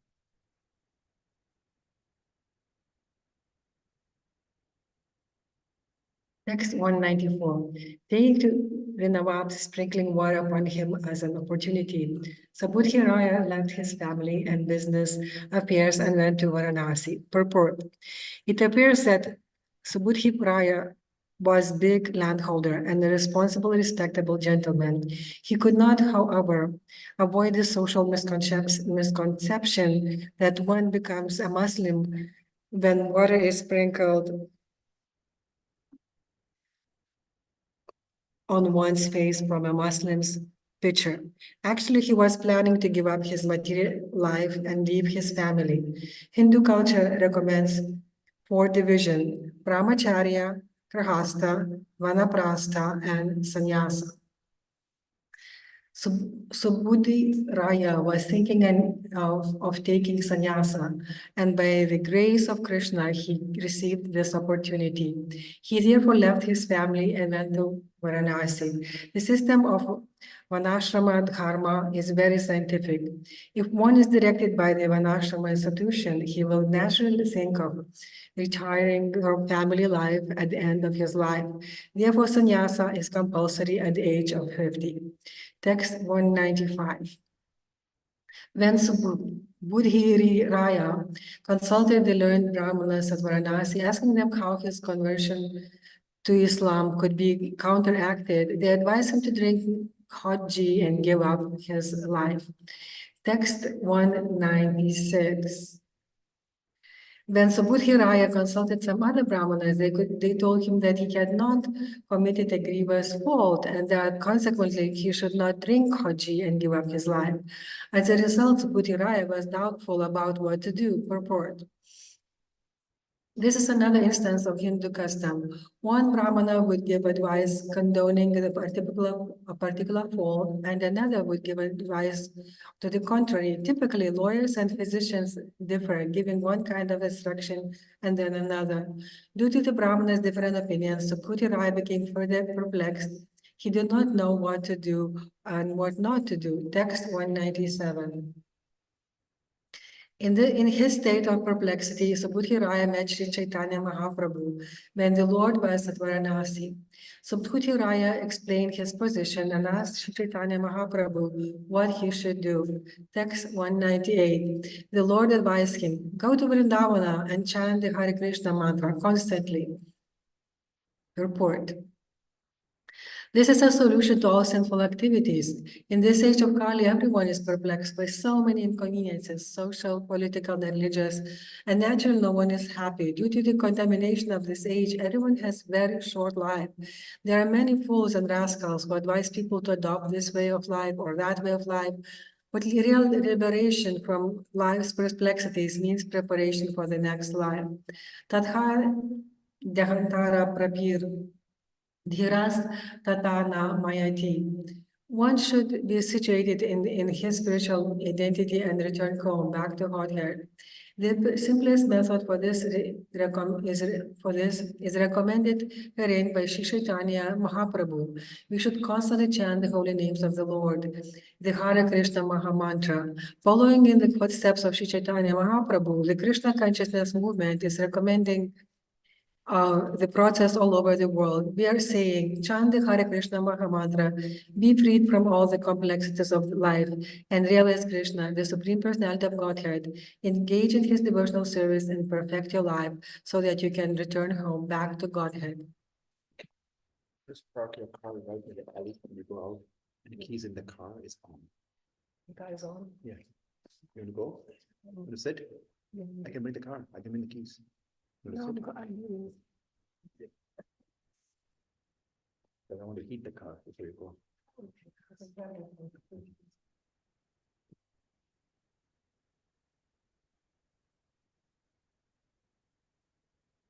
The Lord advised them, go to Vrindavan and chant the Hare Krishna mantra constantly.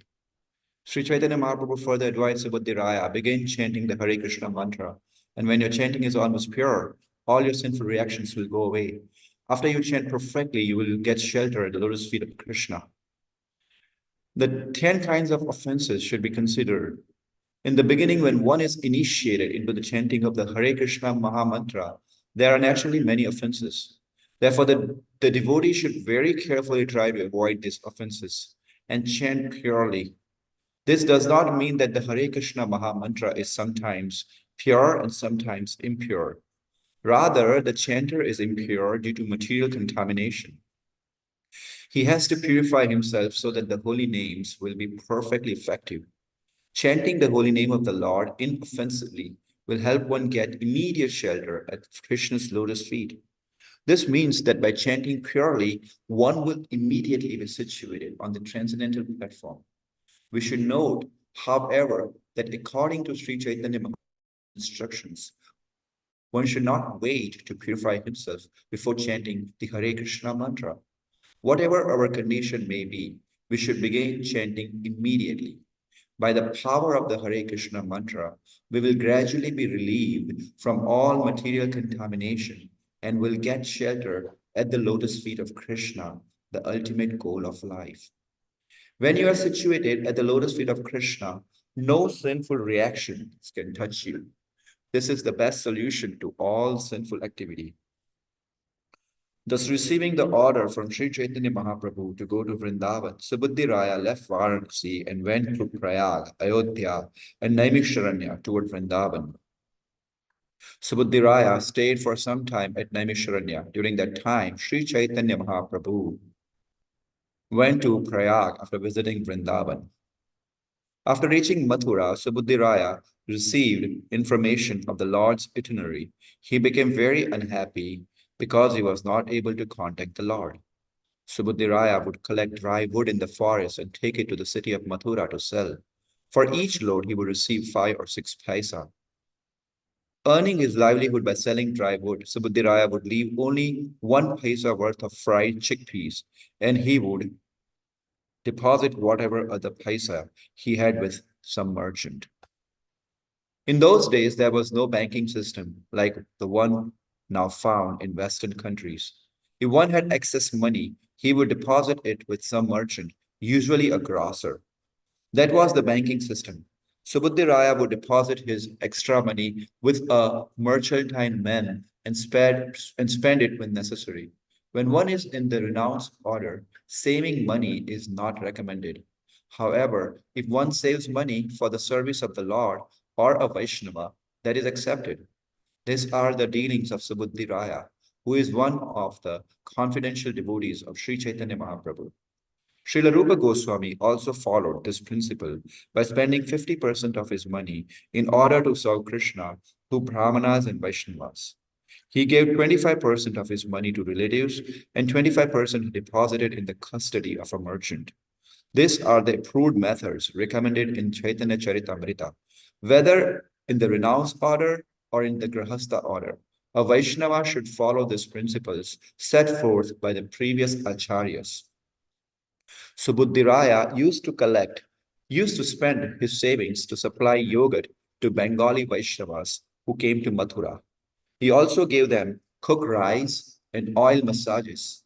When he saw a poverty-stricken Vaishnava, he would use his money to feed him. Purport. There is a special reference for the maintenance of Bengali Vaishnavas. A Gaudiya Vaishnava is a Bengali Vaishnava. Most of the devotees of Lord Chaitanya at that time were Gaudiyas and Uriyas, inhabitants of Bengal and Orissa. There are still many hundreds of thousands of his followers in Bengal and Orissa.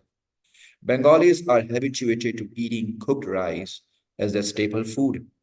When they went to Mathura in the north, they found that the people generally ate chapatis or rotis made of wheat. The Bengalis could not digest this food because they were used to cooked rice. Therefore, as soon as Subudhiraya saw a Bengali Vaishnava arriving in Mathura, he would try to supply him with cooked rice. Bengalis are also accustomed to taking a massage with mustard oil. In any case, Subudhiraya wanted to serve the Vaishnavas according to their needs. Therefore, he would supply yogurt to ease digestion of food eaten in Mathura, particularly the chapatis and rotis made with wheat.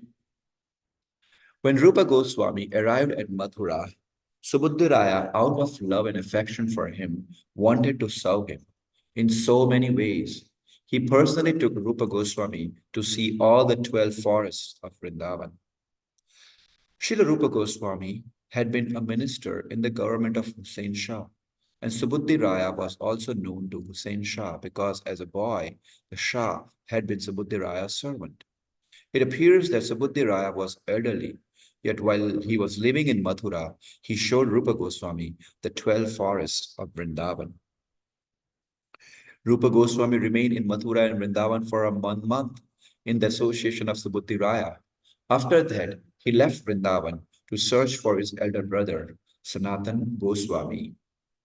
When Rūpa Gosvāmī heard that Sri Caitanya Mahaprabhu had gone to Prayag on the road along the banks of the Ganges, Rūpa and his brother Anupama went that way to meet the Lord. After reaching Prayag, Sanatana Gosvāmī, following the order of Sri Caitanya Mahaprabhu, went to Vrindavan along the public road. This is especially significant because when Sanatana Gosvāmī went from Bengal to Benares, due to the political situation, he did not go along the public road. After meeting Sri Caitanya Mahaprabhu at Benares, however, he was ordered to proceed to Vrindavan along the public road leading to Mathura. In other words, he was advised not to fear for his political situation. When Sanatana Gosvāmī met Subudhiraya at Mathura, Subudhiraya explained everything about his younger brothers, Rūpa Gosvāmī and Anupama. Since Sanatana Gosvāmī went along the public road to Vrindavan, and Rūpa Gosvāmī and Anupama went on the road along the Ganges banks, it was not possible for them to meet. Subudhiraya and Sanatana Gosvāmī had known each other before accepting the renounce order. Therefore, Subudhiraya showed much affection to Sanatana Gosvāmī, but Sanatana Gosvāmī hesitated to accept his sentiments and affections. Being very advanced in the renounce order, Sanatana Gosvāmī used to wander from forest to forest, never taking shelter of any habitation built of stone. He used to live under trees or beneath bushes both day and night. Śrīla Sanatana Gosvāmī collected some books about archaeological excavations in Mathura, and wandering in the forest, he sought to renovate all these holy places. Sanatana Gosvāmī remained in Vrindavan, and Rūpa Gosvāmī and Anupama returned to Varanasi. When Rūpa Gosvāmī arrived at Varanasi, he met the Maharashtrian Brahmana Chandrasekhar and Tapan Mishra. While Rūpa Gosvāmī was staying at Varanasi, he resided at the house of Chandrasekhara and took prasadam at the house of Tapan Mishra. In this way, he heard of Sri Caitanya Mahaprabhu's instruction to Sanatana Gosvāmī in Varanasi. While staying at Varanasi, Rūpa Gosvāmī heard of all Sri Caitanya Mahaprabhu's activities. When he heard of his deliverance of the Mayavadi sannyasis, he became very happy. When Rūpa Gosvāmī saw that all the people of Varanasi respected Sri Caitanya Mahaprabhu, he became very happy. He even heard stories from the general populace. After staying in Varanasi for about 10 days, Rūpa Gosvāmī returned to Bengal. In this way, I have described the activities of Rūpa and Sanatana. As Sri Caitanya Mahaprabhu was returning to Jagannath Puri, he passed through the solitary forest and received great pleasure in doing so. Sri Caitanya Mahaprabhu happily returned to Jagannath Puri in the company of his servant Balabhadra Bhattacharya. As previously, the Lord performed many pleasing pastimes with the forest animals.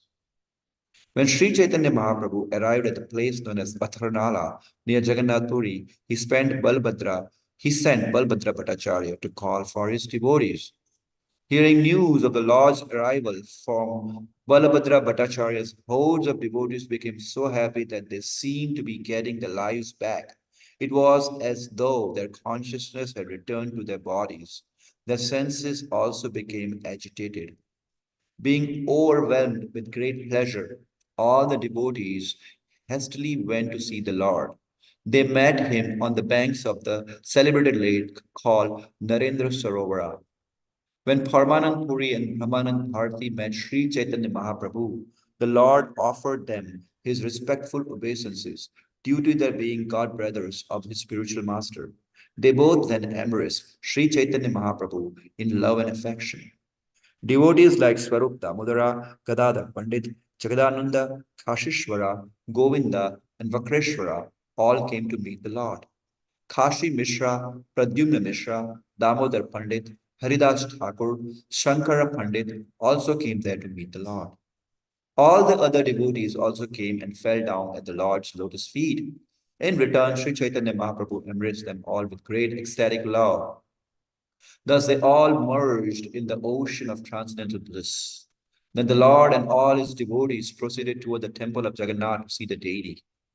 As soon as Sri Chaitanya Mahaprabhu saw Lord Jagannath in the temple, he was immediately overwhelmed with love and affection. He chanted and danced with his devotees for a long time. The priests immediately brought them flower garlands and prasadam. The temple's watchman, who was named Tulsi, also came and offered his obeisances to Sri Chaitanya Mahaprabhu. When the news spread that Sri Chaitanya Mahaprabhu had arrived at Jagannath Puri, devotees like Sarvabhauma Bhattacharya, Ramananda Raya, and Vaninath Raya all came to meet him.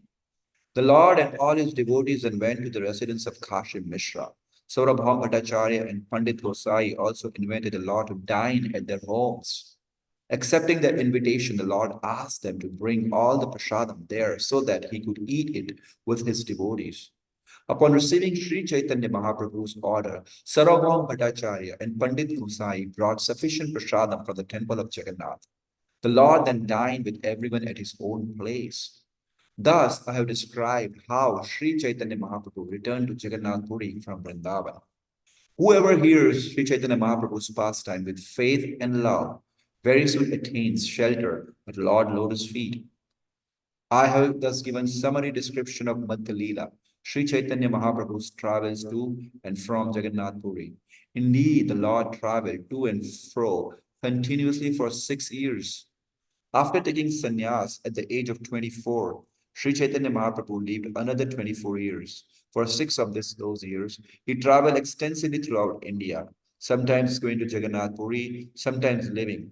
After traveling for 6 years, the Lord fixed his residence at Jagannath Puri and stayed there for the 18 remaining years of his life. During these 18 years, he mainly chanted Hare Krishna with his devotees. I shall now list the chapters of Madhya lila chronologically so that one can relish the transcendental feature of these topics. In the first chapter, I have given a synopsis of the last pastimes, Anthya lila.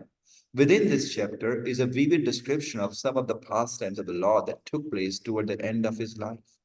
In the second chapter, I have described Sri Chaitanya Mahaprabhu's talking like a crazy man. Within this chapter, it is indicated how Sri Chaitanya Mahaprabhu manifested his different emotional moods.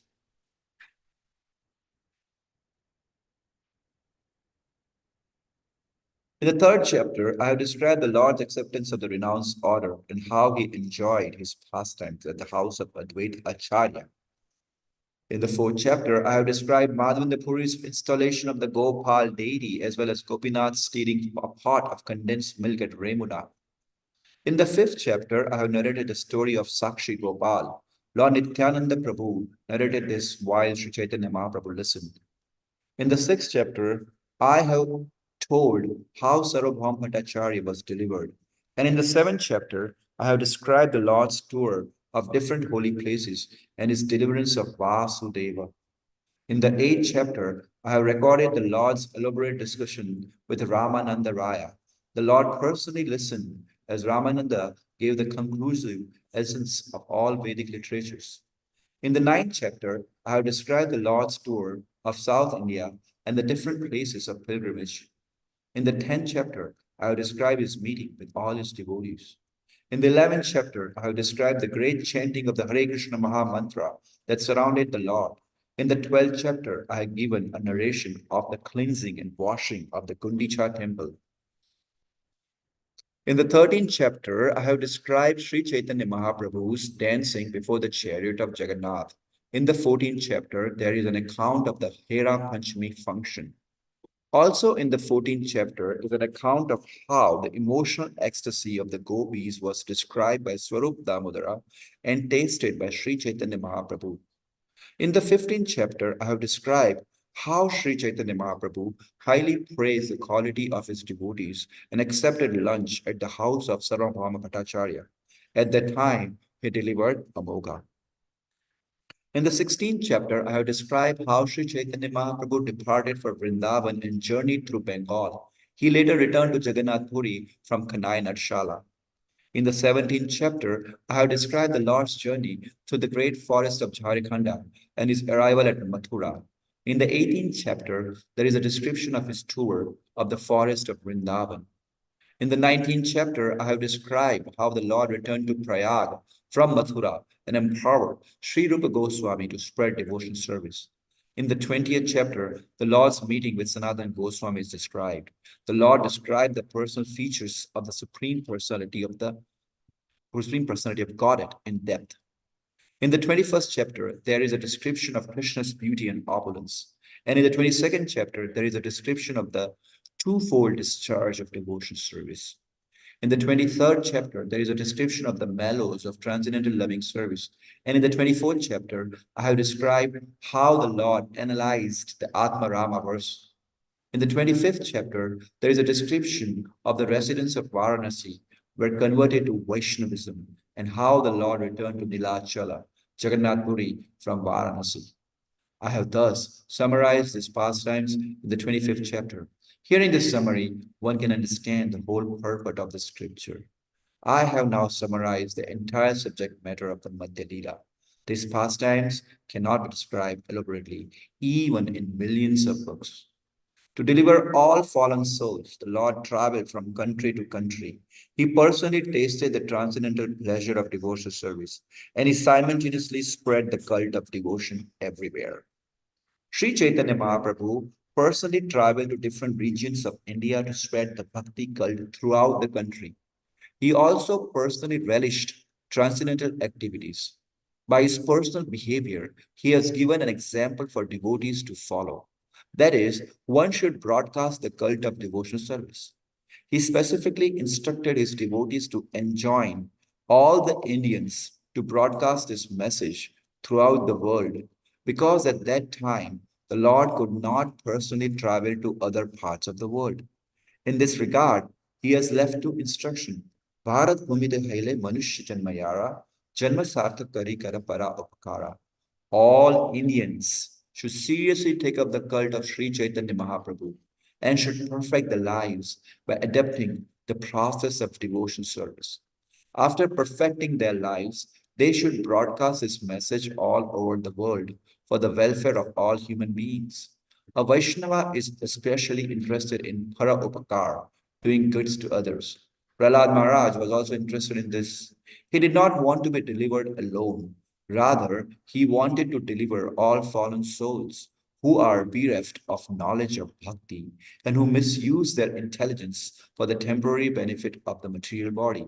Sri Chaitanya Mahaprabhu also wanted his mission to spread all over the world. Prithiviti achayate nagaradi gram, sarvatra prachar haibe murana. In every town and village, a chanting of my name will be heard. Following in the footsteps of Sri Chaitanya Mahaprabhu, we are trying to broadcast his message throughout the world. By his mercy, people are taking this movement very seriously. Indeed, our books are extensively distributed in the Western countries, especially in America and Europe. Even the ecclesiastical orders in these countries are appreciating the value of the Krishna consciousness movement and are ready to unite for the highest benefit of human society. The followers of Sri Chaitanya Mahaprabhu may therefore take this movement seriously and broadcast it throughout the world, from village to village and from town to town, just as Sri Chaitanya Mahaprabhu himself did. Krishna consciousness means understanding the truth of Krishna, the truth of devotional service, the truth of love of Godhead, the truth of emotional ecstasy, the truth of transcendental mellows, and the truth of the pastimes of the Lord.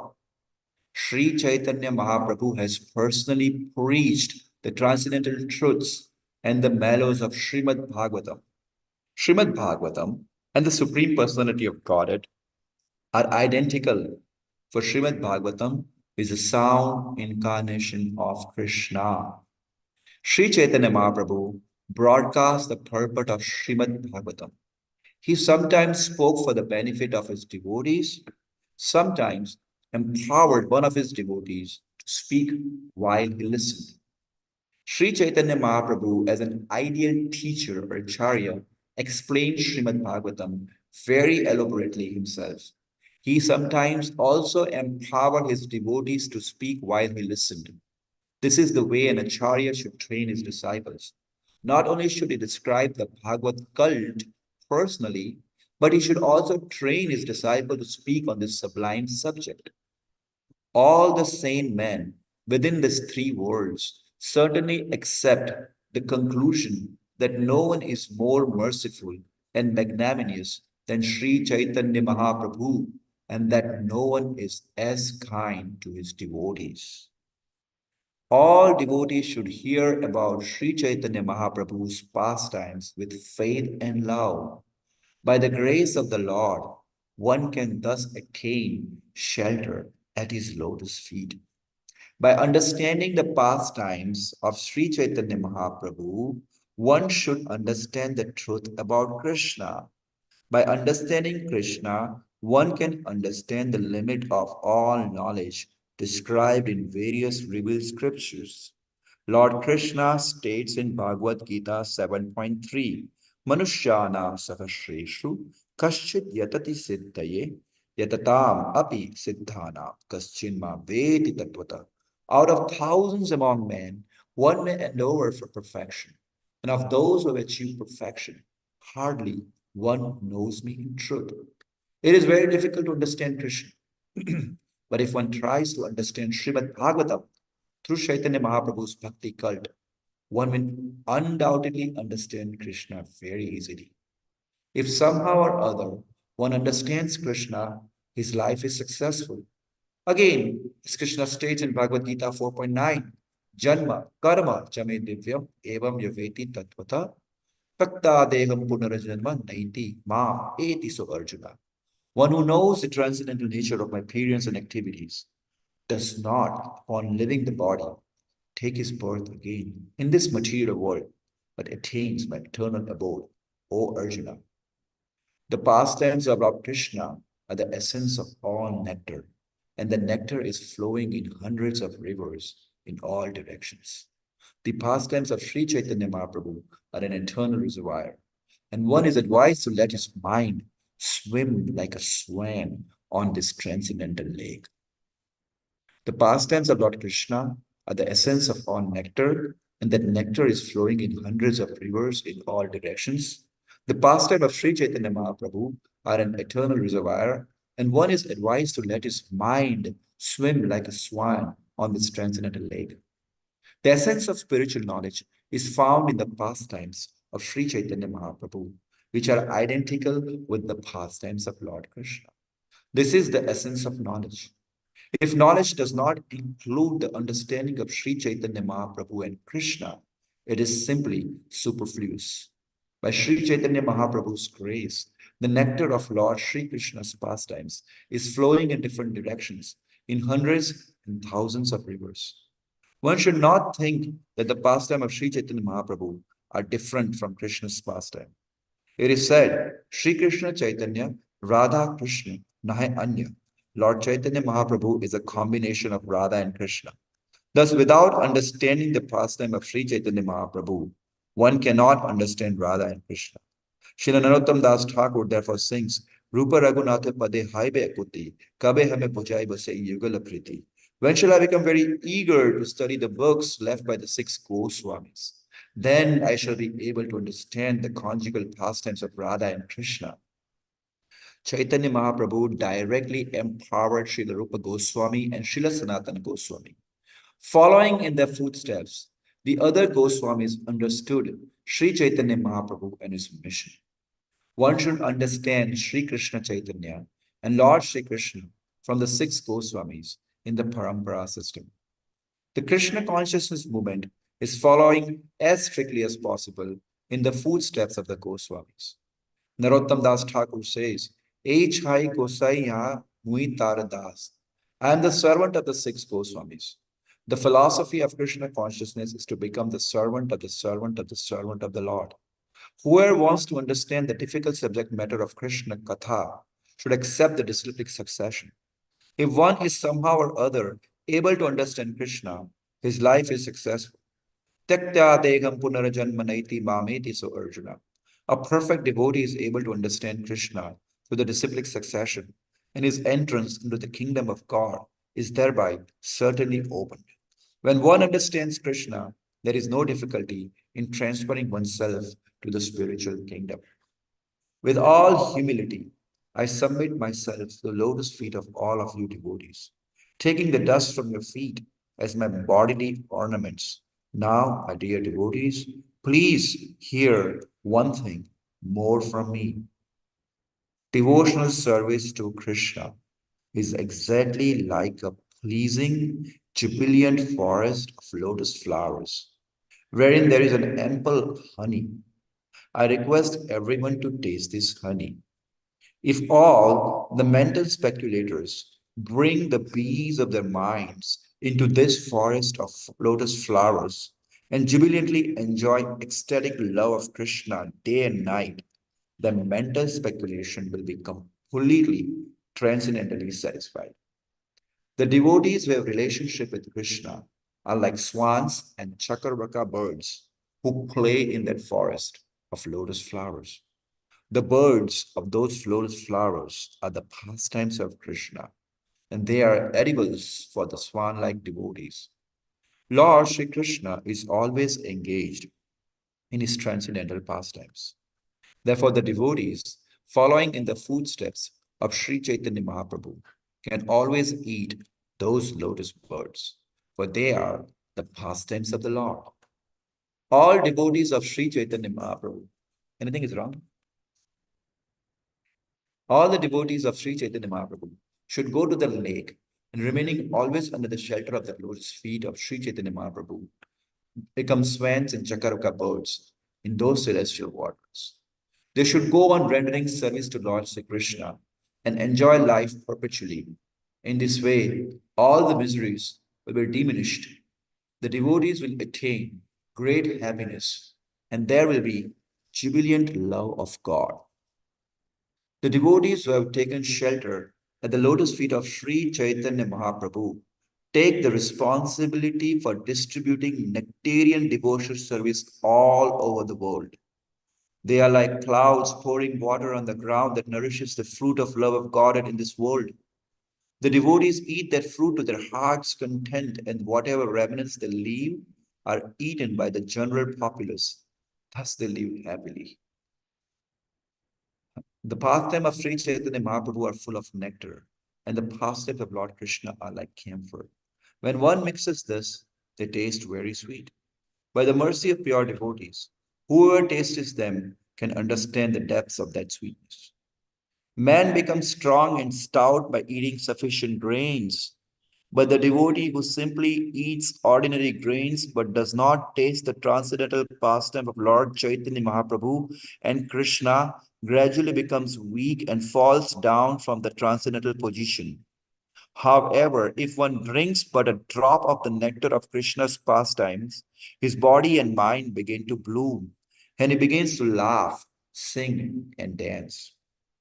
All the devotees connected with Krishna conscious movement must read all the books that have been translated: Chaitanya Caritamrta, Srimad Bhagavatam, Bhagavad Gita, and others.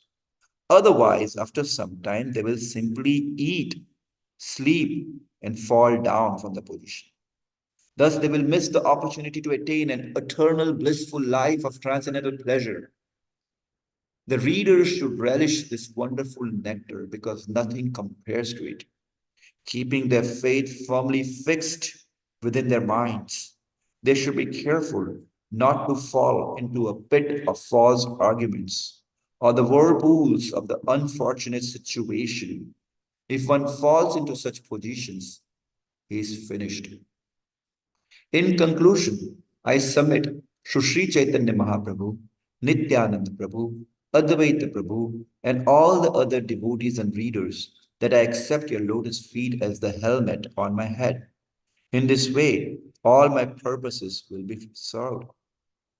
Taking the feet of Sri Rūpa Gosvāmī, taking the feet of Śrīla Rūpa Gosvāmī, Sri Sanatana Gosvāmī, Raghunath Das Gosvāmī, Raghunath Bhatta Gosvāmī, Jiva Gosvāmī on my head, I always desire their mercy. Thus, I, Krishnadas, humbly try to describe the nectar of the pastimes of Sri Chaitanya Mahaprabhu, which are mixed with the pastimes of Lord Krishna. For the satisfaction of Sri Madana Gopal and Govinda Dev, we pray that this book, Sri Chaitanya Caritamrta, may be offered to Sri Krishna Chaitanya Mahaprabhu.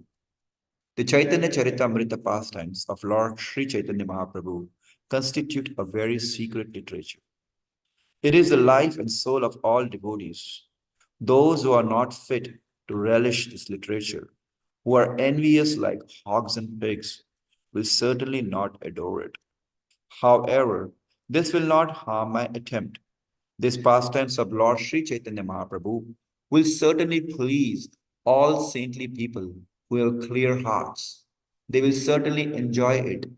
We wish that this will enhance that enjoyment more and more. Thus ends the Bhaktivedanta purpose to Sri Krishna Chaitanya, to Sri Chaitanya Caritamrta, Madhya lila, 25th chapter, describing how the inhabitants of Varanasi were converted to Vaishnavism. There is a small note, it's a footnote.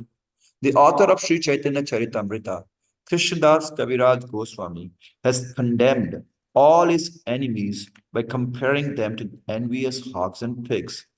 The Krishna consciousness movement, which is spreading throughout the world, is being appreciated by sincere people, although they have never previously heard of Sri Chaitanya Mahaprabhu and Krishna's pastimes. Now, even the higher priestly circles are appreciating this movement. They have concluded that this movement is very nice and that they have something to learn from it. Nonetheless, in India, there are some people who say that they belong to this cult who are actually very envious of the Acharya. They have tried to suppress our activities in many ways. But as far as we are concerned, we follow in the footsteps of Kaviraj Goswami, Krishnadas Kaviraj Goswami, and take them as envious pigs and hogs. We simply wish to present the pastimes of Lord Krishna and Sri Chaitanya Mahaprabhu to the best of our ability so that those who are really honest can cleanse their hearts. We hope that they enjoy this literature and bestow their blessings upon us. It appears that even such a great personality as Krishnadas Kaviraj Goswami meet with some envious obstacles. What then to speak of us, who are only insignificant creatures in this universe? We are simply trying to execute the orders of our spiritual master to the best of our ability. End of the Madhya lila. We are moving to Anthya lila now. Chapter 1, Śrīla Rūpa Goswami's second meeting with the Lord. A summary of the first chapter is given by Srila Bhaktivinoda Thakur in his Amrit Prabhava Bhasya as follows. When Sri Chaitanya Mahaprabhu returned to Jagannath Puri from Vrindavan, all his devotees from other parts of India, upon receiving the auspicious news, came to Purushottam Kshetra or Jagannath Puri. Shivananda Sena took a dog with him and even paid fees for it to cross the river. One night, however, the dog could not get any food and therefore went directly to Sri Chaitanya Mahaprabhu at Jagannath Puri. The next day, when Shivananda Sena and his party reached Jagannath Puri, Shivananda saw the dog eating some coconut pulp offered to it by Sri Chaitanya Mahaprabhu. After this incident, dog was liberated and went back home, back to Godhead. Meanwhile, Śrīla Rūpa Goswami reached Bengal after returning from Vrindavan. Although he could not follow the Bengali devotees, after some time, he also came to Jagannath Puri, where he stayed with Haridas Thakur. Śrīla Rūpa Goswami composed an important verse beginning the words Priya so ayam Shri Krishna Sachari Mritis. and Sri Chaitanya Mahaprabhu relished it very much. One day, Sri Chaitanya Mahaprabhu, Ramananda Rai, Sarabham Bhattacharya, and others went to the place of Haridas Thakur and heard some of the verses Rūpa Gosvāmī had composed for his books Lalita Madhava and Vikrita Madhava. After examining the manuscript of these two books, Ramananda Raya approved and appreciated them very much. After the period of Chaturmasya, all the devotees who had come from Bengal returned to their homes. Śrīla Gosvāmī, however, remained at Jagannath Puri for some time.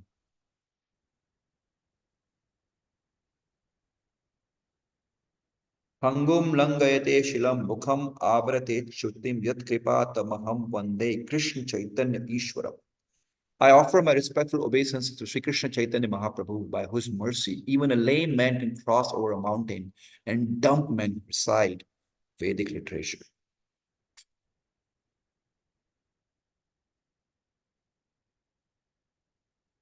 My path is very difficult. I am blind, and my feet are sleeping again and again.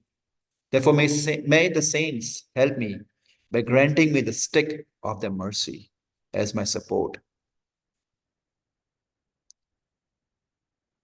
I pray to the lotus feet of I pray to the lotus feet of 6 Goswamis: Sri Rūpa Gosvāmī, Sanatana Gosvāmī, Bhatta Raghunatha, Sri Jiva, Gopala Bhatta, and Das Raghunatha, so that all impediments to my writing this literature will be annihilated and my real desires will be fulfilled.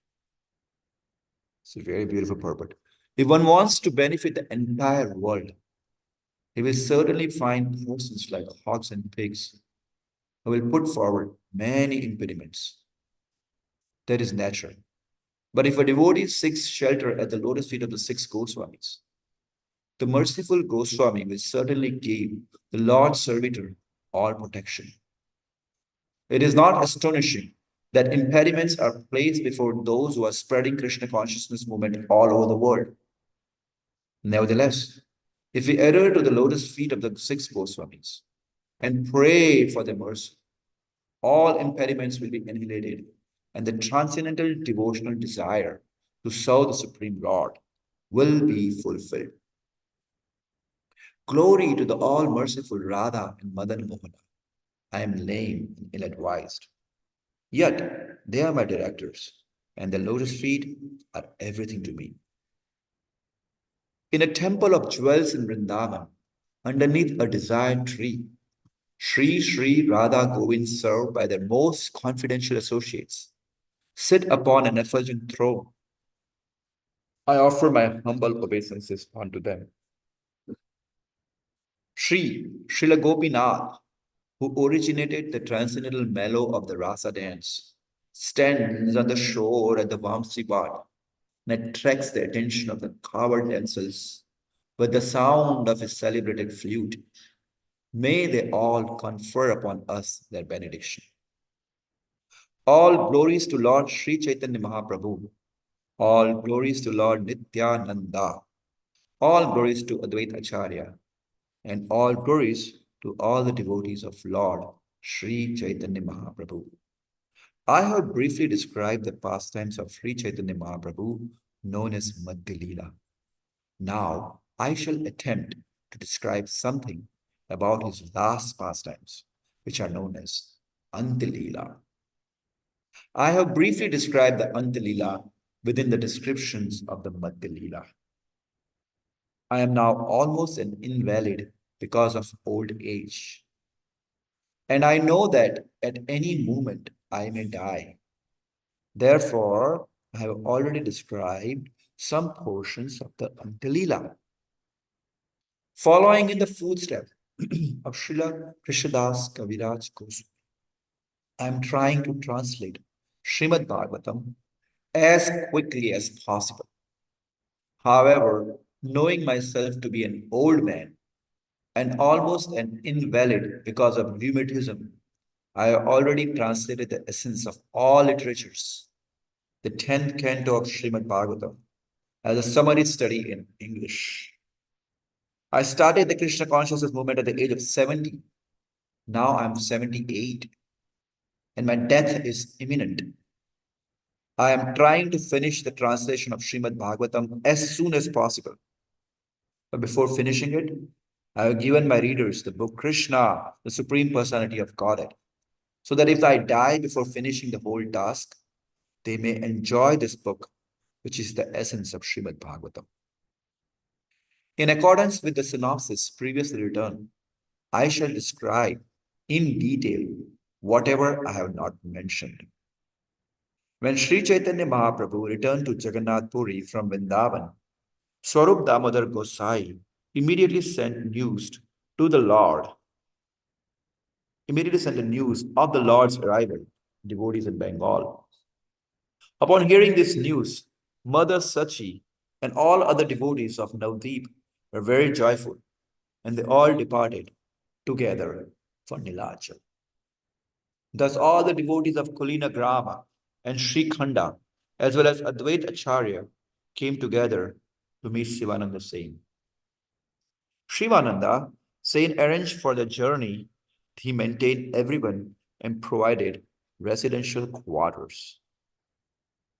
While going to Jagannath Puri, Shivananda Sena allowed a dog to go with him. He supplied it food to eat and maintain it. We'll end over here.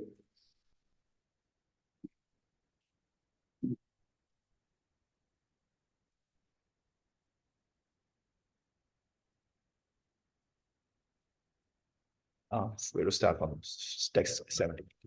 Okay. Anthya lila. 17, 18.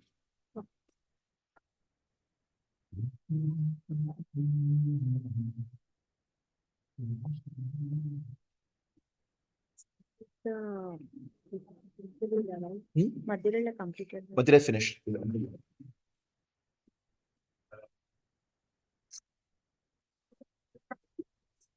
No worries. Take your time. Hare Krishna, Hare Krishna.